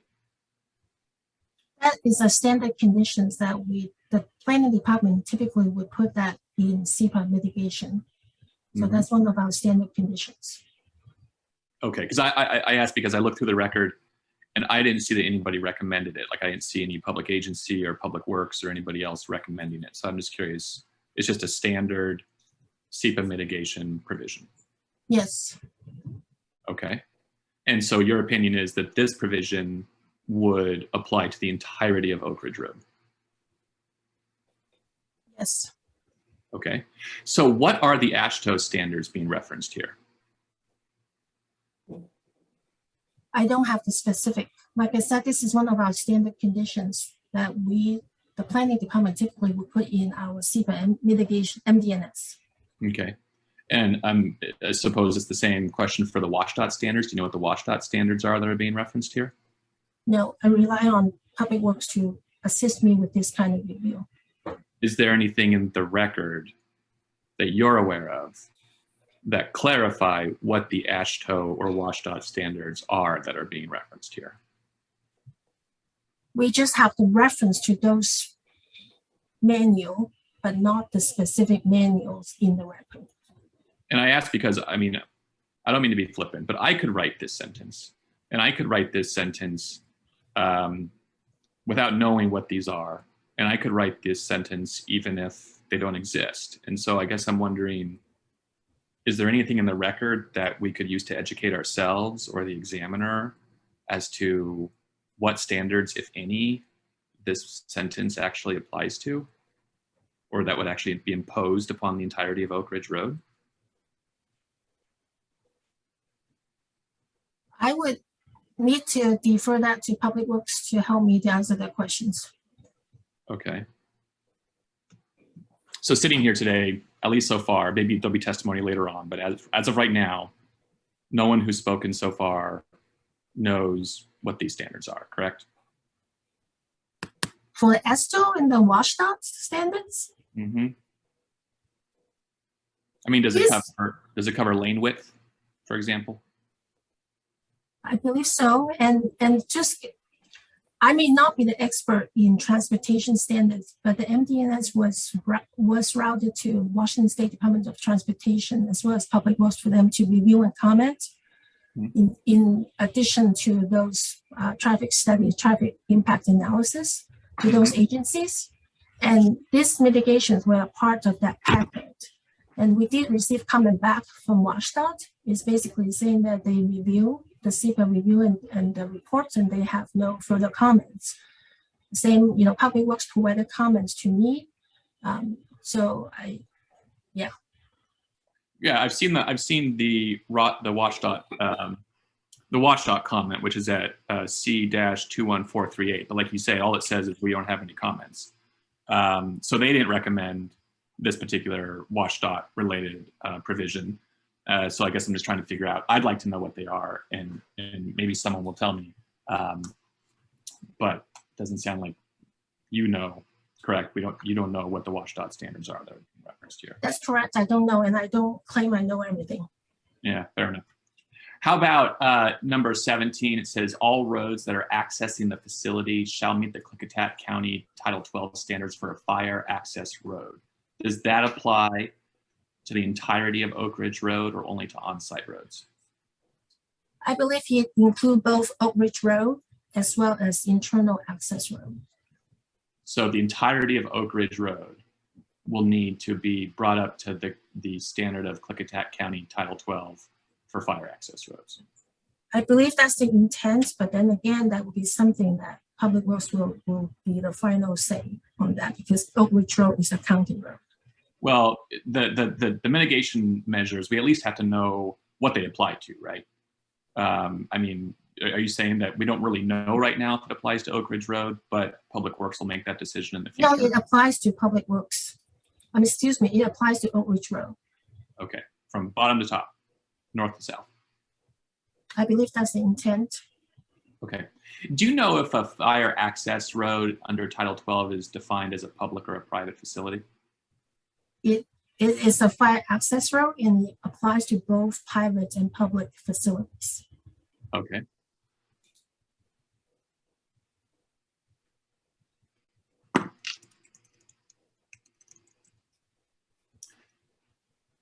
So I'm showing you here the Klickitat County road standards, and it defines a fire access road as a private road serving 2 to 4 lots. You see that? Yes. So why is there a provision then making Oak Ridge Road meet the requirements of a private access road? I could have made the mitigations clearer, but for that one, we say all roads accessing the project. Therefore, that includes both Oak Ridge Road, even though it's a public road, as well as all the internal access roads. Was this your intent when you wrote the MDNS? Did you intend condition 17 to apply to all of Oak Ridge Road, or was that a decision that was made later? Condition number 17 was provided to me by Public Works. I know, but when you put it down on paper, did you intend it to apply to all of Oak Ridge Road, or was that a decision that was made later? No, that was to the entire, my understanding was that it's applied to the entire Oak Ridge Road. Okay.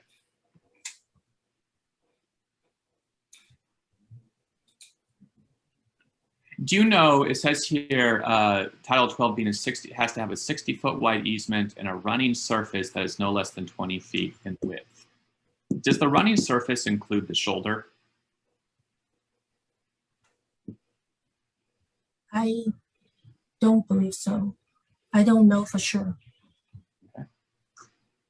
And I ask because elsewhere in the Klickitat County Road standards, it distinguishes between having a 10-foot lane, and then there are separate requirements for the shoulder. And I didn't see those provided for fire access roads. So I just didn't know if this particular provision would include the shoulder, it was 20 feet inclusive of the shoulder or 20 feet exclusive of the shoulder. You know, I do not know everything about the transportation standard. I do rely on County Public Works Department to assist. And anything related to the construction of the road, Public Works will be the main department to work with the department on that, the applicant on that. And they will do, review the plan if that's applicable, and they will do inspection. They will make sure that it's in compliance with Title 12 standard. Okay. And then 17B talks about how the fire access road shall be constructed, and goes on to provide requirements for having 0.75 feet of compacted thickness of the base course or pit run. And then it talks about having a top course of 5/8 inch minus crushed rock. Do you know if Oak Ridge Road meets that requirement right now? I do not know the current conditions related to transportation or the road conditions. What about the next one, 17C, about slopes not exceeding 2 foot horizontal to 1 foot vertical? I do not have any knowledge about road. I rely on Public Works to assist me during the review process and put proper mitigations. Fair enough. So if we're talking about bringing all of Oak Ridge Road up to these standards, how big of a construction project is that? That is a question for Public Works. I do not have the answer to that. Okay. But if you're requiring it, then isn't it part of this project? Isn't that something that you should have evaluated as being an aspect of this particular project that needed to be evaluated for its own impacts? I rely on Public Works to review the information that's available, and they provided the comments to me. Mm-hmm. And I did ask during our consultation to see what is the impact for this road. And they provided those mitigations that we believe that it will reduce the impact less than probable significant adverse impact on Oak Ridge Road. And Right. that's why we put that as the conditions. But wouldn't you agree with me, though, that if we are talking about a major reconstruction project, that major reconstruction project could very well have its own impacts? And so if we're basically making that reconstruction project part of this proposal, then that whole thing needs to be evaluated for impacts. I do not know if this will trigger a reconstruction project. Okay. So no one evaluated that issue. I'm sorry? So nobody evaluated that issue? I don't know. But again, it's transportation. I do not have information whether they need to reconstruct Oak Ridge Road or not. That Then you reach a determination of non-significance without knowing that. we know they will need to make improvement is warranted. They will, for example, they will need to make sure they have a commercial access to the site. So they will need to do improvement in accordance with Public Works standard. But I do not know if that would qualify as a reconstruction project. Okay. It does say, though, that if roads are modified, then maximum fill slopes cannot exceed 2 foot horizontal to 1 foot vertical. Is that going to require any modification to the slopes on the side of Oak Ridge Road? If this is a new constructions, then yes. But if this is an existing road or existing access, then I don't believe that that requirement applies to existing roadway. But it says if roads are modified. That's talking about an existing road, right? So those are my belief, and if I, again, I defer that to Public Works. Okay.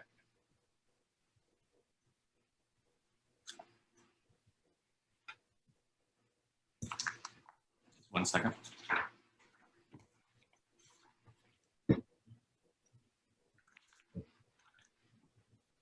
Did you evaluate the DKS study at all to determine if it complied with the county's requirements for what has to go into a traffic impact study? I reviewed the report just to educate myself, but again, I defer those to Public Works because they are the agencies who is the expert in those requirements. Okay. So Title 12 is not under planning department.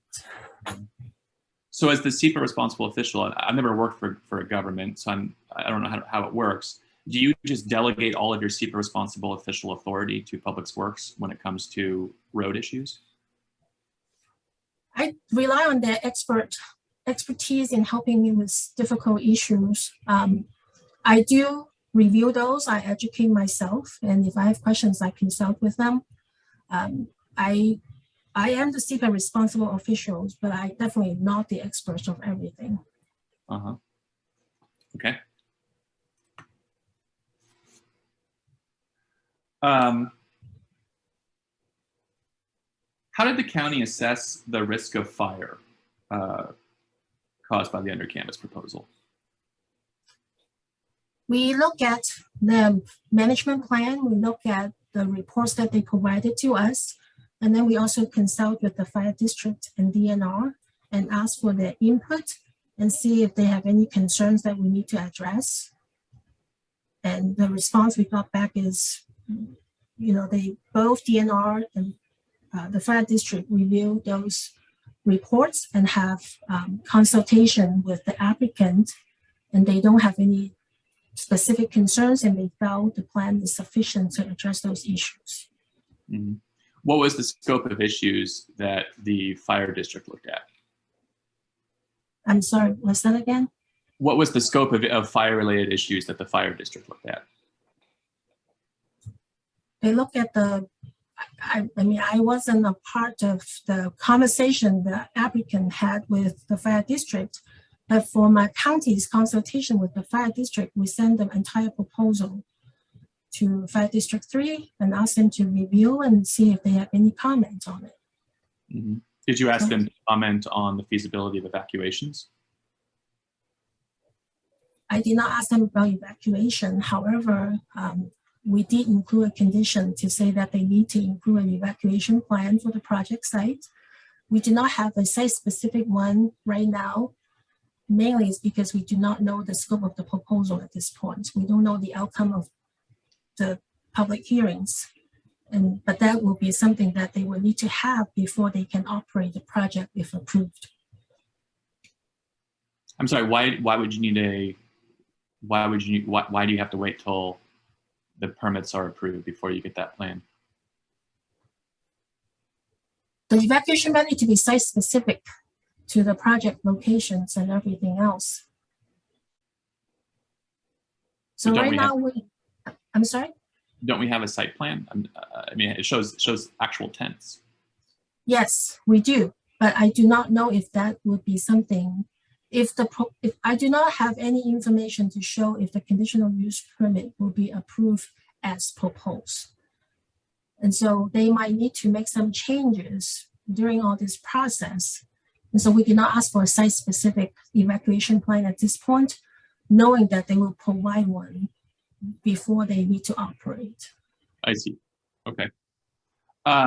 So one of the things that I brought up in my briefing is that in the original SEPA checklist and also in the forest management plan that has not changed since it was originally submitted, it said the risk of wildfire on the parcel is moderate to high. Moderate today and high after the development of the project occurs. Do you recall reading that statement? Yes. And then in the revised checklist, it says the risk of wildfire on the parcel is currently moderate to high, and that forest thinning and site cleanup proposed as part of the project would reduce fire risk on the property. Do you know who made that change? I believe it's the applicant. And do you know why that change was made? I don't know. Okay, so it had two parts to it. The first part was that the original statement said that the current fire risk is moderate, and then the second one said that the current fire risk is moderate to high. Has anything changed on the project that would have changed it from moderate to high? Not that I'm aware of. Okay. Have any of the applicants' plans changed between the first and the second SEPA checklist that would drop future conditions from high to moderate? The rating was not assigned by me, so I don't know if that will make that change. But do you know if anything changed about the plans that would have affected that rating? No. No, you don't know, or no changes? Nothing substantial changed with the proposal. So why didn't that draw your attention? If there was no changes to the project, but yet they just decided to change it from oh yeah, tomorrow it's going to be high to tomorrow it's going to be moderate. That's not concerning to you? It drew my attention, and that's why we had further consultation with DNR and asked them about the wildfire risk. And we have concerns. We talk about fire risk. But then again, at the end of that phone call, the concern was, I guess the comment was, as proposed, on the campus did what they can to mitigate for any potential fire risk. You cannot eliminate that completely, but did they offer management plan, how they trying to clear, potential fuel for the site and such. They are supposed to have regular inspections by DNR and Fire District 3 to make sure that to eliminate those risks as much as they can. And of course, the SEPA checklist did change from the moderate to high to something else. But I don't rely just on the SEPA checklist response to make that determination. I understand that. I'm just saying it changed in two parts. It sort of was, moderate today, high tomorrow, to moderate to high today, lower tomorrow. And I guess I'm just wondering, when you said it caught your eye. Did you talk to the applicant about why that change was made? I did not ask them why they made the change, because I believe what is more important for me as the SEPA responsible official is to find out if that risk can be mitigated through this MDNS process. And I did, do my part. You did your part. Okay. Condition 29 of the MDNS says, the applicant shall develop a firefighting plan with the Klickitat County Fire District Number 3.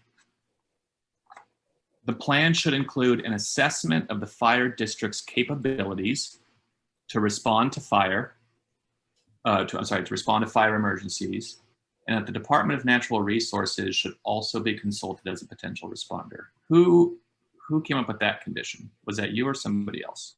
I did. I did. You did. I did. Okay. So it says the plan should include an assessment of the fire district's capabilities. Why didn't you investigate the fire district's capabilities? Because generally speaking, local government do not have any authority in terms of fire-related activities on property. Fire districts and DNRs are the main agencies on that. Yes, but it's your job to figure out if there's going to be a significant adverse impact, correct? Yes, and I did consult with both DNR and fire districts. And for this condition, it's just something to guarantee the consultation will be continued with an ongoing effort. And so what happens if the fire district's capabilities are not sufficient? Then they will not be granted the operational permit. Where does it say that? After the conditional use permit and the SEPA is finalized, they still need to get an RV park permit. And the RV park permit is something that they will need to meet all the conditions on the conditional use permit before the Board of County Commissioners can issue an operational permit. Okay. But condition 29 just says the applicant shall develop a firefighting plan, and the plan should include an assessment of the fire district's capabilities to respond to fire emergencies. There's nothing in there that says, and if the fire district doesn't have capabilities, then they won't get their permit or it won't be approved. It just requires them to have an assessment. So if they come back and say there's not capabilities, what actually stops them from moving forward? So we are making an assumption that they won't meet the capabilities, but that is not the impression I get or I got during the consultation with Fire District or DNR. Did you ask them about their capabilities?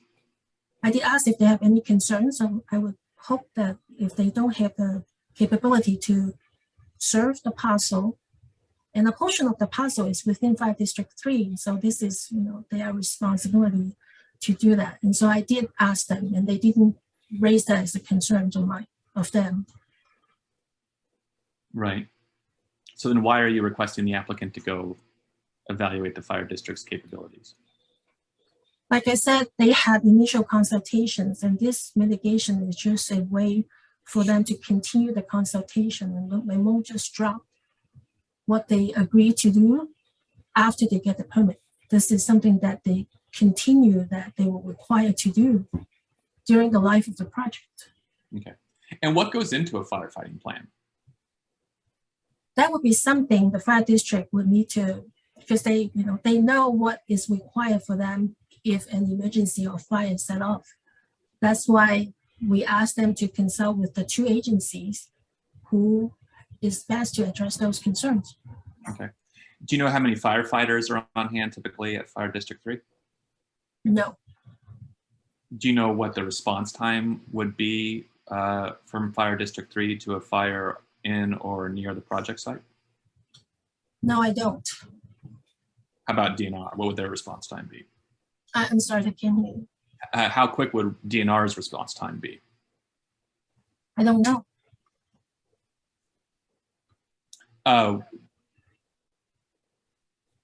Do you know if anything, that any documentation in the record that you saw, well, I guess I'll strike that.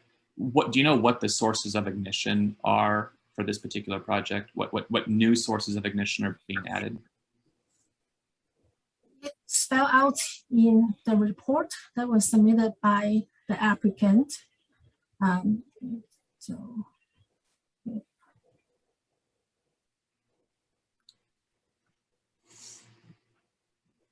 So I'm sorry, just one moment. I think I pulled it up.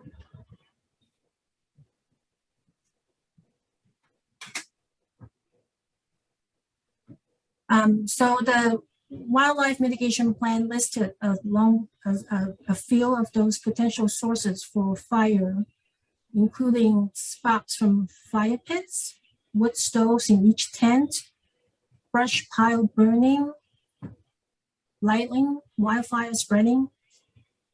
So those are the items that was referenced in the mitigation plan. It also referenced heat from a catalytic, or I forget it's heat or sparks from a catalytic converter on a vehicle. Right? Yes. And did it list discarded cigarettes? Yes. Yeah, you have the list. Okay. And did anybody, to your knowledge, evaluate the increased risk of a wildfire starting anywhere along Oak Ridge Road from increased vehicle traffic, heat from catalytic converters, discarded cigarettes, that kind of thing? I don't know if anybody include that to evaluate that plan along Oak Ridge Road. Because I asked because I noticed that Chief Long's letter talks about how the wildfire mitigation plan would reduce the risk of a fire to propagate from or through the project site. However, there's going to be an awful lot more traffic on Oak Ridge Road, and fire doesn't necessarily need to propagate through or from the project site to affect people in a pretty dramatic way. Would you agree? I agree, but that applies to even there's no project, we still can have more traffic, traveling along Oak Ridge Road, or just one car could increase the risk. Yeah, each car increases the risk, right? Possibly. Right. So if each car increases the risk, and we're going to have a 10-fold increase in traffic, that would then equate to a 10-fold increase in fire risk, correct? I don't know if that's correct. I don't have that information. Okay, so no one looked at that. How about condition 30, the evacuation plan? Where did that condition come from? Did somebody suggest it, or did you come up with it? That is the standard conditions we put in for all larger projects that we have guests come on to properties that is not necessarily residents of Klickitat County. We will require that for safety. Okay. So that provision says provide an evacuation plan in case of an emergency that anticipates the need to evacuate guests quickly. If there is a forest fire in the area, how quickly will people need to evacuate the area? I think that would be a question from the emergency responders. They would know best to know how quickly they need to do that. Mhm. And what will this evacuation plan entail?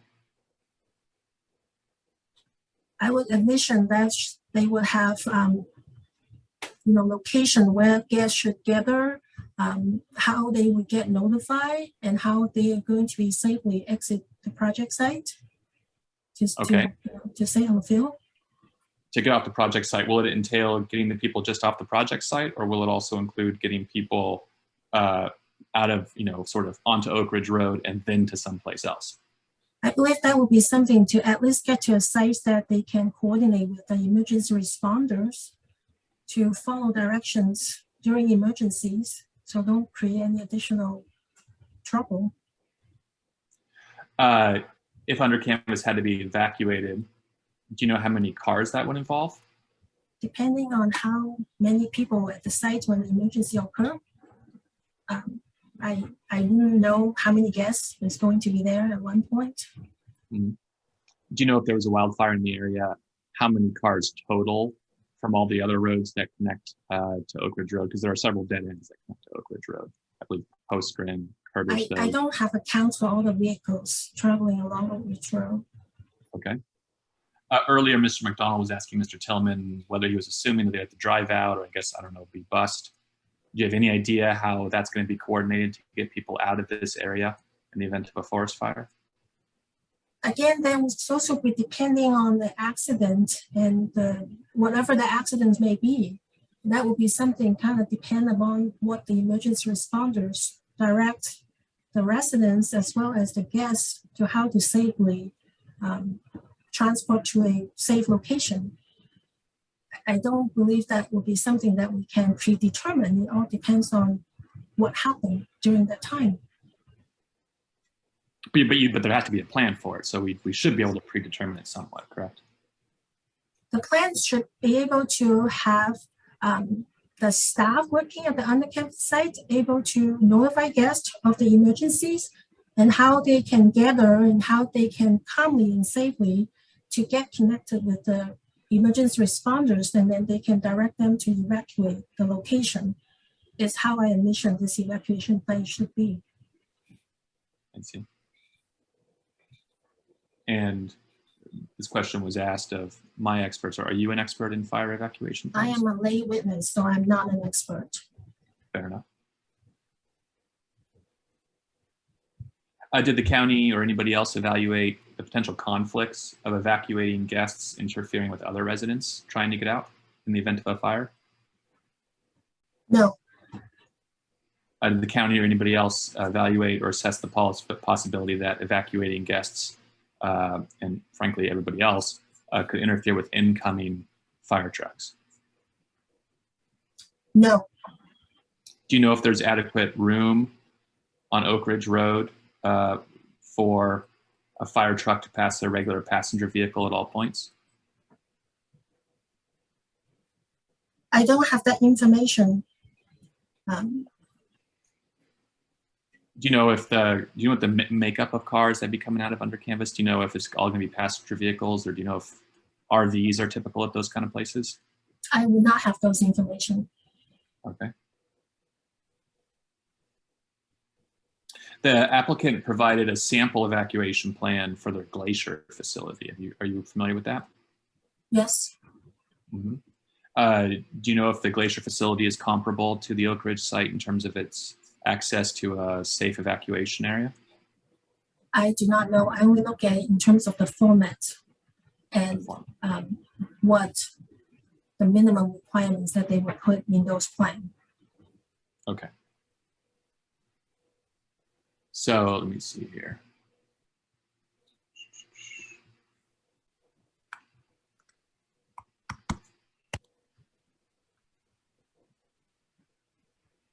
Let's share my screen. So this is the evacuation plan they provide of their glacier site that's right next to Highway 2. And it looks like the evacuation plan is to hop over to Highway 2 and then drive down to the Glacier General Store. Are you envisioning that the under canvas plan would look similar like this, except for would tell the people to drive along Oak Ridge Road to get somewhere?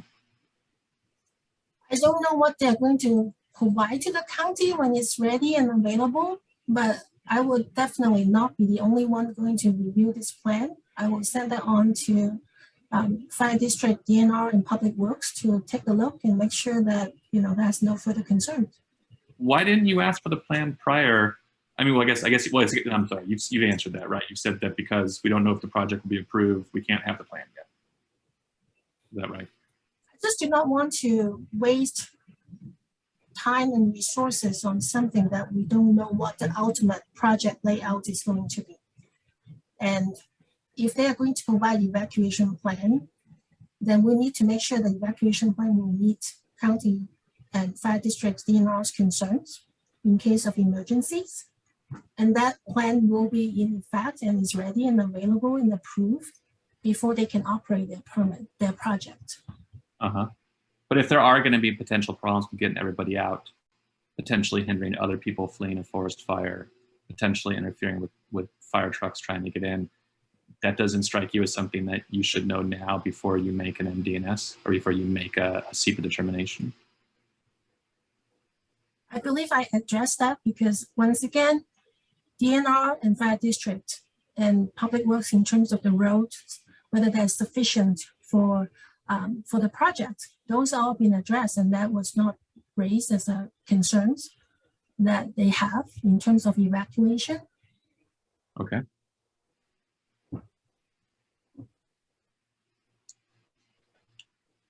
Did you perform any sort of worst case analysis to determine how long it might take guests to get out?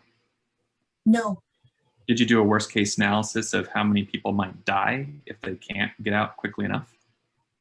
No. Condition 25 concerns the vegetation management plan. It says a vegetation management plan shall be created to help preserve the road as well as mitigate for fire dangers. You see that? Yeah. In that one, what is the road referred to? Does that refer to all of Oak Ridge Road? No, that is the conditions that we put in mainly is for the entrance from Oak Ridge Road onto the easement. Oak Ridge Road through the easement onto the project site. So how do we know that the road in that one is Oak Ridge Road, or is not Oak Ridge Road, but the road in the other one does include Oak Ridge Road? These particular conditions are actually clarifications from Public Works to address that. Okay. So why does the vegetation need to be managed to reduce the risk of fire? All vegetation should be managed to reduce fuel, to reduce fire. Is to keep it away from the road, correct? To keep it away from the road? Yeah, to keep the vegetation cleared back from the road. Yeah, correct? you should have a clear roadway for access for safety concern. Are there any other areas along Oak Ridge Road where the vegetation might be too close to the road and it might pose a fire risk? I don't know. Okay. And what does it mean to preserve the road? What does that mean in that condition?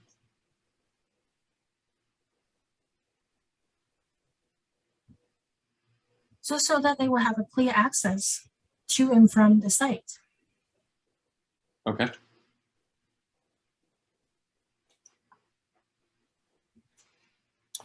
The applicant has said that they plan to use the on-site pond in part for fighting fires. What's the capacity of the pond? It's not very big, and that's one of the concerns that they will need to address with the firefighting plan. Okay. Do we know how much water is in the pond? No. Okay. In the future, will this project site be reforested? Not on the area where the project is going to be. They do have a management plan for the areas that they are not going to be used. And they are going to do a DNR class 4 conversion to convert that from forestry use to other uses. Do you know if the fire danger will go up or down in the future when it's reforested? I don't know. Okay. Because under SEPA, you're supposed to evaluate the impacts over the full life of the project, correct? Yes. On condition 23, the signage plan, it says the applicant is required to have a licensed engineer in the state of Washington who specializes in traffic engineering prepare a permanent signage plan related to curve and other warning signs for the gravel section of Oak Ridge Road. Do you see that? Yes.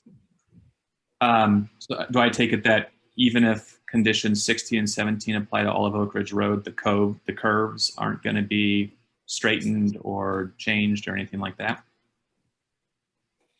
This is something that Public Works will be the proper department to ask what the final outcome needs to be.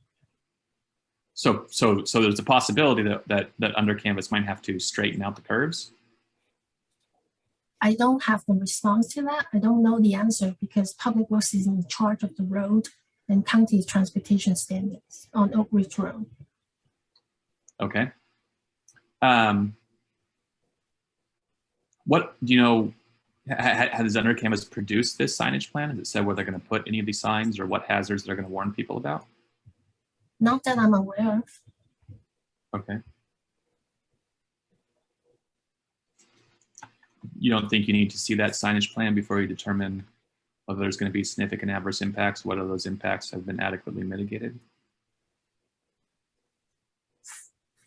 Well, this is a mitigation that we asked them that they will need to provide it to us and submit and approve by Public Works before we can issue any kind of building permit. Mm-hmm. But in order to make a SEPA determination, you don't think you need to see the actual mitigation? I believe the plan will meet county standard as monitor and administered by Public Works. And I believe those locations of those signs will meet county standard. And I don't believe it will have any probable adverse significant impact to the road. Okay. Just 1 second.